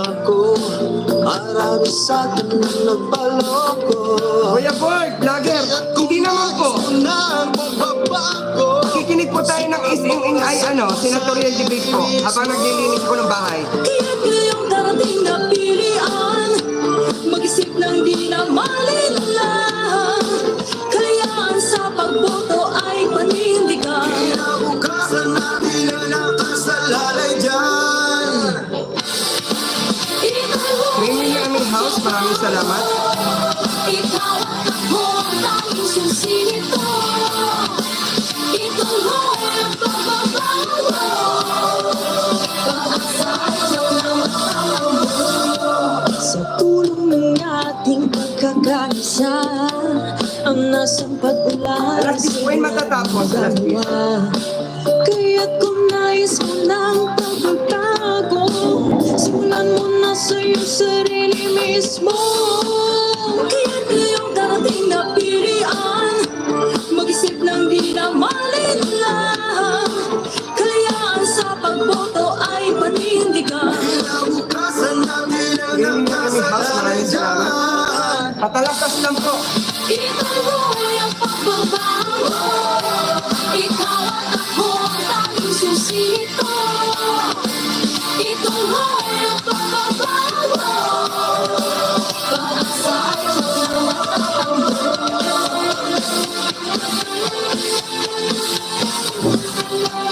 ituloy ang pagbabago.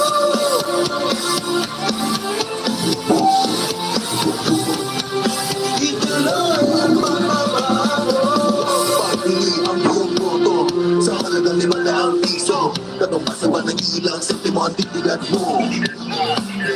Politikong taliwas, gabay na bayan na iwawadas. Kaya maging mapanuloy sa was mong pagpili, huwag sayangin ang kita sa daliri.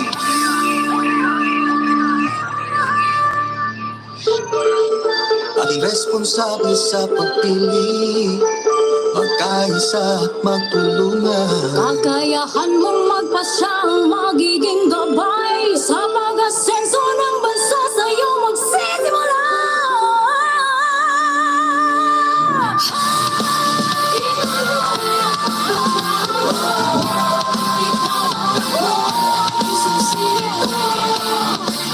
Ituloy ang pagbabago. Pag-asa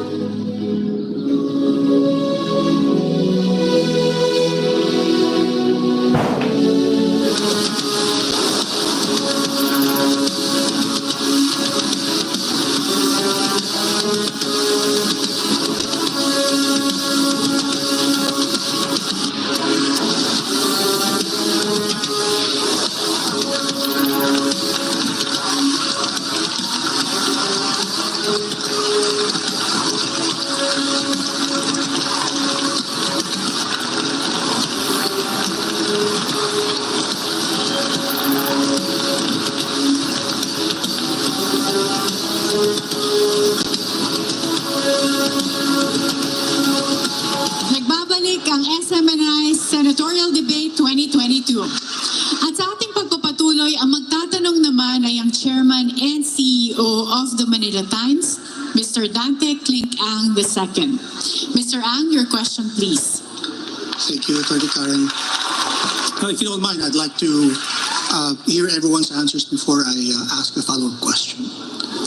And here it goes.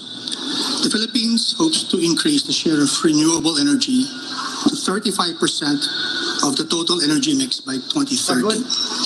By 2040, the target is to improve that to 55%. The good news is that energy production from renewables increased from 60.8 gigawatts in 2008 to 106 gigawatts in 2019. The bad news is that the share of renewables over the same period fell from 33.9% to 20.8%. As you all know, clean energy is important to sustain economic growth, climate change mitigation, and even energy security. What legislations will you propose to accelerate the development of renewables so that they meet the national targets and lessen the share of fossil fuels, particularly coal, which accounts for 54% of the country's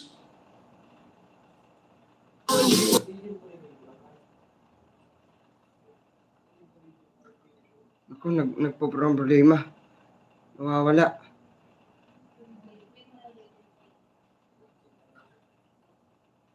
Ako po.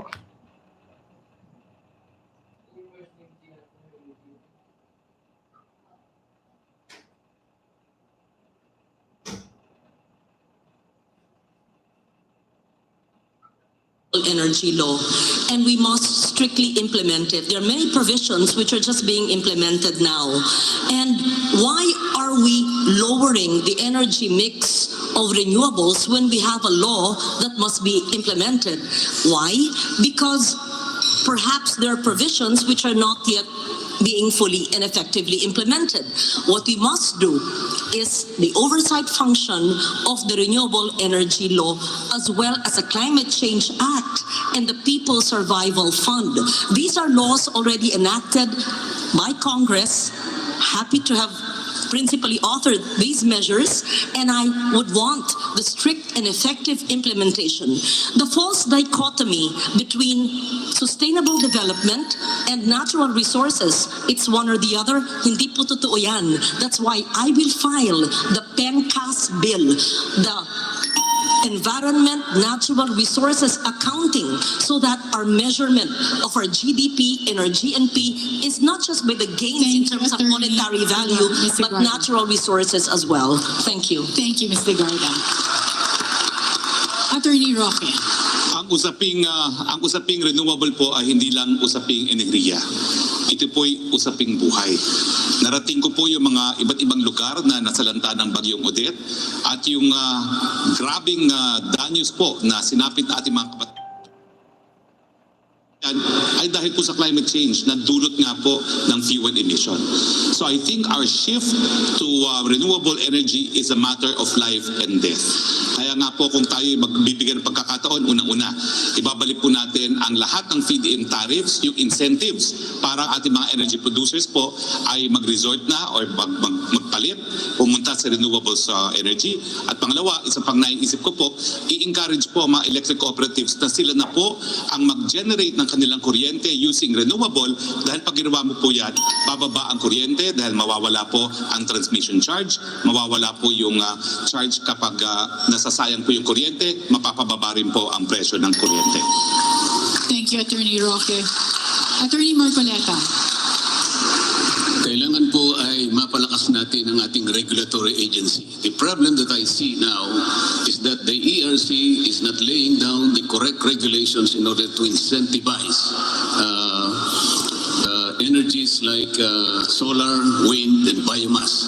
These are the things that we need to do. Also, we need to legislate certain measures in order to strengthen the powers of the DOE in order for us to influence the correct energy mix in this country, not dominated by coal, by maybe we can expand also some geothermal sources and others. This is the way this is the roadmap, and this is the way to go. Unless and until we are able to put some measures to strengthen the regulatory function of the ERC, we will not be going further in this case. Thank you. Karen, please. Follow-up question lang kay Congressman Marcoleta. Meron tayong 4 na kasamahan doon sa mababang kapulungan. I think ang tawag sa kanila ay power block. Kung ano man ang mga House bills na pinafile doon ay pinipigil ata nila. No, I remember ang NEA administrator was kicked out because of corruption. What is the question, sir? So the question is this now. Ano kayang magagandang gawin doon para makalampas naman ang legislation sa kabutihan ng renewable energy? Kasi mayroong power block eh. Ang importante po kasing nakikita ko, hindi lamang doon sa baba, kundi sa taas din. Kaya kailangan magkaroon din po ng mga fighters doon sa taas, sa Senado, sapagkat ang marami pong measures na ginagawa namin, nahantong lamang doon sa third and final reading.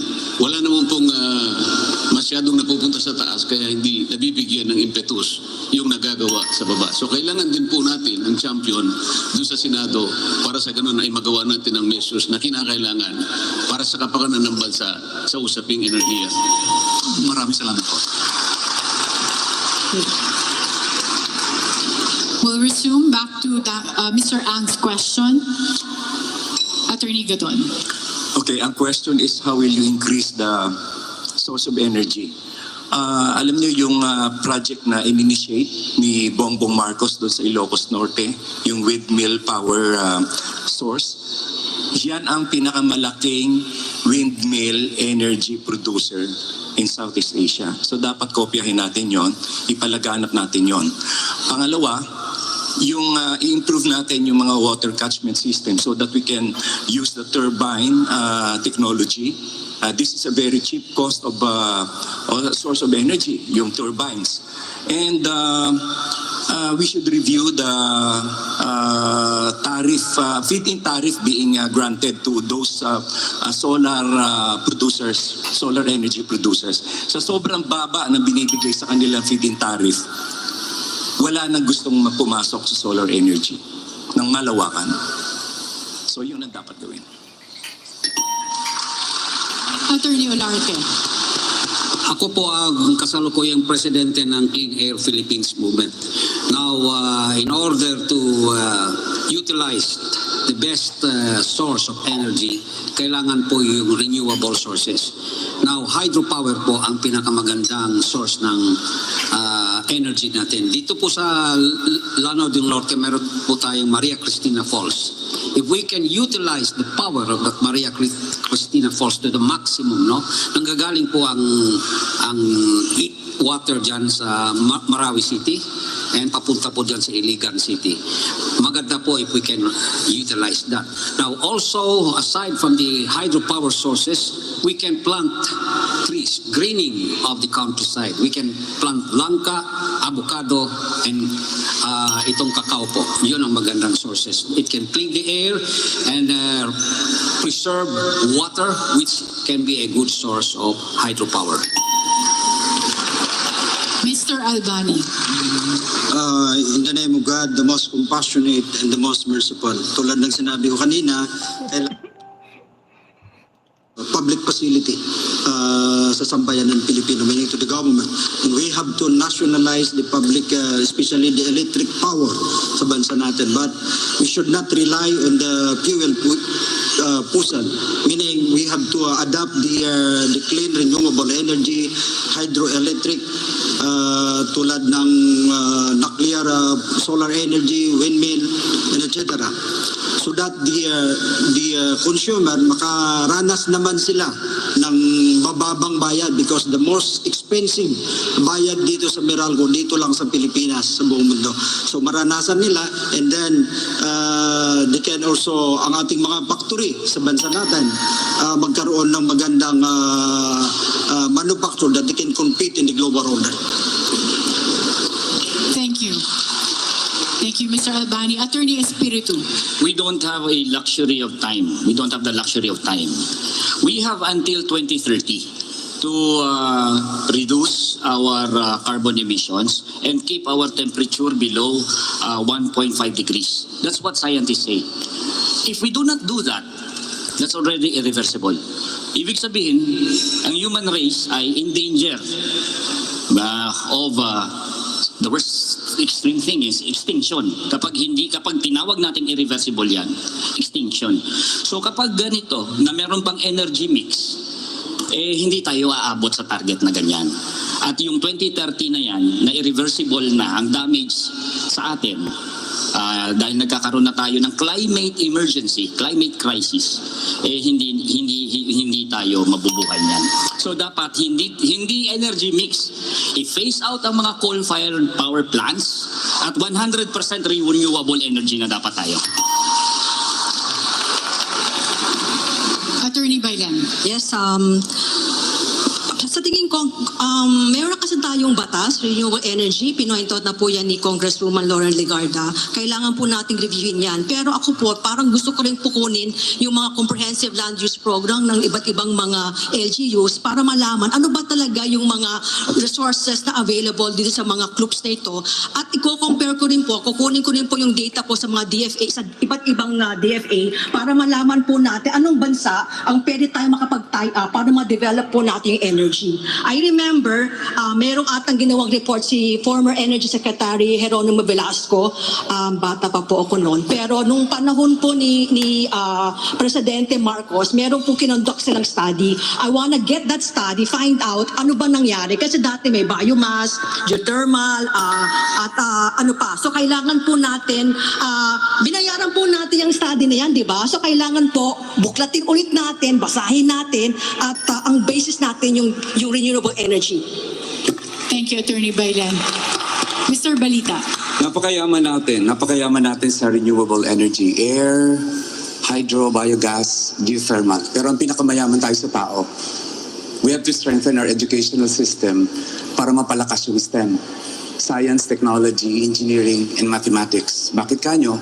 Isa po tayo sa pinakamababa ang budget sa science and technology. Sir, meron pa po tayong time, ma'am? Meron pa tayong time?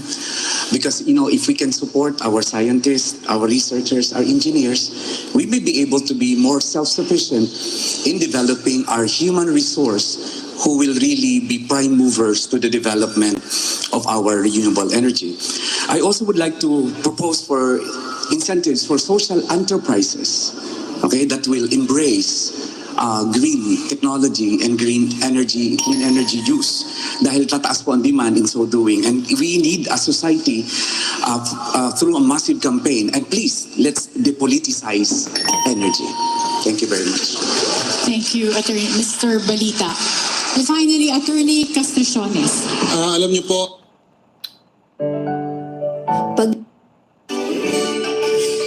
Manong Joe po, At Ate Maita, good news! Muling bumaba ang overall electricity rates. Halos 12 centavos per kilowatt hour ang decrease ngayong buwan. Papatalastas pa. Ano ba yan? Naputol. Napuputol. Sorry po. at ipinapasa nilang obligasyon sa ating bansa. Anyway, wala naman po tayong magagawa doon kung hindi umangal at sabihin sa kanila na dapat ay obserbahan din nila ang carbon emission. Pangalawa, siguro kailangan po natin talaga na i-promote yung mga bagong teknolohiya katulad po nitong tinatawag na gamit ng electric cars. Marami po sa Pilipinas ang gumagamit po ng mga sasakyan na pinapanda ng mga petrolyo. Siguro it's high time that we should adjust and make use of it. Thank you so much. Thank you so much. Yeah, thank you. So, follow-up question. I think the point is that renewables have been increasing, except their share in the total energy mix is diminishing because of the faster growth of fossil fuels, particularly coal. So very few of you have actually mentioned actual legislation. I was wondering if those of you who've said that we need incentives, would you be specific in citing the laws that you would introduce that will address those incentives that you would like to see? Dr. Balita? Yeah, 89% of our enterprises are micro-enterprises. And if they will be, I mentioned earlier about the creation of the Micro-Enterprise Commission, and that could include the incentivization of their clean energy user. And among others that we would like to incentivize is including social enterprises, which are marapat lang naman talagang bigyan sila ng incentives. And sir, I think the education that I also propose will also address that. When the EDCOM discovers the weakness of our STEM, that EDCOM will strengthen our STEM, our scientists and our engineers and the researchers. Well, Dr. Balita, you mentioned earlier that you wanted some improvements in education. Yes, sir. The PIDS last year came up with a study warning that the interest among learners in STEM, this is the science, technology, engineering, and mathematics, is actually in decline. Yes. Fewer of them are interested in going to STEM. In fairness, the DOST mentioned that the opposite is actually true, but the DOST study will not be released until this year. So, given that you mentioned education is a solution, right? How do you address the declining interest in STEM among learners? Actually, sir, it's not, STEM is not really the only pathway amongst the K-12 tracks. No, for renewable energy. For renewable energies is interest. The STEM is something we can improve through basic education, starting from elementary. We have to retain the teachers, get them more engaged. And, believe it or not, this pandemic accelerated our embrace of the digitalization and the Industry 4.0, which I think will change the landscape of how STEM is taken by our learners. I have very high hopes that the accelerated Industry 4.0 in education is going to help. This one is for Attorney Espiritu. You said you wanted to get rid of all fossil fuel plants and go 100% renewables. Yes. But the problem, according to some experts, is the base load issue. How would you address the base load? Because, of course, solar panels can generate without the sun, and wind farms cannot generate without wind. So how do you address that particular concern? Firstly, meron namang may tamang framework ng ating batas na idalhin mismo sa household ang paglagay ng pag-operate ng mga renewable energy systems like solar.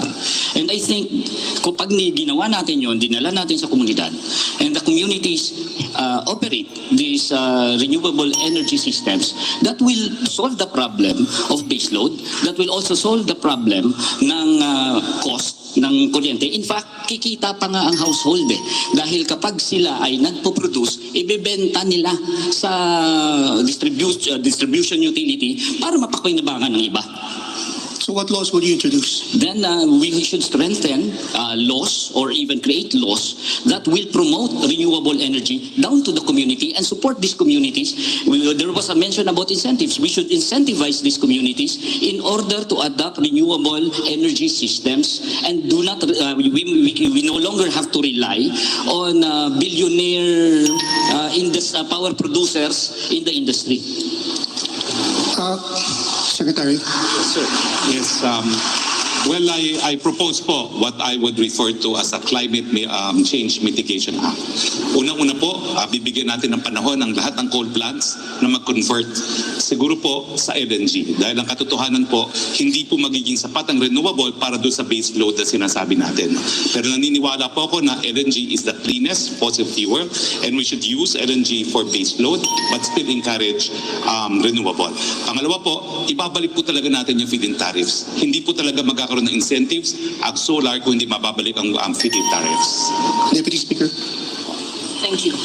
Mahirap po kasi na walang incentive yung ating mga... Sorry, there are two deputy speakers. Go ahead, sir. Are you... I'll go to you afterwards. Are you asking me, sir? Go ahead, sir, since you started. Okay, yung po kasing renewable energy, this is the most prohibitive source of energy. Alam naman natin yun. That is why I said, let us incentivize them by way of strengthening the regulatory function of the ERC. Sa ngayon po kasi, alam natin na mayroong cap sa kanila 100 kilowatts lamang sa makatwid, hindi nadi-discourage sila to produce more sapagkat hindi na mabibili sa grid.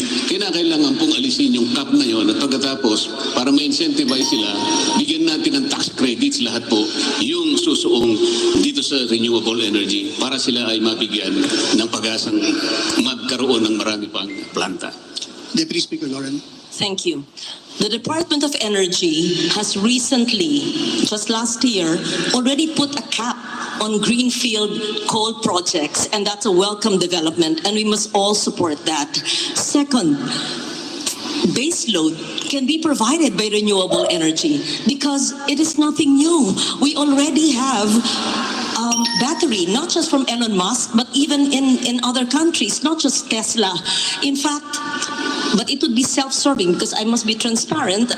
My son is in renewables, so I know that there is base load, there is battery, and we must encourage even electric cooperatives to source clean energy, renewable energy in their jurisdictions so that transmission will be less. We're past the time.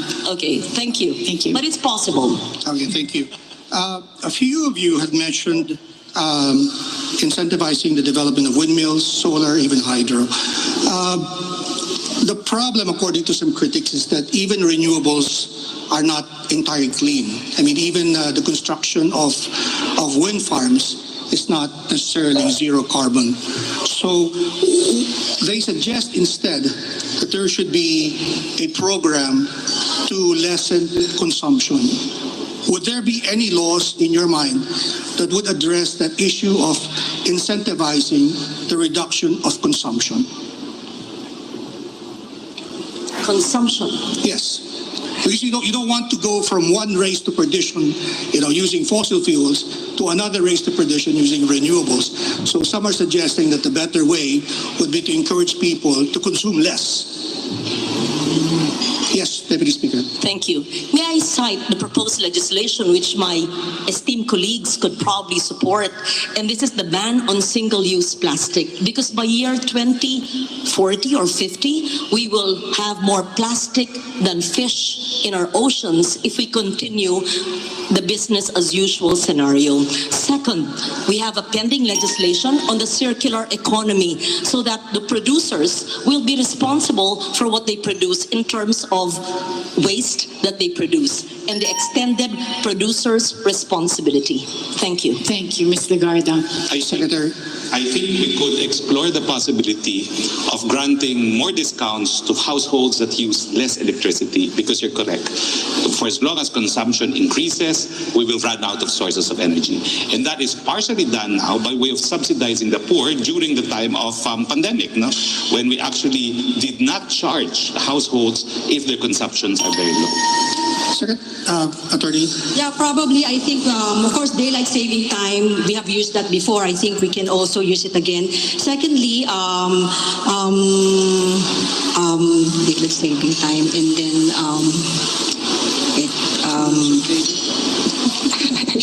lost my... Attorney, you also mentioned that there's work from home, because right now we know that we can work from home, so we will be saving on transportation, we'll be saving on electricity. So I think we need to work with the civil service to find out what work that we can encourage, so that some people need not go to a faraway place to work.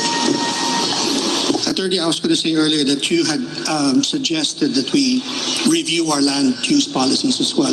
Yes. I guess you were referring to solar development, but one of the criticisms of solar development is that it takes away land space from agriculture. So would you care to comment on that? As I mentioned, the comprehensive land use program, depending on the topography of the LGU, we will know what will be the most useful energy that will be used there. For example, in a mountain, it will take some time for Napocor to build those electric posts, right? So we need solar energy for that one. So that's what I was saying. We have to review the land use of that particular area. Final follow-up question. Secretary Roque, you brought up LNG is another source of fuel. Nuclear power is not renewable, but it's been discussed as part of the energy mix. I think the Department of Energy had also included that as a recommendation to be part of the energy mix. Would any of you care to share your position on the development of nuclear power? Well, we should explore that, pero tutol po ako sa Bataan Nuclear Power Plant dahil ako po ay taga-Bataan at meron pong fault line sa aming probinsya at meron pong bulkan na pinatubo na malapit sa Bataan Nuclear Power Plant at yan po ang dahilan kung bakit sa tingin ko kung tayo mag-nuclear, wag naman po doon sa Bataan. Not in your backyard. Not in our backyard. Anybody else? Secretary? Marami po sa ating mga karating bansa ang gumagamit po ng nuclear energy. And I think ang presyo po ng elektrisidad sa kanila ay napakababa at napakamura. Tayo po sa Pilipinas napakataas. Pero dahil po sa takot natin tungkol po sa tinatawag na epekto ng nuclear, ay kung minsan ay nakakaligtaan po natin na ito ay isang makabagong teknolohiya. Siguro pwede natin itong ilagay sa mga islands na kung saan ay hindi pwedeng maapektuhan ang maraming populasyon para po magkaroon po tayo ng mas mababang presyo po ng elektrisidad. Doctor? I am in favor of the use of nuclear power plants as sources of renewable energy. If we use nuclear power plants safely and put them in places where they are acceptable, there will be lower cost of fuels, and also further there will be lower quantity reducing the use of non-renewable sources of energy. Attorney Gadon, you were going to say something? South Korea installed the same model of our Bataan nuclear plant. Look at Korea now, South Korea. They sell cars, heavy equipments, cell phones, appliances, and they have invaded the whole, the global market. And that's why they are very successful. Now, kung ibabawal natin yung Bataan nuclear plant, dapat buhayin uli yan. And not only that, yung solar energy kasi, nung panahon ni Noynoy Aquino. Attorney Gadon, time's up. Mr. Spiritu. Yes, I don't agree that nuclear energy should be classified as renewable energy. It's not. Yes. Tandaan natin na kaya tayo mag-a-adapt ng renewable energy dahil sa ating climate crisis, climate emergency. Hindi naman siguro kaiba sa atin ang mga nangyari sa Chernobyl na nakapagsira ng ating environment, nakapagsira ng ating climate. Kaya hindi ako papayag dyan sa nuclear energy niya. Well, you're advocating solar development, but the share of solar power in the energy mix, according to the National Renewable Energy Program, is a mere 1.2% as of 2019. Yes, that's why our solution would be to bring solar energy down to the household. Meron tayong batas na nag-aalaw per household mangungutang ka sa Pag-ibig para maglagay ka ng solar panel sa iyong bahay. And in fact, we have zero metering, right? So that the household, kapag nag-produce siya ng energy more sa kinukonsume niya, pwede niyang ibenta sa Meralco at kikita pa siya. Therefore, palaganapin natin yan para ma-solve natin ang problema ng energy mix, yung share ng solar sa ating energy mix. Thank you. Thank you. Karen, meron akong follow-up kay Attorney Spiritu. Okay. Pinag-usapan kasi yung mix kanina eh. No? Yung original question ni Blink was on the mix that should be offered by the DU to the consumers. Yes. Okay? But would you consider having 2 DUs or more in a particular franchise area competing with each other? Whether they are ECs or PDUs? What I'm talking about is you will actually be independent already of the transmission system. In fact, you could contribute if you put solar panels down to the household level and empower communities in order to provide for their own energy needs. Yan ay magiging autonomous na sila na nagpo-produce ng kanilang enerhiya. In fact, makakapag-contribute pa sila sa national grid doon sa mga hindi nila nauubos. So sinasabi niyo yung consumers can produce their own power? Yes. Parang yun ata yung solar ng bayan franchise. Yes. Ni Senadora Ligarda. In fact, our office, the Bukluran ng Manggagawang Pilipino office, has installed solar panels sa aming office. And we will go for zero metering. And later on, we could even contribute to the national grid. Before Attorney Suplico's follow-up question, Attorney Gadon and Attorney Marcoleta raised their hands. Attorney Gadon? Yung kasing solar energy, maganda sana yan eh. Pero kagaya nga na sinabi mo, Mr. Dantiang, na 1% na lang ang share ng solar energy. The efficiency is about 10%. Yes. You know why? Because the service contracts were awarded to companies that do not have capacity to put up. Binigay kasi dun sa mga malakas lang eh. And then they were not able to produce the projects, no?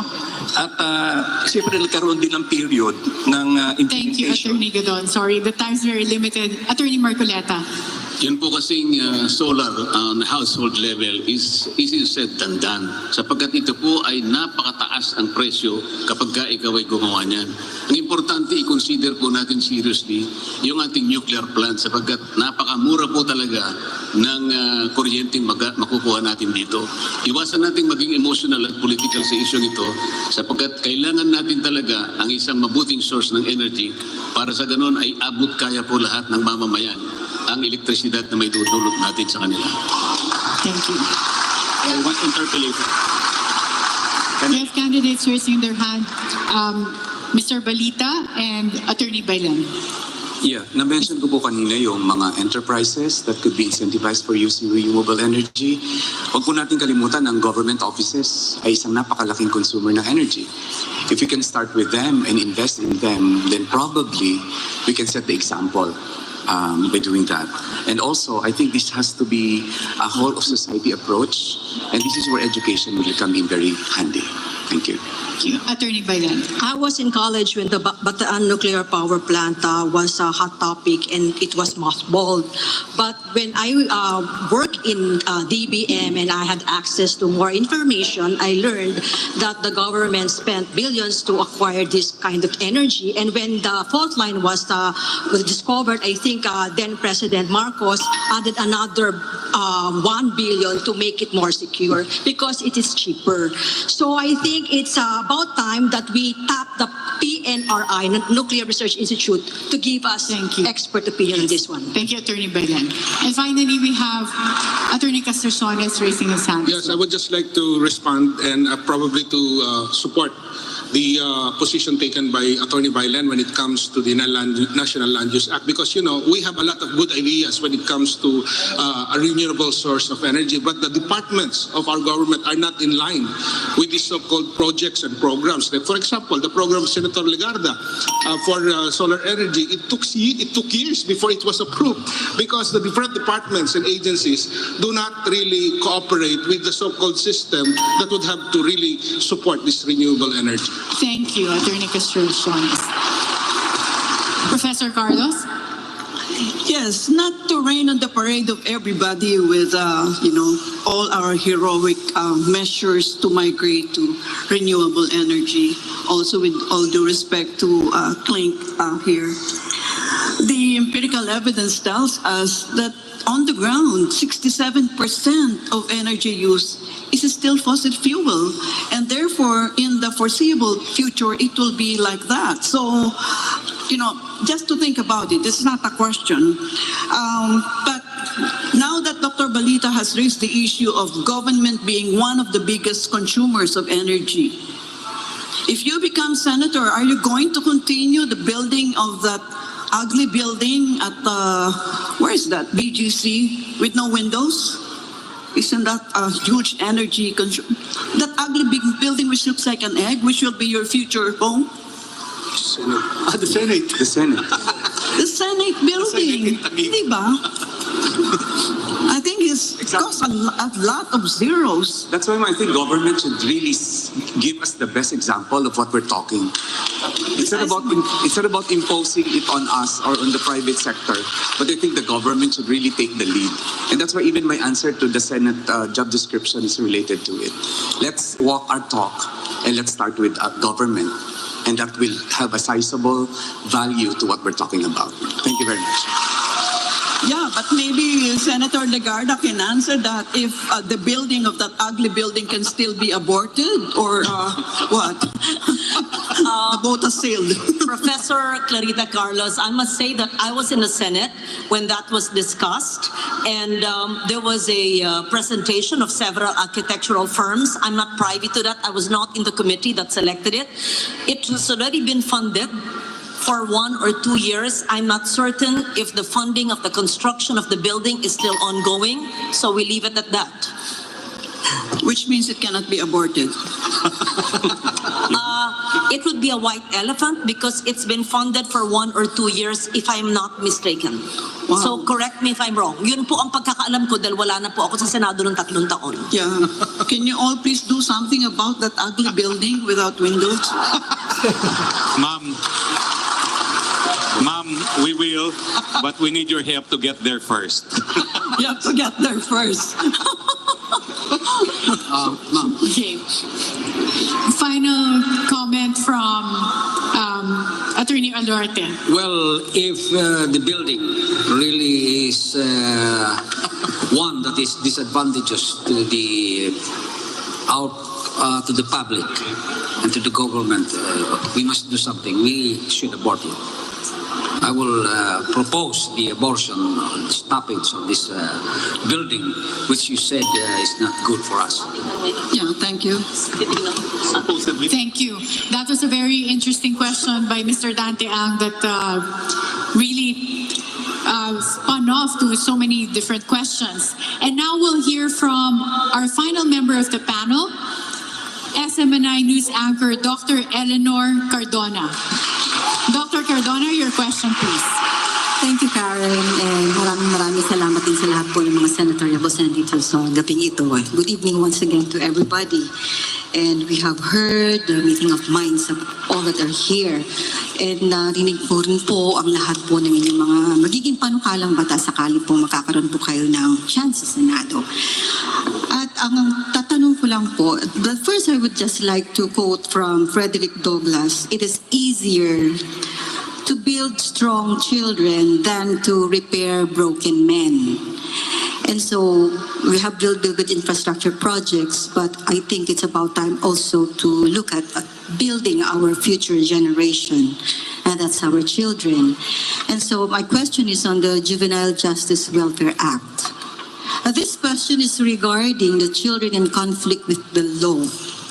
How will you address the problem of children, even younger than 9 years old, being used as scapegoats in the commission of grave or serious crimes, considering that we are signatory to the United Nations Convention on the Rights of the Child? For Dr. Cardona's question, the first candidate to answer is our female Deputy Speaker, Miss Legarda. Thank you. Nakakasakit po ng puso na isipin na ito isang realidad. Ang DSWD, ako po'y naniniwala, ay kailangan bigyan ng programa at pondong suporta para sa rehabilitasyon at guidance sa mga magulang, mga maralitang pamilya at mga pamilyang maari hindi maralita pero ang mga bata ang siyang nagiging biktima.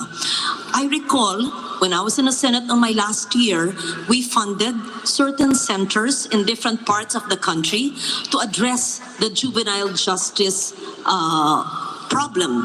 I am not certain whether the DSWD had proceeded with such infrastructure projects to house the children who were orphaned and had the operational expense for the programs that they had thought of them. Ito po'y isang malapit na issue sa puso ko at gusto ko pong bigyan ng pansin pagbalik po sa Senado, God willing. Thank you, Ms. Legarda. Attorney Roque. Tutol na tutol po ako sa panukalang ibaba ang age of criminal responsibility.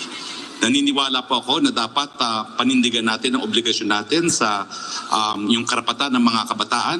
Hindi po dapat ibaba sa 9 ang age of criminal responsibility. Naniniwala po ako na ang utak ng bata is still in the process of development until they hit at least the age of 15. And until that time, we should exert all efforts to reform and to show the right path to all children. Kakamatay lang po ng aking matandang dalagang tiya na nag-alaga sa amin, and she was really a pioneer in advocating for the rights of children in conflict with the law. Yung separate detention center po, siya ang nag-push niyan, and I think that should be implemented on a nationwide basis. At pangalawa po, kinakailangan talaga na maging proactive po ang ating DSWD in the rehabilitation. I am also part of an NGO, Onesimo, that seeks to rehabilitate young people. It can be done po. Walang bata na pinanganak na masama ang budhi. Thank you. Attorney Marcoleta. Kailangan po ay magsimula ang bata, ang kanyang values ay sa pamilya. Kailangan po nating suportahan ng legislation kung paano mapapalakas ang pamilya para ang kanyang moral values ay maging karapat-dapat sa lipunan. Kailangan din tumulong ng ibang institutions like the church and the schools. Ito po ay napakalaking responsibilidad sapagkat bago pa po makagawa ng criminal offense ang isang bata, mapigilan na natin yon. At ang pinakamabuting paraan ay yung masuheto natin sila, mabigyan ng magandang pag-uugali ng halimbawa para sa ganun ay hindi sila makapunta sa kondisyon na nakagagawa ng kamalian na pagsisisihan sa habang buhay. Kaya nga po napaka-importante ng legislation As a matter of fact, the family is one of those state's policies enshrined in our Constitution, and therefore we should support this by way of legislation. The institutions must help the family resolve this problem of juvenile delinquency. Thank you. Attorney Gadon. I'd like to ask this question first for Deputy Speaker. May plano po ba kayong gumawa ng batas na papanagutin na po ba ang mga magulang itong mga bata na naging offenders po? To a certain extent, yes ma'am, because kailangan po talagang gwardyahan ng ating mga magulang ang mga bata. Marami po kasi ako nakikita mga instances na kung saan ang mga bata ay napapariwara dahil na rin sa kakulangan ng guidance ng mga magulang. Sa ganitong mga sitwasyon, kailangan po magkaroon ng pananagutan ng isang magulang para makita niya na importante ang mga anak sapagkat sila ang ating puhunan sa kinabukasan. Kailangan po nila itong panindigan sapagkat sila nauunang may responsibilidad para sa kanilang mga anak. Attorney Gadon. Tama naman na responsibilidad ng mga magulang ang pagbigay ng values sa mga bata. Pero ganun din ang Catholic Church. Marami sa mga pare na sa halip na magturo ng leksyon sa mga bata ay ang inaatupag nila ay yung mga anti-Marcos, anti-martial law at mga communism ang kanila tinuturo. So dapat suwituhin din itong Catholic Church.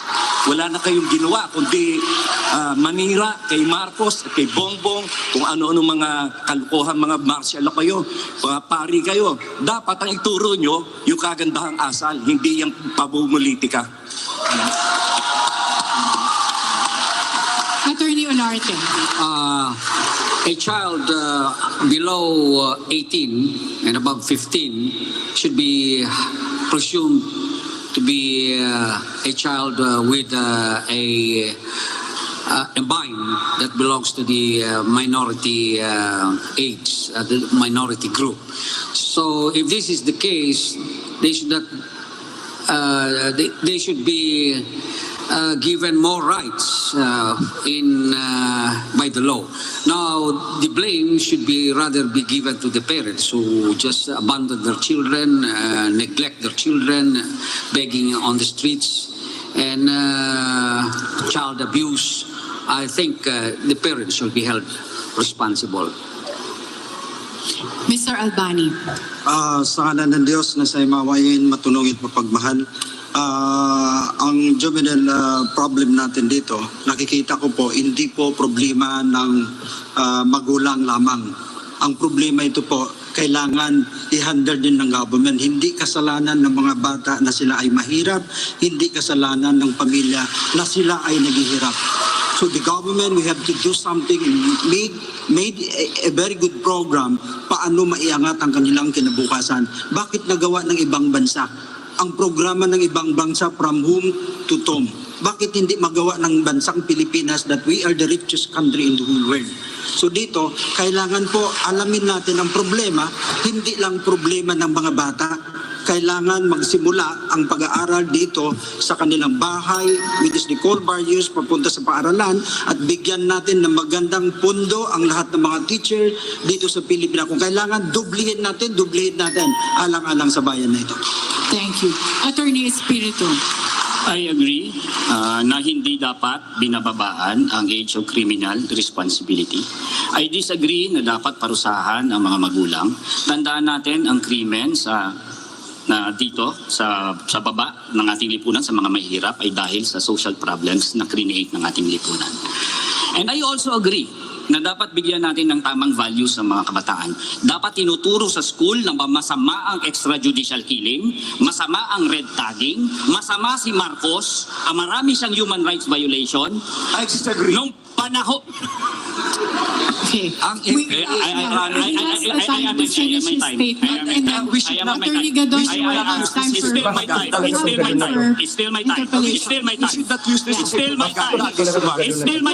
still my time. We'll go back to Attorney Espiritu first to finish this 20 seconds. Walang galang talaga si Gadon, nagsasalita ang tao eh. Thank you. Attorney Espiritu, you have your 20 seconds left before you were interrupted. Dapat tinuturuan natin ang kabataan na respetuhin ang buhay, ang human rights, respetuhin ang buhay ng lahat at hindi dapat pumapatay ang ating mga gobyerno. At hindi nagnanakaw ang ating gobyerno. Diyan tayo magkakaroon ng mga mabuting henerasyon ng kabataan. Thank you. Attorney Gadon, you have 45 minutes for your interpellation. Yes. Yes, Attorney Gadon, you may now interpolate with Attorney Espiritu. 45 seconds. Yeah, palagi na lang pinopoint out niya, palagi nilang sinasabi yung human rights violations ni Marcos. Unang-una, sino ba ang nagpapatay dun sa mga NPA na gustong sumurrender? Di ba si Joma? Bakit ninyo sinasabihin si Marcos? Attorney Espiritu, you have 30 seconds Sino for your bang rebuttal. bumomba sa Plaza Miranda? Yes. Sila Joma. Okay. I'll go by the Bakit nyo isisisi kay Marcos I yun? thought it's my time. This is time.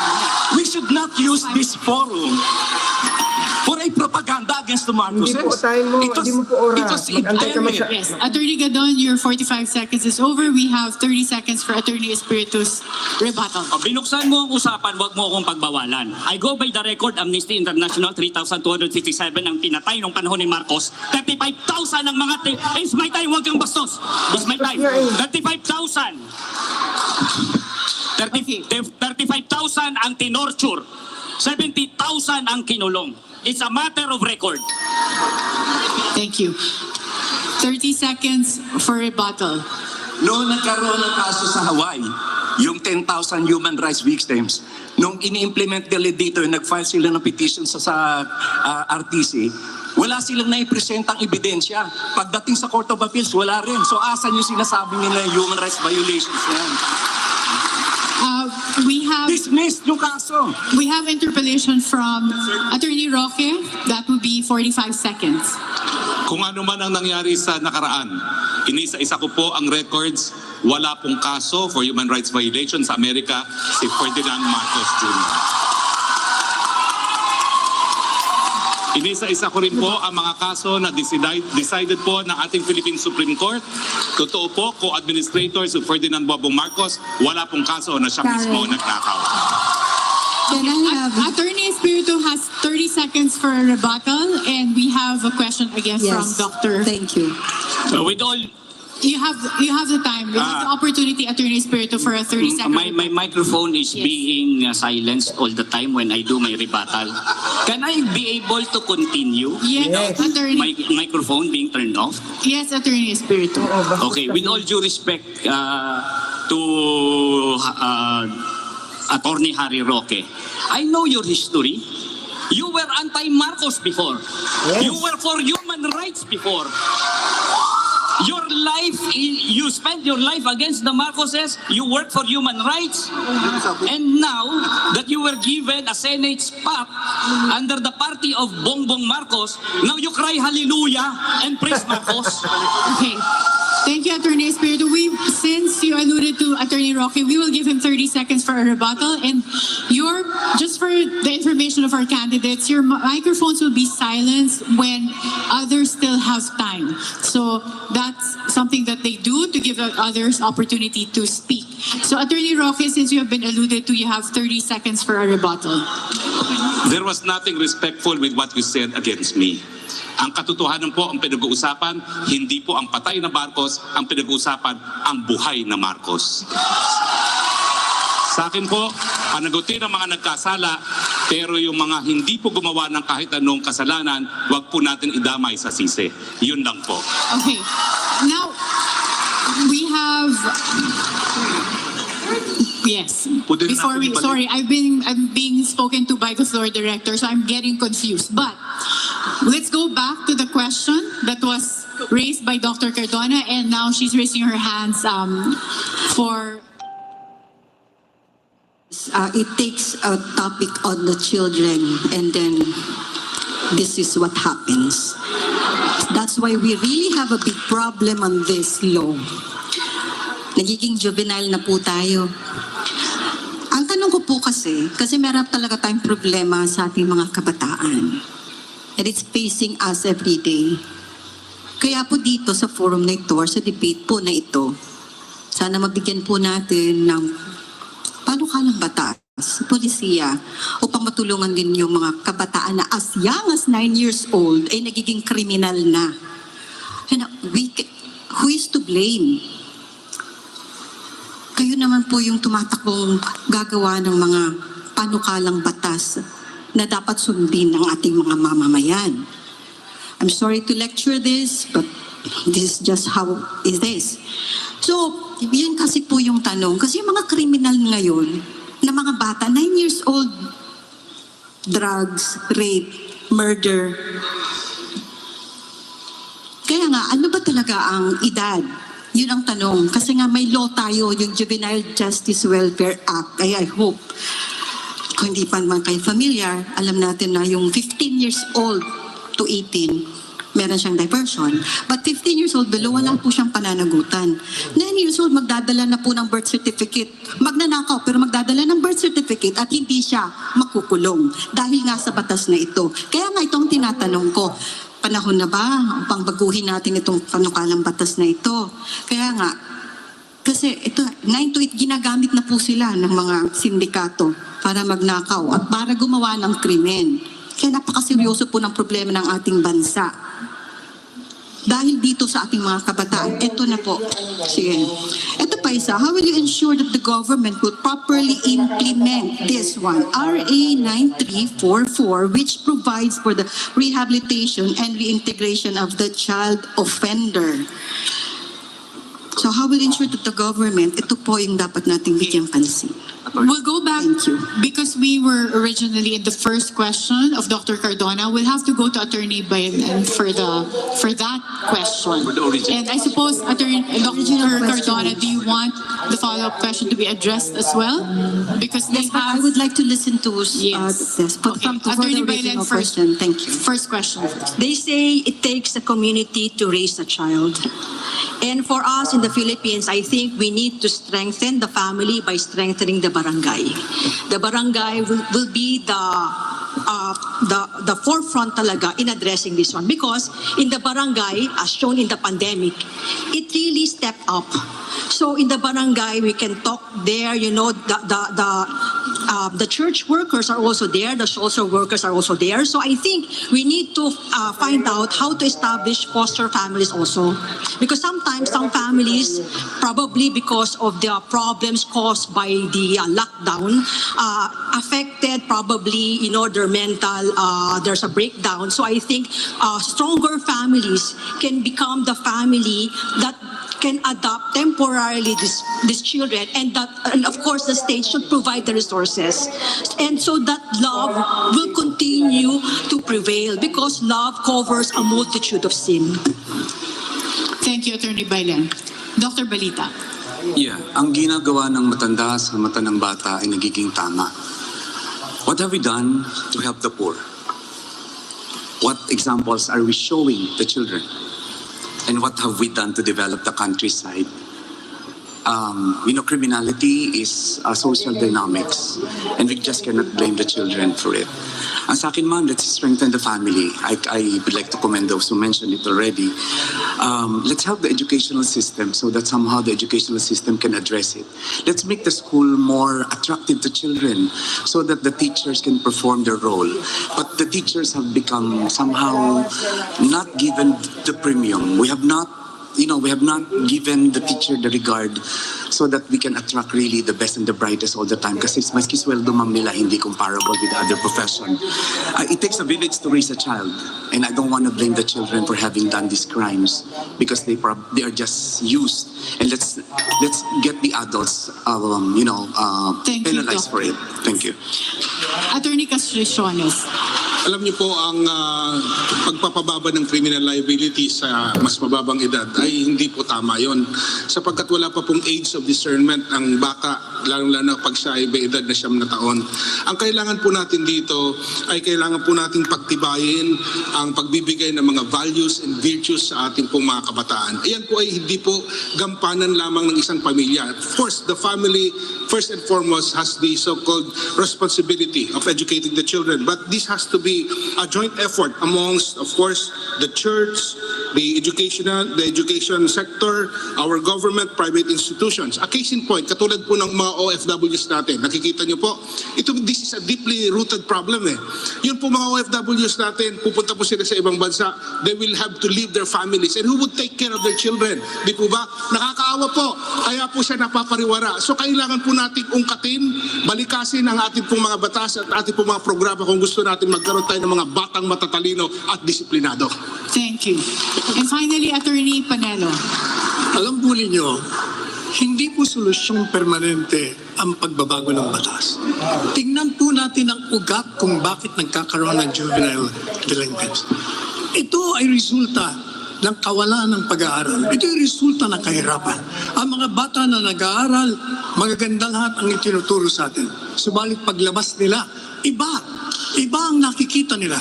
Nakikita nila ang kasamaan, nakikita nila ang pagnanakaw, nakikita nila mga opisyalis ng bayan nagnanakaw, nakikita nila nag-aaway. Kahit sa isang forum na ganito ay hindi natin maibigay ang ating respeto sa isa't isa. Kailangan pong magkaroon tayo ng internal na pagbabago sa ating mga sarili upang mabuo ang isang lipunan kung saan ang mga batang ito sa kanilang paglaki ay makikita nila ang kabutihan na iyon ay natural lamang sa loob ng mga batang ito. Kaya kinakailangan po, unang-una, edukasyon. Ang mga mahihirap, pag-aralin natin. At pagkatapos, palakasin po natin ang pagmamahal sa bawat isa. Attorney Panelo. And that ends our round number 1. Thank you to all our candidates for answering all the questions from our panelists. Magbabalik po ang SMNI Senatorial Debate 2022.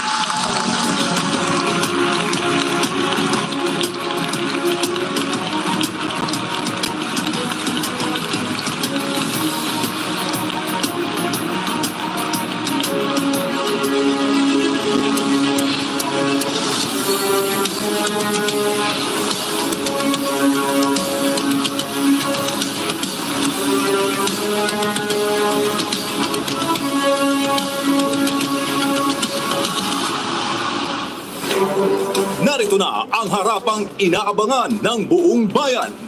Sino ang karapat-dapat maluklok sa Senado? Saan tayo dadalhin ng kanilang mga pangako? Ating kilalanin, kilatisin at sukatin ang bawat kandidato sa pagkasenador.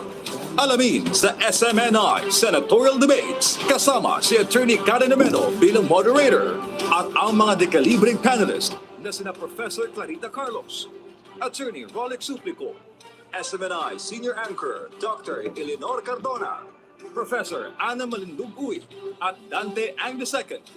Ngayong March 2 and 3, 2022, 6 p.m. sa Okada, Manila. Mapapanood sa SMNI News Channel, sa Facebook at YouTube, at sa lahat ng Sunshine Radio Station sa buong bansa.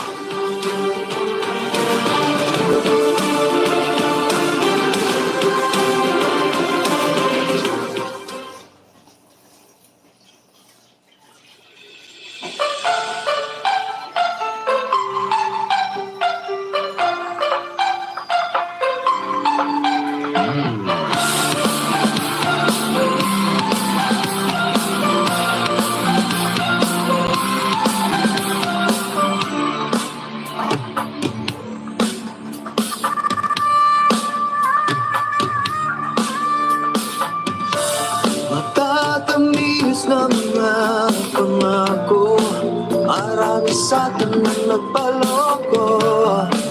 Kaya't kung nais mo na ang pagbabago, simulan mo na sa iyong sarili mismo. Kaya't ngayong darating na pilihan, mag-isip ng di na malinlang. Kalayaan sa pagboto ay panindigan. Kinabukasan natin ang nakasalalay dyan. Ituloy ang pagbabago, ikaw at ako ang tanging susi nito. Ituloy ang pagbabago, pag-asa ay siyang namatakbo. Sa tulong ng ating pagkakaisa, ang nasang pag-ularin sigurad magagawa. Kaya't kung nais mo ng pagbabago, simulan mo na sa iyong sarili mismo.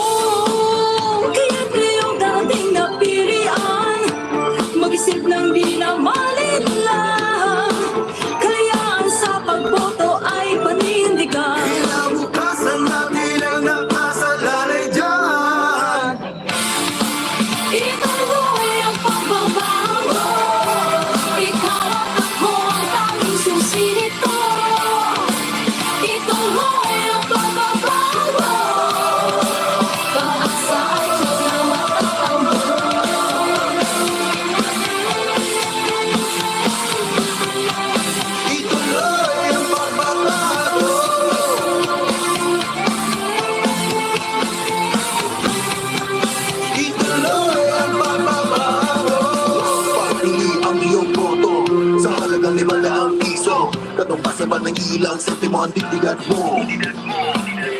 Politikong taliwas, gaban ng bayan na hiwawadas. Kaya't maging mapanuri sa wastong pagpili. Huwag sayangin ang kita sa daliri. Patalastas At responsable sa pagpili. Magkaisa. Miguel Love, shoutout po sa 2 million na nanonood po. Kaantok na. Anong oras pa po ito matatapos? Golden Heart Twin. Golden Heart Twin. Di pa ako tapos maglinis. Patalastas pa rin.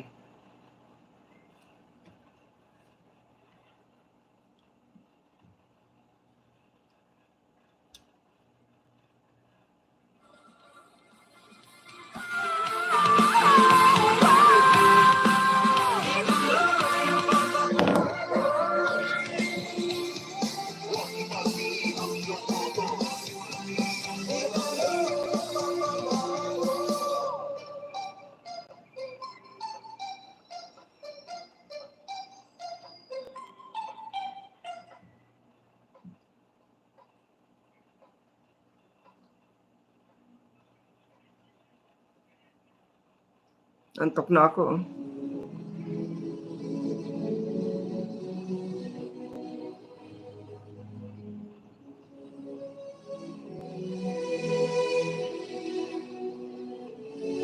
Gabay para sa tamang pagpili ngayong eleksyon, hatid namin sa inyo itong mga leksyon. Sino ang dapat na magpatuloy sa pagbabagong nasimulan? Sino ang dapat na mailuklog sa kapangyarihan? Dapat may paninindigang ipagpatuloy ang laban kontra insurhensya at iligal na droga. Matapang, ngunit may puso. May malasakit, handang magpatawad, tagapagtaguyod ng kapayapaan at pagkakaisa. Handang isakripisyo ang meron siya, mapunan lang ang kakulangan ng iba. Ang pulso ng taong bayan, nasa sa kanya. Mautak, madiskarte at alam ang saklaw ng batas. May konkretong solusyon sa bawat problema, lalo na sa gitna ng krisis at pandemya. Kilalanin mo ang iyong iboboto. Aralin ang plataforma. Paano ito isa sa katuparan at patatagalin? Suriin ang track record. Sawa na tayo sa puro forma at salita. Ang kailangan natin ang magpapatuloy sa pagbabagong natatamasa ng sambayan ng Pilipino.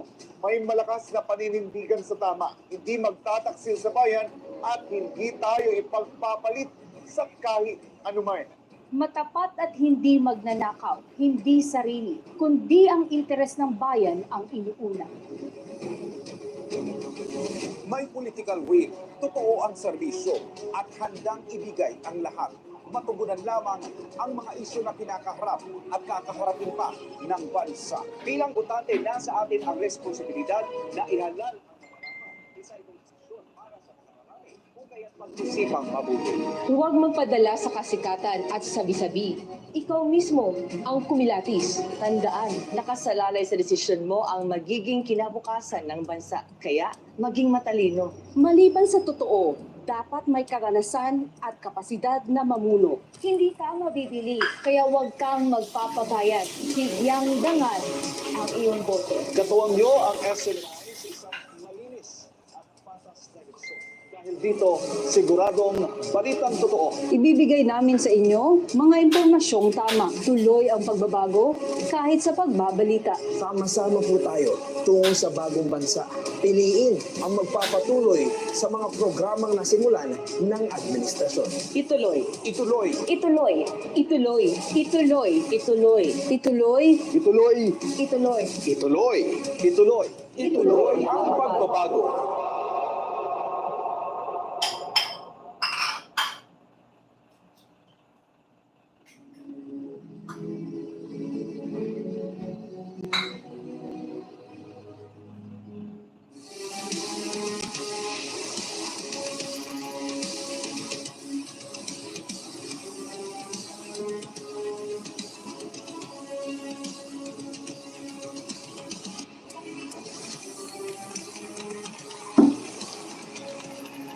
Artista po.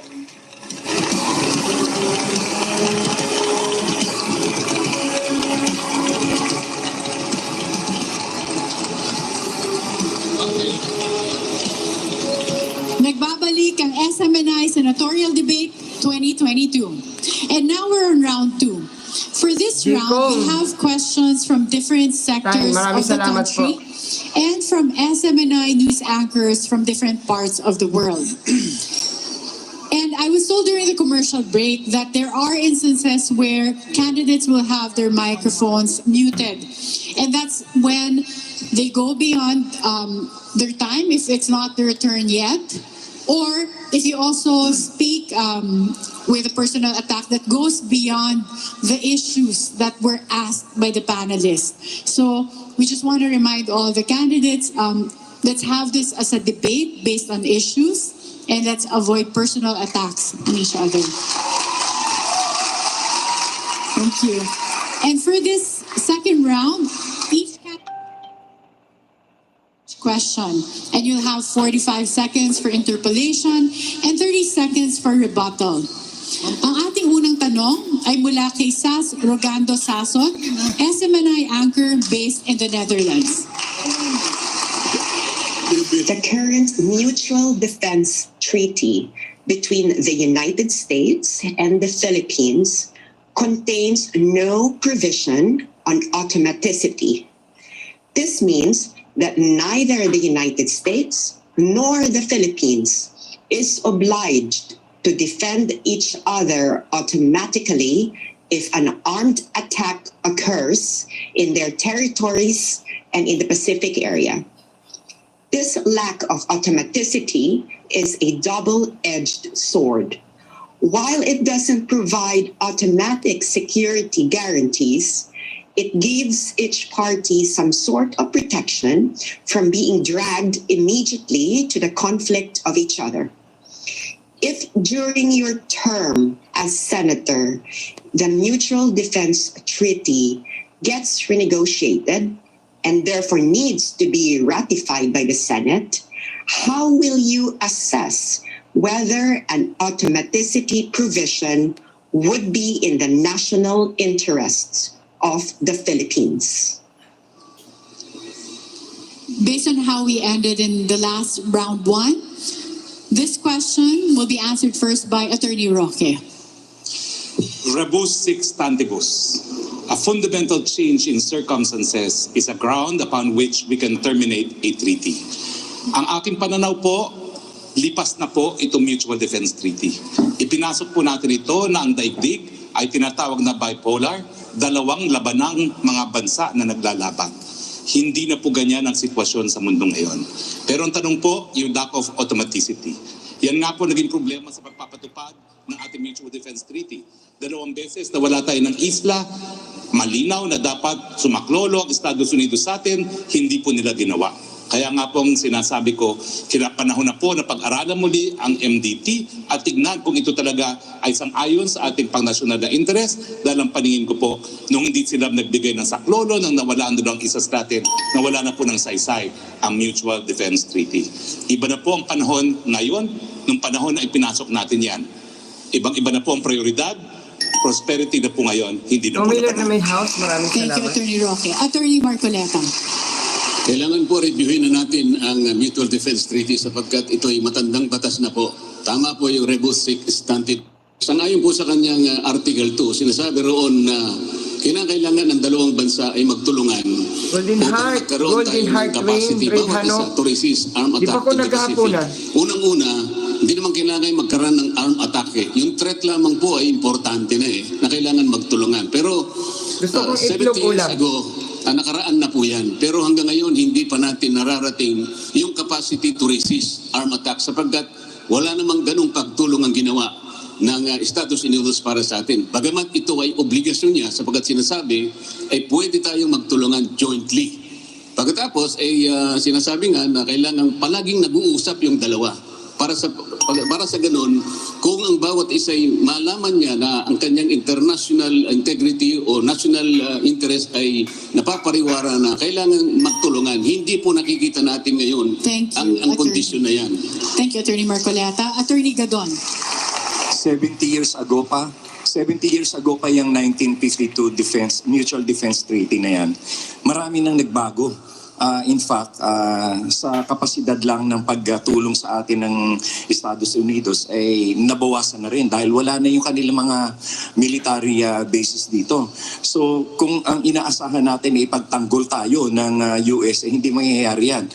Yung leksyon na lang sa Ukraine, puro forma at puro satsat lang yung sinasabi ng US doon. Pero nung nag-atake ng Russia, hindi rin naman sila tumulong. So kung nagawa nating alisin yung mga military bases dito ng US, alisin na rin natin yung yung Mutual Defense Treaty sapagkat hindi na nga applicable yun. I believe International Law Professor Harry Roque and Deputy Speaker Dante Macroleta on those issues. Thank you. Attorney Marcoleta. Attorney Olarte. Okay. I believe that the Mutual Defense Treaty should now be abolished, and we should think of other agreements that would benefit our country. Now, the question is, how will you assess if an automaticity is needed? A treaty should be studied well to assess whether an attack on the Philippines would be also considered as an attack on the other country, because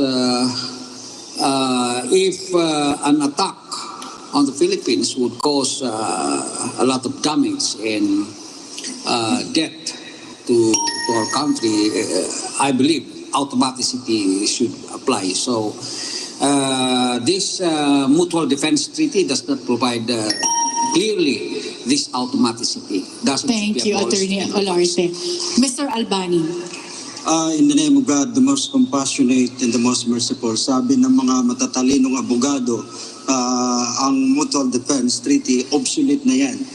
But we must repudiate arbitral ruling as well as the treaty in agreement with the other nation. As long as na hindi coincide, natin, what they call that, the national security. Because now we are facing problem in our region. Pangalawa, nakikita natin dito, we have to modernize also all armed forces in the Philippines. We have to urge funding sa mga sandatahan lakas natin tulad ng police, military, army para magkaroon tayo ng tinatawag na safety net of our community and the younger future generation to come. Because otherwise, we have to do a win-win solution for the highest interest of our country, hindi sa interest ng mga ibang bansa. Maraming salamat. Thank you. Attorney Espiritu. I agree na yung alliance natin sa our partnership natin with the United States has resulted in historical injustices committed upon the Filipino people, especially nung nandito pa yung US bases. And I agree na kailangan na nating umalis doon sa unequal relationship na yan, even yung pag-alis sa Mutual Defense Treaty, sa VFA, sa EDCA. But I don't agree with the pivot to China. I believe that we must develop or pursue our own independent foreign policy in cooperation with our neighbors, and in the pursuit of peace.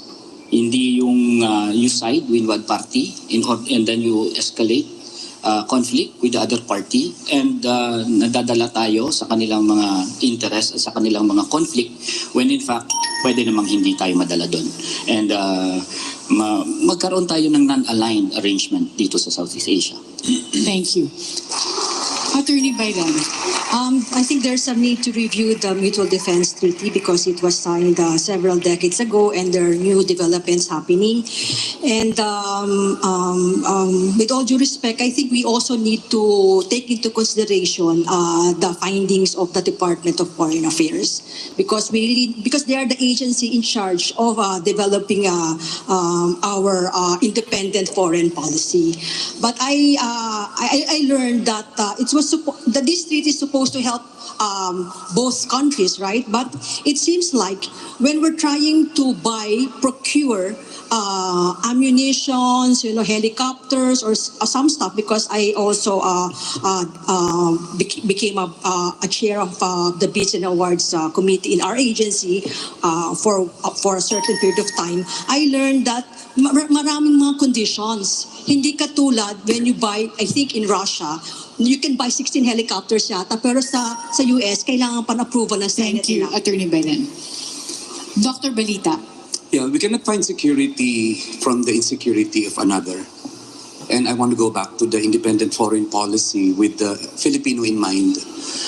Let's recognize that what happened was where interest of cooperating agency aligns, that's where we were.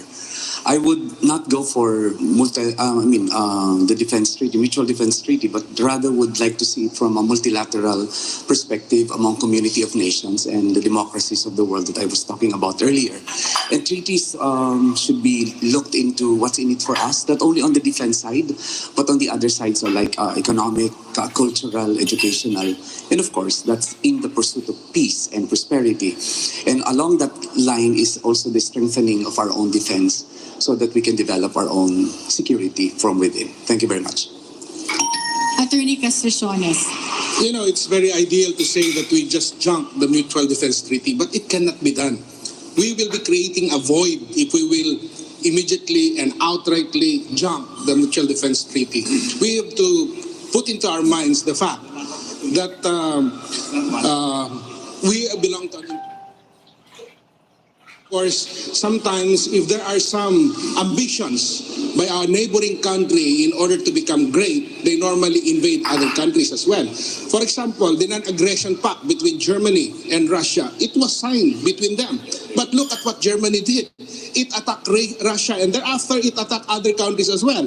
And definitely that can also happen, more especially now that there is a struggle for supremacy when it comes to first world power. And that's the reason why I think we should probably we can amend. We can renegotiate in order to strengthen the support that must be extended to the Philippines, but not to totally jump, because by doing so, it's a really a big gamble that we will be entering to if that happens. Thank you.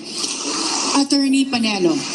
Alam po ninyo, kailangan susukatin natin ang anumang tratado na pinapasok natin sa ibang bansa sa pagpapatupad ng mga provision nito. Kung yung provision ay hindi tinutupad, ibig sabihin, yan ay walang saysay. At kailangan na nating i-review, i-evaluate, at hanapin natin ang mga provisiones na magbibigay ng proteksyon sa ating bansa. Territorial integrity, sovereignty, yan po ang palagi nating titingnan.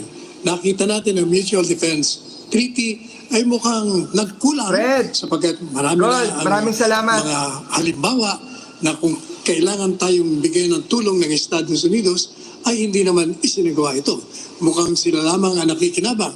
Kaya siguro kailangan i-repaso natin. Pag yan ay dumating sa panahon na aprubahan o hindi, pag-aralan po natin at hanapin natin ang tama mga provisiones upang mabigyan ng proteksyon ang interes ng ating bansa.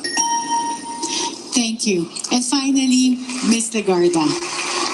At the time that the Mutual Defense Treaty was entered into, 1951, there was a Cold War. The situation has changed. Our enemy is not each other, but poverty, environmental and ecological security, and we must assess all the aspects of national security.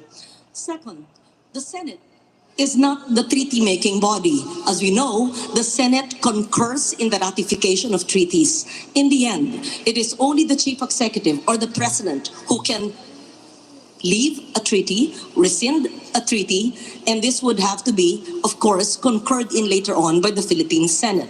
So it is worth looking into the Mutual Defense Treaty, which has been there for many decades, and see how it applies to us now. But in the end, what lies most important is our national interest and our sovereignty as a nation. Thank you to all our candidates. Ang susunod na tanong ay mula sa isang IT youth leader, Rureli Bayao, who's a member of the Ata Manobo tribe. Ako po si Roriling Bayao mula sa Talaingod, Davao del Norte, isang kabataan na mula sa pamayanang Katutubo, at gusto ko pong itanong ang tungkol sa aming kalagayan. Di po ba dapat alam ninyo ang aming kinakaharap harap ng mga suliranin. Matagal na po ang pamayanang katutubo na binubuo ng iba't ibang organisasyon na naging biktima sa programa ng CPP-NPA-NDF at ito rin po ay naging dahilan upang dumanas po kami ng talamak na paglabag sa aming mga karapatan na ginagarantiya ng ating Constitution at batas na IPRA or Indigenous Peoples' Rights Act of 1997. Dapat po na tumulong kayo sa pagbigay ng kalutasan sa mga suliraning aming kinakaharap sa ngayon ay nabigyang kalutasan ng mga programa ng NTF-ELCAP. Kung kaya, karapat-dapat lang na ito ay ipagpatuloy at palakasin.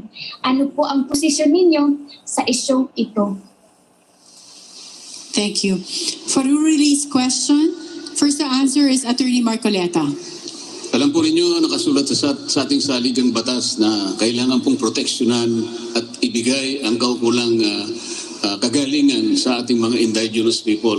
So katungkulan po ng Estado na yan ay mapanatili. Kailangan lamang po ay palakasin natin ang ahensya na may kinalaman po sa inyong proteksyon at sa pagtatanggol ng inyong karapatan. Lalong-lalo na po ang inyong pinagkukunan ng kabuhayan at pati po yung inyong participation sa ating lipunan. Kailangan marinig po ang inyong boses. Kaya lahat po ng ito, lahat ng inyong karapatan ay kailangan nating mapagtibay, mapangalagaan at ito'y magagawa lamang sa pamagitan ng mga kaukulang batas nating isusulong upang mapalakas ang ahensya ng gobyerno. Siya naman ang tututok sa inyo para mapangalagaan ang inyong kaugalian, ang inyong kultura at ang inyong way of life sapagkat kayo po ay parte ng ating lipunan at ang ating sambahayan. Thank you. Attorney Gadon. Ako ay naniniwala na dapat ay palakasin pa ang programa ng NTF-ELCAC. Ito naman ay basically hindi about anti-terrorism, kundi yung pagtulong sa mga komunidad na magkaroon ng hanap buhay, magkaroon ng magandang ekonomiya ang kanilang mga komunidad. At maganda rin na imbitahin natin ang ibang mga negosyante o ibang mga namumuhunan na bigyan ng hanap buhay din ang mga nasa indigenous people. In fact, meron akong isang kilala, meron akong alam na foundation na nirerentahan ng kanilang mga lupain at sila ay iniempleyo, sinisweldohan at yung kanilang mga inaani ay binibili rin ng itong kumpanya na to. Kaya yung mga ganun sigurong programa ay palawakin upang matulungan natin ang ating mga indigenous people. Attorney Olarte. Ako po ay isang abogado ng indigenous peoples ng Mindanao and Visayas. Ang problema po, malaking problema ng indigenous people ay ang edukasyon. Marami po sa kanila ay hindi po nakapag-aral ng kolehiyo, nakapagtapos ng kurso. And marami pong mga bata doon na hindi po nadadala sa eskwelahan dahil sa kahirapan. At gutom po itong mga batang ito, hindi makapag-concentrate sa school. No? So ang aking panukalang batas is to make elementary education for these children attractive in these places of the indigenous people. Bigyan po natin sila ng libreng almusal o pananghalian para sila po ay mattracted in going to school and makapag-concentrate po sila sa pag-aaral dahil mayroon pong laman ng kanilang tiyan. Thank you. Mr. Albani. In the name of God, the most compassionate and the most merciful. Karapatan po ng mga indigenous people because they are the hub origin of this country. Pero po, nakalimutan natin sila. And we have already, meron na tayong batas under the Republic Act 8371, the right of the indigenous people. And it was also sanctioned by the United Nations na karapatan nila ito. Pero napabayaan ng gobyerno. At lalong-lalo na mga oligarch, makikita natin sa Mindanao ngayon, ang mga lupain ng mga indigenous people hanggang ngayon, oligarch nakikinabang ang mga dayuhan tulad ng mga mining. Hindi natin napapabigyan. So dito, kung mamarapatin natin, sana pagbigyan natin ito ng pansin, hindi lang siya magiging department ng indigenous people sa kasalukuyan. Itaas po natin ang antas nila. Without indigenous people, there is no Republic of the Philippines. So makikita natin dito, nandito si Albani, isang katuwang ninyo sa Senado sa darating na araw. Attorney Espiritu. Kailangan proteksyonan at respetuhin ang ating mga IPs. Kailangan proteksyonan at respetuhin ang kanilang ancestral lands. Dapat hindi sila pinapasok ng mga mining companies.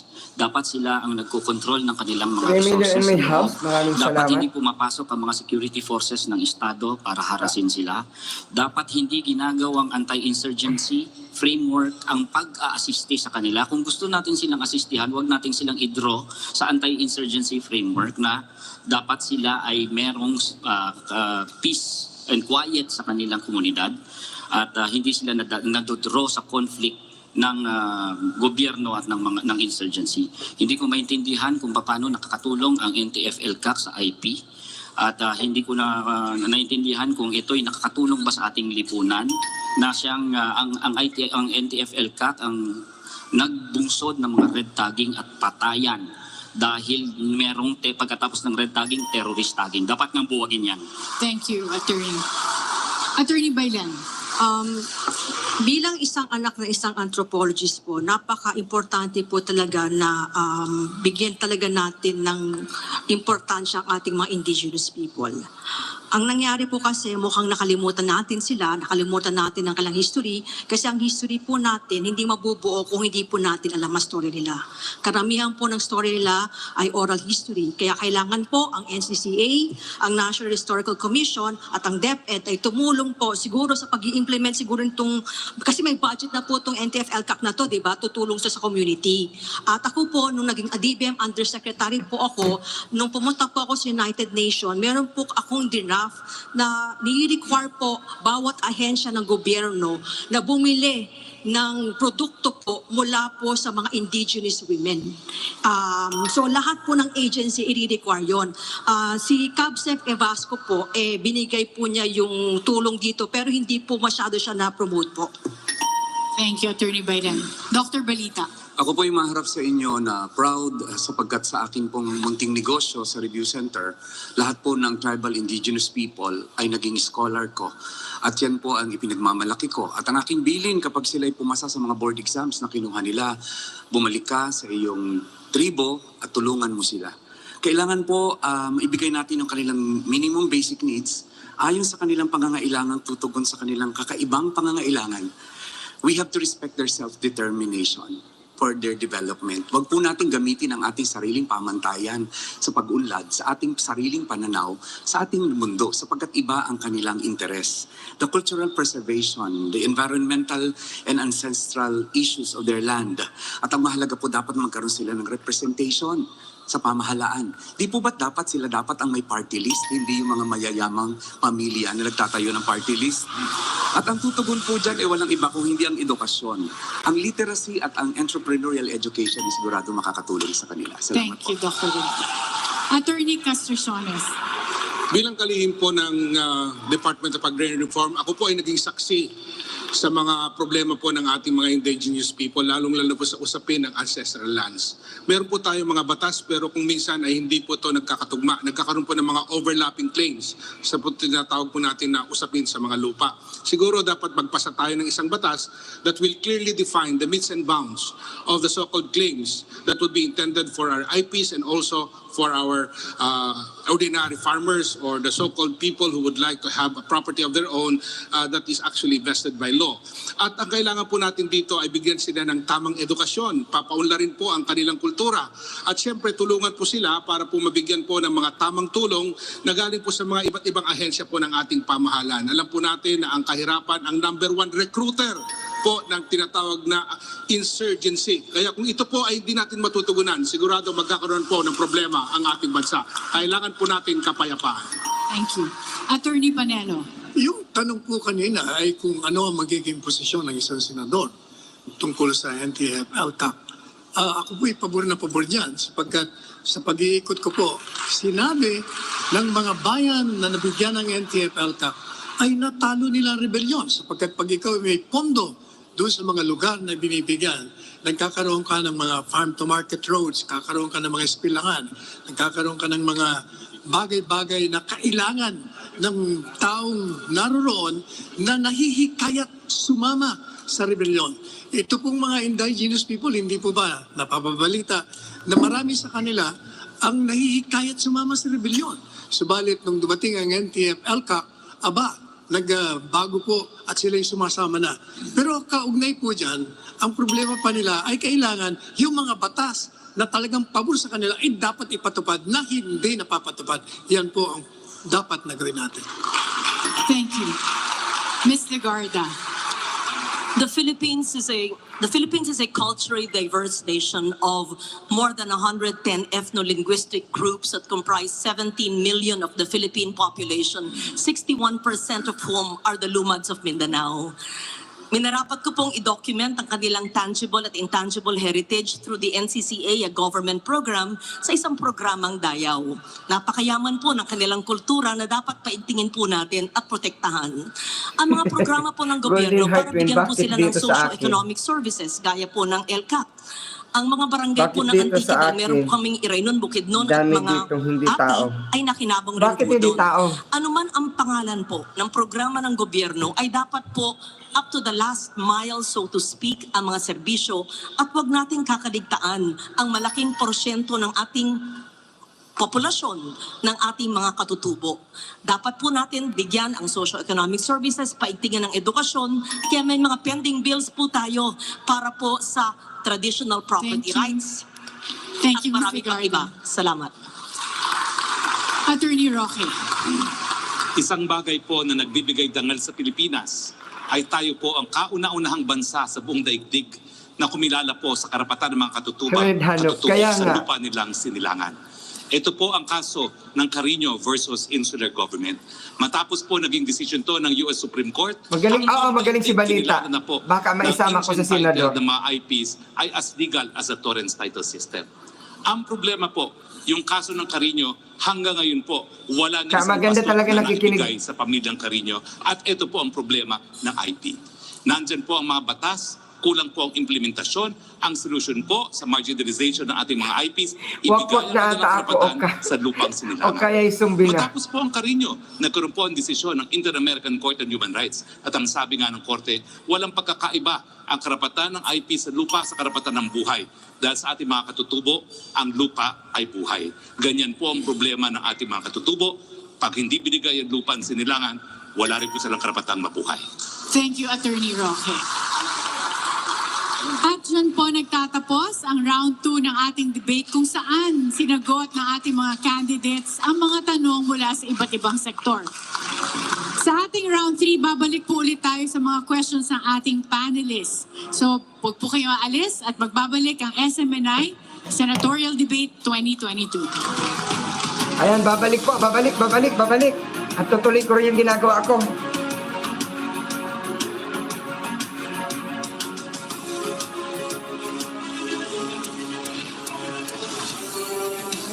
Dali lang po ah.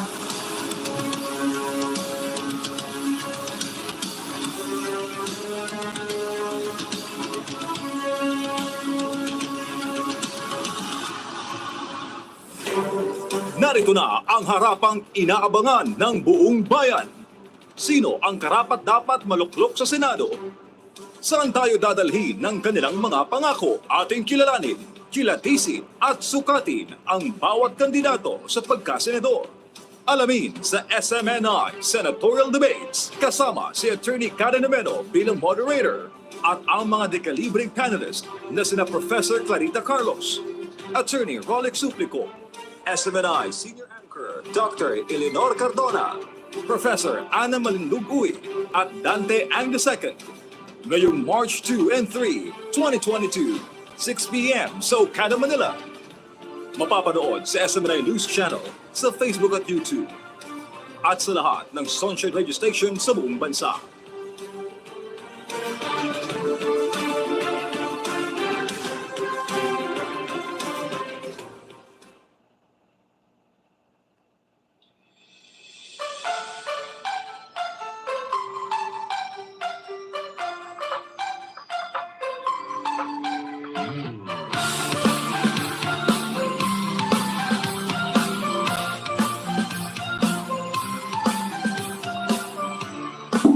$3 million in my house, maraming salamat.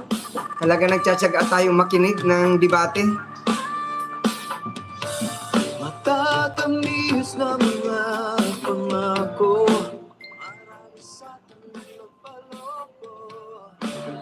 Kaya't kung nais mo na ang pagbabago, simulan mo na sa iyong sarili mismo. Kaya't ngayong darating na pilihan, mag-isip ng di na malimulang. Kalayaan sa pagboto ay panindigan. Nakasalalay dyan. Ituloy ang pagbabago. Ikaw at ako ang tanging susi nito. Ituloy ang pagbabago. Pag-asa at siyang namatangbo. Sa tulong ng ating pagkakaisa, ang nasang pag-ulan sigurado magagawa. Kaya't kung nais mo ng pagbabago, simulan mo na sa iyong sarili mismo. Kaya't ngayong darating na pilihan, mag-isip ng di na malimulang. Kalayaan sa pagboto ay panindigan.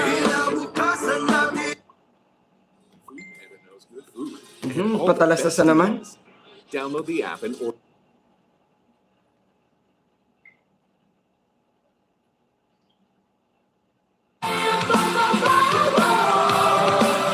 $3 million in my house, 3 million in my house. Mga gising pa ba kayo dyan? Ano, alas 11:37 na ng gabi.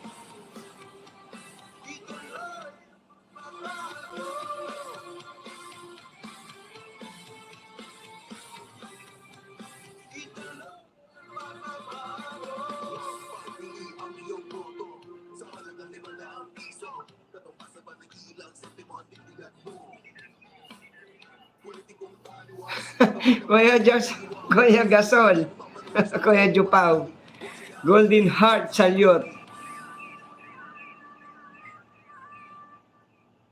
Boss Red Salute, Tisha, Madam Salute, 4 million in my house. Hala, gising pa talaga tayo. Kaya sinasabayan ko ng paglalaba eh.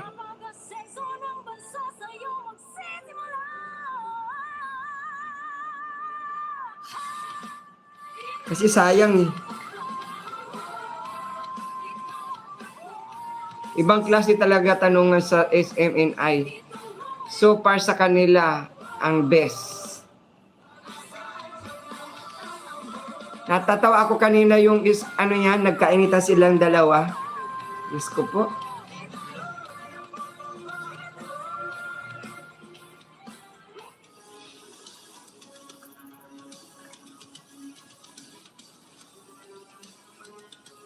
Ayun na. Ang tiyaga ako lang din talagang makinig.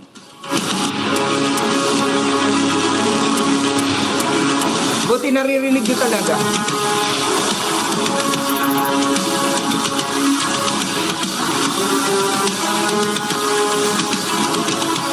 This is the SMNI Senatorial Debate 2022.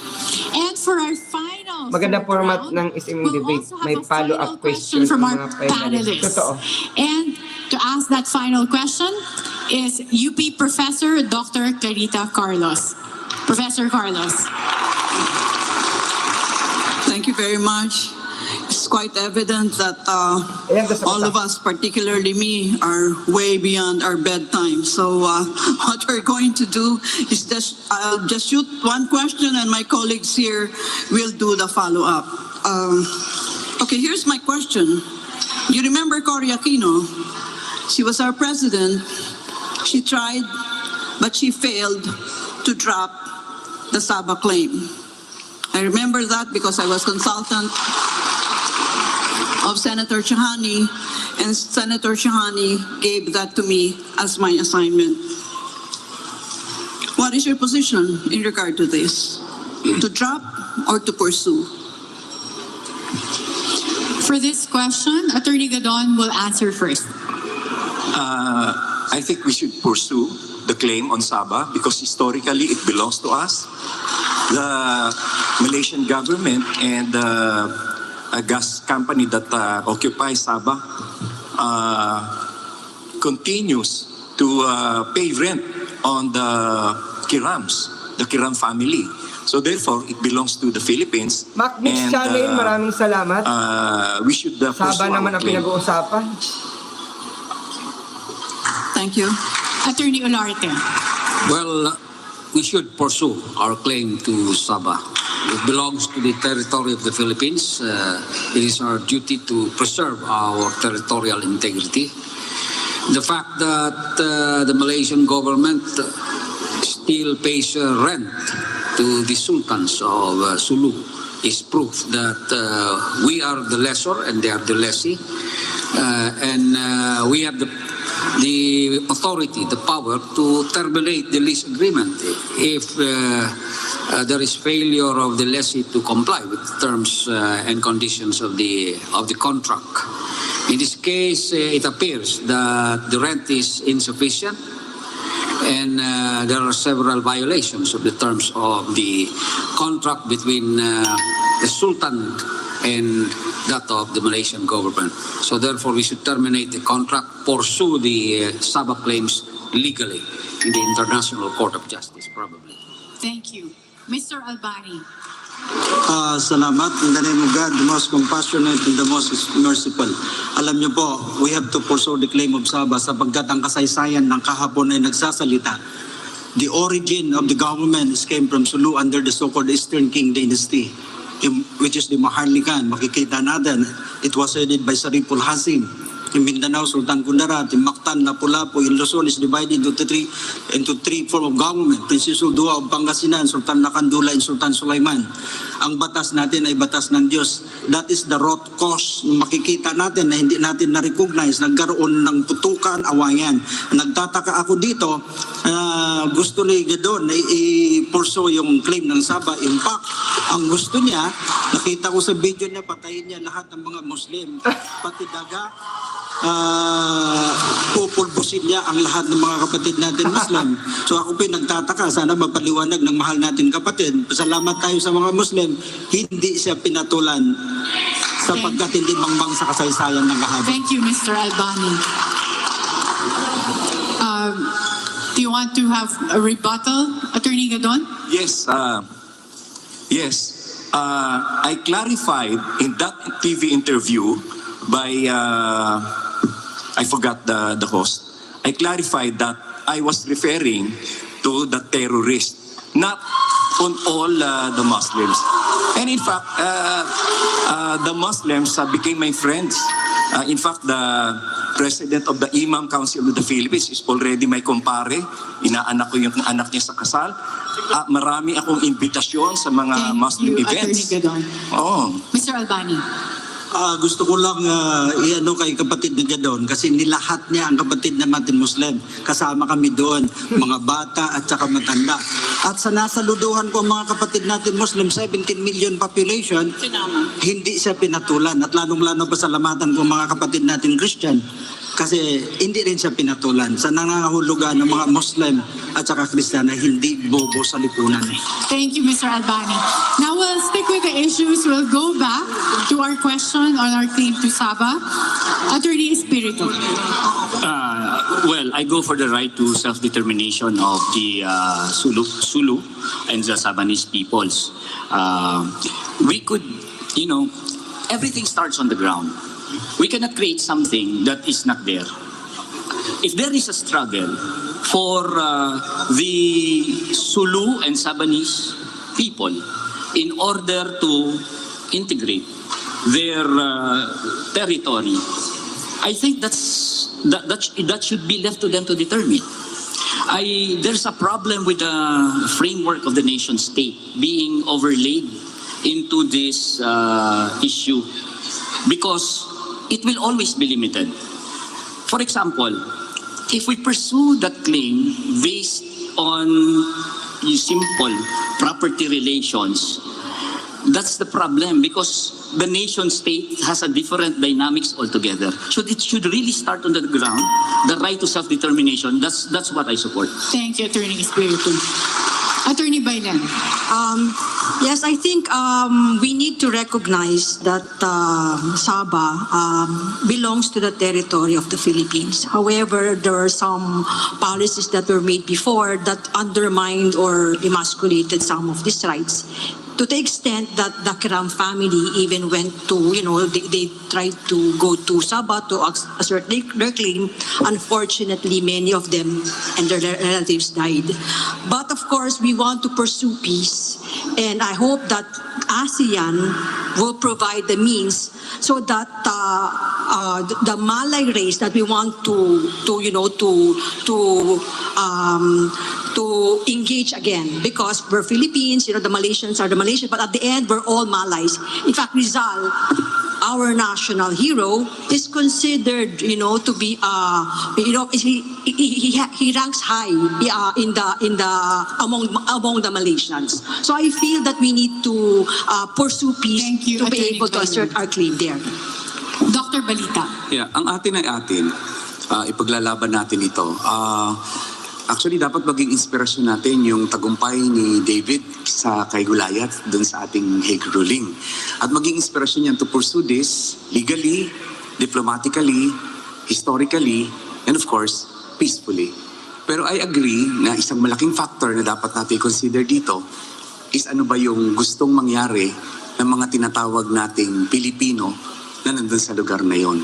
I think we have to address that first dahil baka in the end, ipinaglalaban natin na angkinin natin ang lugar. Subalit ang mga taong nandun ay magsasabing hindi sila in there. At this point in time, I don't have empirical data as to their self-determination issues. But to me, it's also important to consult them before we proceed to the next level. Thank you very much. Attorney Castraciones. We cannot drop our claim with regards to Sabah because by historic right and legal title, that is ours. It is embedded and enshrined in our constitution under the definition of our national territories. But anyway, the problem is we cannot implement or enforce it. Why? Because we cannot subject ourselves to a litigation before the ICJ or the International Court of Justice. Why?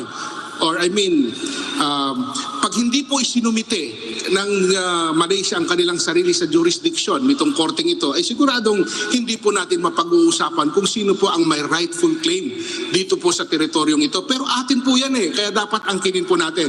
And only recently, meron pong desisyon ang Arbitration Committee doon po sa Paris na nag-award po sila ng $12 billion sa mga heirs ng Sultan of Sulu. Kaya ang ibig sabihin ay kinikilala po nila ang karapatan ng ating pong mga kapwa Pilipino tungkol po doon sa lupay na yan. Atin yan, kunin natin yan, bawiin po natin yan. Attorney Panelo. Klarong-klaro naman po na ang Sabah ay teritoryo ng Pilipinas. Ang kasaysayan ay nagpapatunay dyan. Sa punto legal, atin pa rin po yan. Ang nagiging problema lang ay hindi consistent ang ating pag-pursue sa Sabah claim. Kaya nagkakaroon ng problema. And at the same time, yung pong mga naroon sa Sabah, iba rin ang kanilang mga layunin at damdamin. Kaya sa akin pong pananaw, ang ating pamahalaan ay dapat ituloy ang kanyang claim sa Sabah sa pamamagitan ng diplomasya. At baka sakaling pumayag din ang Malaysia na baguhin ang kontrata nila sapagkat insufficiente ang renta, kailangan dagdagan upang maging legal at maging makatarungan ang ating claim sa Sabah at pati na ang pamilya na umaangkin ng kanila. Thank you. Ms. Legarda. We must pursue the Sabah claim for historical and cultural reasons while taking into consideration the security of the Filipinos in southern Philippines and in Sabah itself. Thank you. Attorney Roque. Katotohanan, ibinigay po ang Sabah sa Sultanate of Sulu ng Sultanate of Brunei dahil tinulungan po ng mga taga-Sulu ang Sultanate of Brunei nung nagkaroon ng pag-aaklas dyan sa Brunei. Katotohanan, pumasok po tayo ang kasunduan, ang gobyerno ng Malaysia doon po sa Sultanate ng Sulu na magbabayad sila ng pajak. Ang pajak po, ang sabi ng mga Malaysians ay pagbili. Ang sinasabi natin ng pajak ay renta. Pero ang katunayan po, hindi po natigil ang pagbayad ng pajak at wala naman pong bili na forever or in perpetuity ang pagbabayad. So naniniwala po ako, yan lang po ay renta. Malinaw po na ang Sabah ay kabahagi ng Pilipinas dahil ito po ay propiedad ng Sultanate of Sulu na inassign nila sa Republika ng Pilipinas. Gayunpaman, may mga realidad. Ultimately, yung mga nandun po sa Sabah magdedesisyon kung kanino sila gusto maging kabahagi. Ang importante, yung claims ng Sultanate of Sulu ay Thank mabayaran you, po. Attorney Roque. Attorney Castraciones is raising his hand Yeah. for a comment. Attorney Roque, gusto ko lang pong malaman kung tama po yung sinabi nyo na ang padyak ang ibig sabihin para sa mga Malaysians ay binili. Sapagkat ang sinasabi po ng padyak ay perpetual lease. Yan po ang sinasabi nila. At kaya nga po sila nagbabayad ng renta sa atin dahil lease nga po ito, hindi po bili. Kaya po siguro po. you have to clarify that. No, yun po aking sinasabi nga po. Ang sinasabi ng Malaysia daw yan, bili. Pero kahit saan kayo pumunta sa parte ng planetang ito, wala pong bilihan na perpetual ang bayad. Renta po yan, malinaw. Kaya nga po yan ay rinirentahan nila dun sa Sultanate of Sulu. Hindi po tayo nagkakaiba ng pananaw dyan. Attorney Castraciones is raising his hand for a rebuttal. You have 30 seconds, sir. Kasi kaya nga po sinasabi natin dahil nga po sila po ay nagbabayad. Katulad po dito sa nangyari ngayon dito sa Arbitration Committee sa Paris na kung saan sila po ay nagbayad ng $12 billion dito sa heirs ng Sultan of Sulu. Nang ibig sabihin, kinikilala po nila ang karapatan natin dyan. So kaya dapat siguro sabihin natin na ang perpetual lease na yan ay hindi ownership. Pag sinabing lease, ibig sabihin ay inuupahan mo lamang. Kaya siguro dapat ipagpatuloy natin ang ating pananaw na yan ay atin at teritoryo po natin yan. Thank you. And Attorney Roque is raising his hand for a rebuttal. Paglilinaw lang po, hindi tayo nagkakaiba ng posisyon dyan. Tama po, nabasa ko rin sa balita na nagkaroon po ng arbitral decision at nung minsan po ako'y kinonsulta, hindi lang po ng Sultanate of Sulu, kundi ng Sultanate of Brunei. Ang aking pinropose nga po ay arbitration dahil may arbitral clause doon sa contract of Padjak.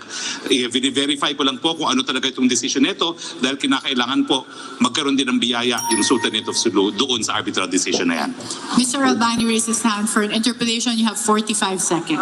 This is not an interpellation but nagpapasalamat ako bilang isang Muslim coming from Sulu, ang aking mga kapatid na applicant na naniniwala the historical facts of yesterday na kailangan maibalik ang Sabah dito sa Pilipinas at saka sa tagmay-ari.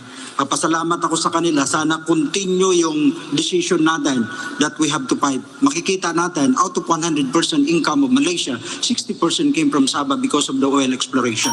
So makikita natin ito makakaragdag sa ekonomiya ng bansa natin. Kung tulong-tulong ang gobyerno, tutulungan ang mga Sultanate of Sulu in North Borneo. Maraming salamat. Dr. Balita. I would like to expound on what I said earlier about the people in Sabah. I think our strongest link to the victory of our claim are the people there. And I think the government, the Philippine government, will have to make them feel our presence and our relevance to their lives right now because they are our strongest link. But definitely, we have to claim it, as I said. Ang atin ay atin, ang ipaglalaban natin. Thank you. Attorney Olarte is raising his hand. Attorney Olarte. Yes, ma'am, I would just like to ask our friend here, Senator, to be in my left side, whether or not the people of Sulu or the Kiram family receive the amount of 12 billion from Paris. Ang pagkakaalam ko po, ang pagkakaalam ko po, si Princess Jaisel Kiram, isa kong one of my best friends, kung naka-receive po siya ng 12 billion, wala na po akong problema pag pondo sa aking eleksyon. Wala pa po silang nakukuha. Mr. Albani. Alam niyo po, sa katotohanan, itong mga claim na ito nagagamit lang. Akala nila nakatanggap ang mga kapatiran natin Muslim, lalong-lalo na di claimant. Even Singersen po, hindi sila nakatanggap kung makikita natin dito. Pangalawa, itong tinatawag na Padjak list, nakikita natin na sa Malaysia, nakatanggap sila noon. Pero magkano lang, I think around 300,000 pesos kung hindi ako nagkakamali. So dito po, nararapat natin i-claim ang Sabah. Thank you, Mr. Albani. And finally, Attorney Castraciones. Bilang po paglilinaw, hindi pa po na-award, hindi pa po na-i-implement yung decision po ng Arbitration Committee, kaya wala pa pong natatanggap. Pero definitely, meron na po tayong leverage yan para makatanggap. Dahil pag ito po ay desisyon ng isang Arbitration Committee, definitely, we will have the right to demand for it and we can take measures on how to implement the same. At kaya po, yan po isang unang victory na masasabi po natin para sa ating claim, para sa Sabah po. Attorney Gadon. Gusto ko sana itanong kay Secretary Jan Castriciones kung yung arbitration decision na yun ay nag-participate ang Malaysia or kung Sabah lang or Philippines lang. Well, yan po ang kanilang depensa na sinasabi nila na they have not been properly represented. But since it is an arbitration committee, and definitely as mentioned by by Attorney Roque, that there is a clause there wherein it can be submitted to arbitration clause, then definitely that would govern.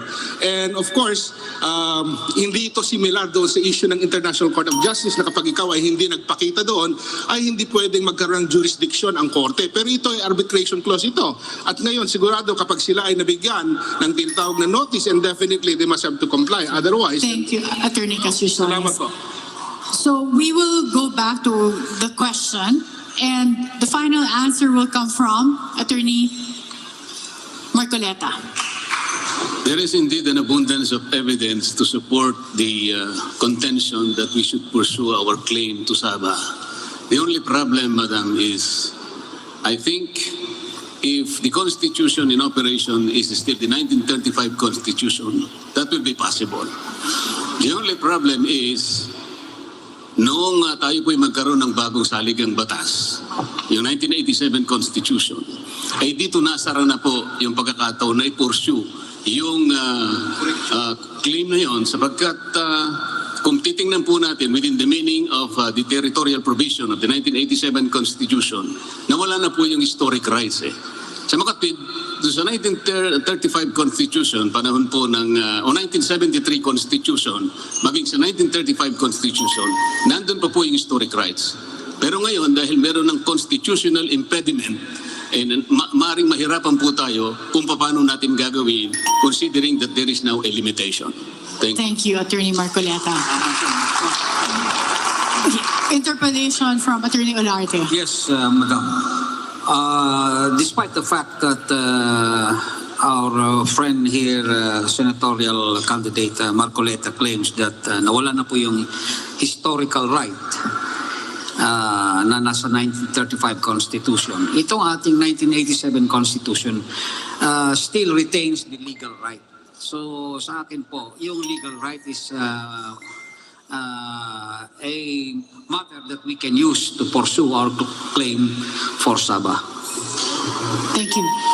Attorney Castriciones and then Attorney Marcoleta. Of course, pag sinabi mong historic right, hindi mo na pwedeng burahin ang history. It will always be there because it's a part of our history. And no matter what law you would pass, you will never be able to erase history. Part yan ng ating bansa, part yan ng ating mga batas, kaya dapat yan ay dapat ipatupad. Kaya yan po ang dapat natin makita. Attorney Marcoleta. Ang sinasabi po natin, Madam, nung tanggalin po yung historic rights sa ating territorial provision sa 1987 Constitution, ay nasara na po yung ating pag-asa na ipursu yung katwiran na kailangang ma-reclaim natin ang Sabah. Sapagkat malilimita po tayo sa sinasad ng ating saligang batas. We cannot legislate beyond the provisions of our own Constitution. Atin ay atin, okay lamang po. Ngunit dahil nga sa bagong Constitution na yan, parang ipinamigay na natin yung atin. Attorney Castriciones. You know, legislation... Yes. You know, you cannot set aside historic right. Beyond legislation, historic right will prevail because history will always be history.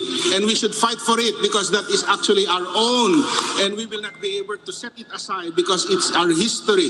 Kaya po yan ang magiging basihan po natin. Hindi po pwedeng dahil wala po sa konstitusyon natin, ay hindi po natin pwede na natin ipasantabi itong ating karapatan na angkinin ang lupang yan. Secretary, how will we do it? I think the issue is not that we have a right to claim it, but if you ask the Sabahans themselves, they will identify more with Malaysia than with the Philippines.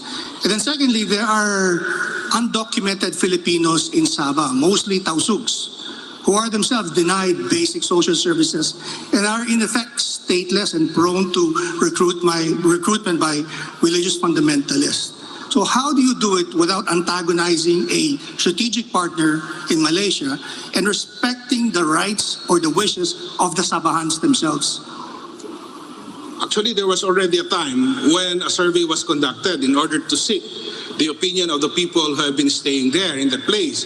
But the thing is, who conducted the survey? It was the Malaysian government, and definitely it would be their possession to protect their territorial integrity. I think it would be much better if there would be a neutral body that would have to conduct the so-called survey to know what is the real situation and what would be the position of the people there in Sabah, so that we will be able to come up with an answer that would definitely address the concern of the people in that place. Okay. Karen, please.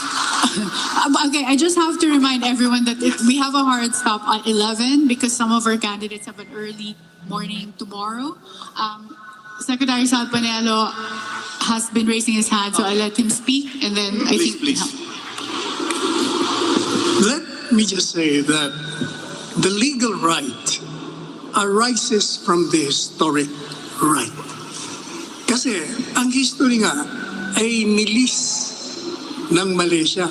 Doon papasok yung legal right. Eh hindi pa pwedeng paghiwalayin yung dalawang yan. Ilama po. Tama. Okay. Thank you. So, I'm still seeing people raise their hands, but I know that we have candidates that have to really go home. They have an early morning tomorrow. I wish we could have more time, but that concludes our third and final round of the SMNI Senatorial Debate 2022. And I'd like to thank all our candidates for enduring 4 hours of questions. I know that's really long, but you really gave us insights as to your stand on certain issues and your platforms for government. So thank you so much, and thank you to our panelists, and thank you to everyone who watched us today. It is my pleasure to host and moderate tonight's debate. Thank you, and this is Attorney Karen Meno signing off.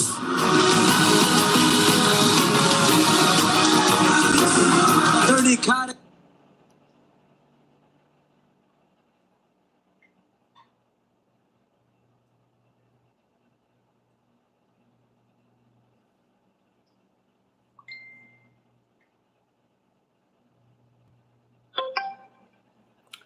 Ayan na po, tapos na.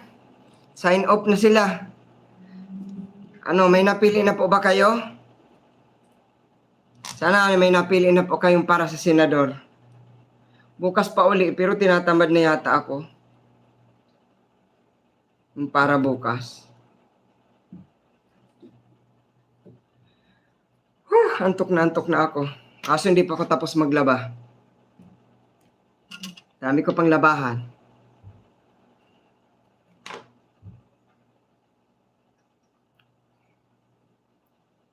Hi, Kuya Gadot, magpapaalam na ako. Signing off na rin ako. Pwede ba? Kumusta ba? Nakapamili na po ba kayo ng inyong iboboto?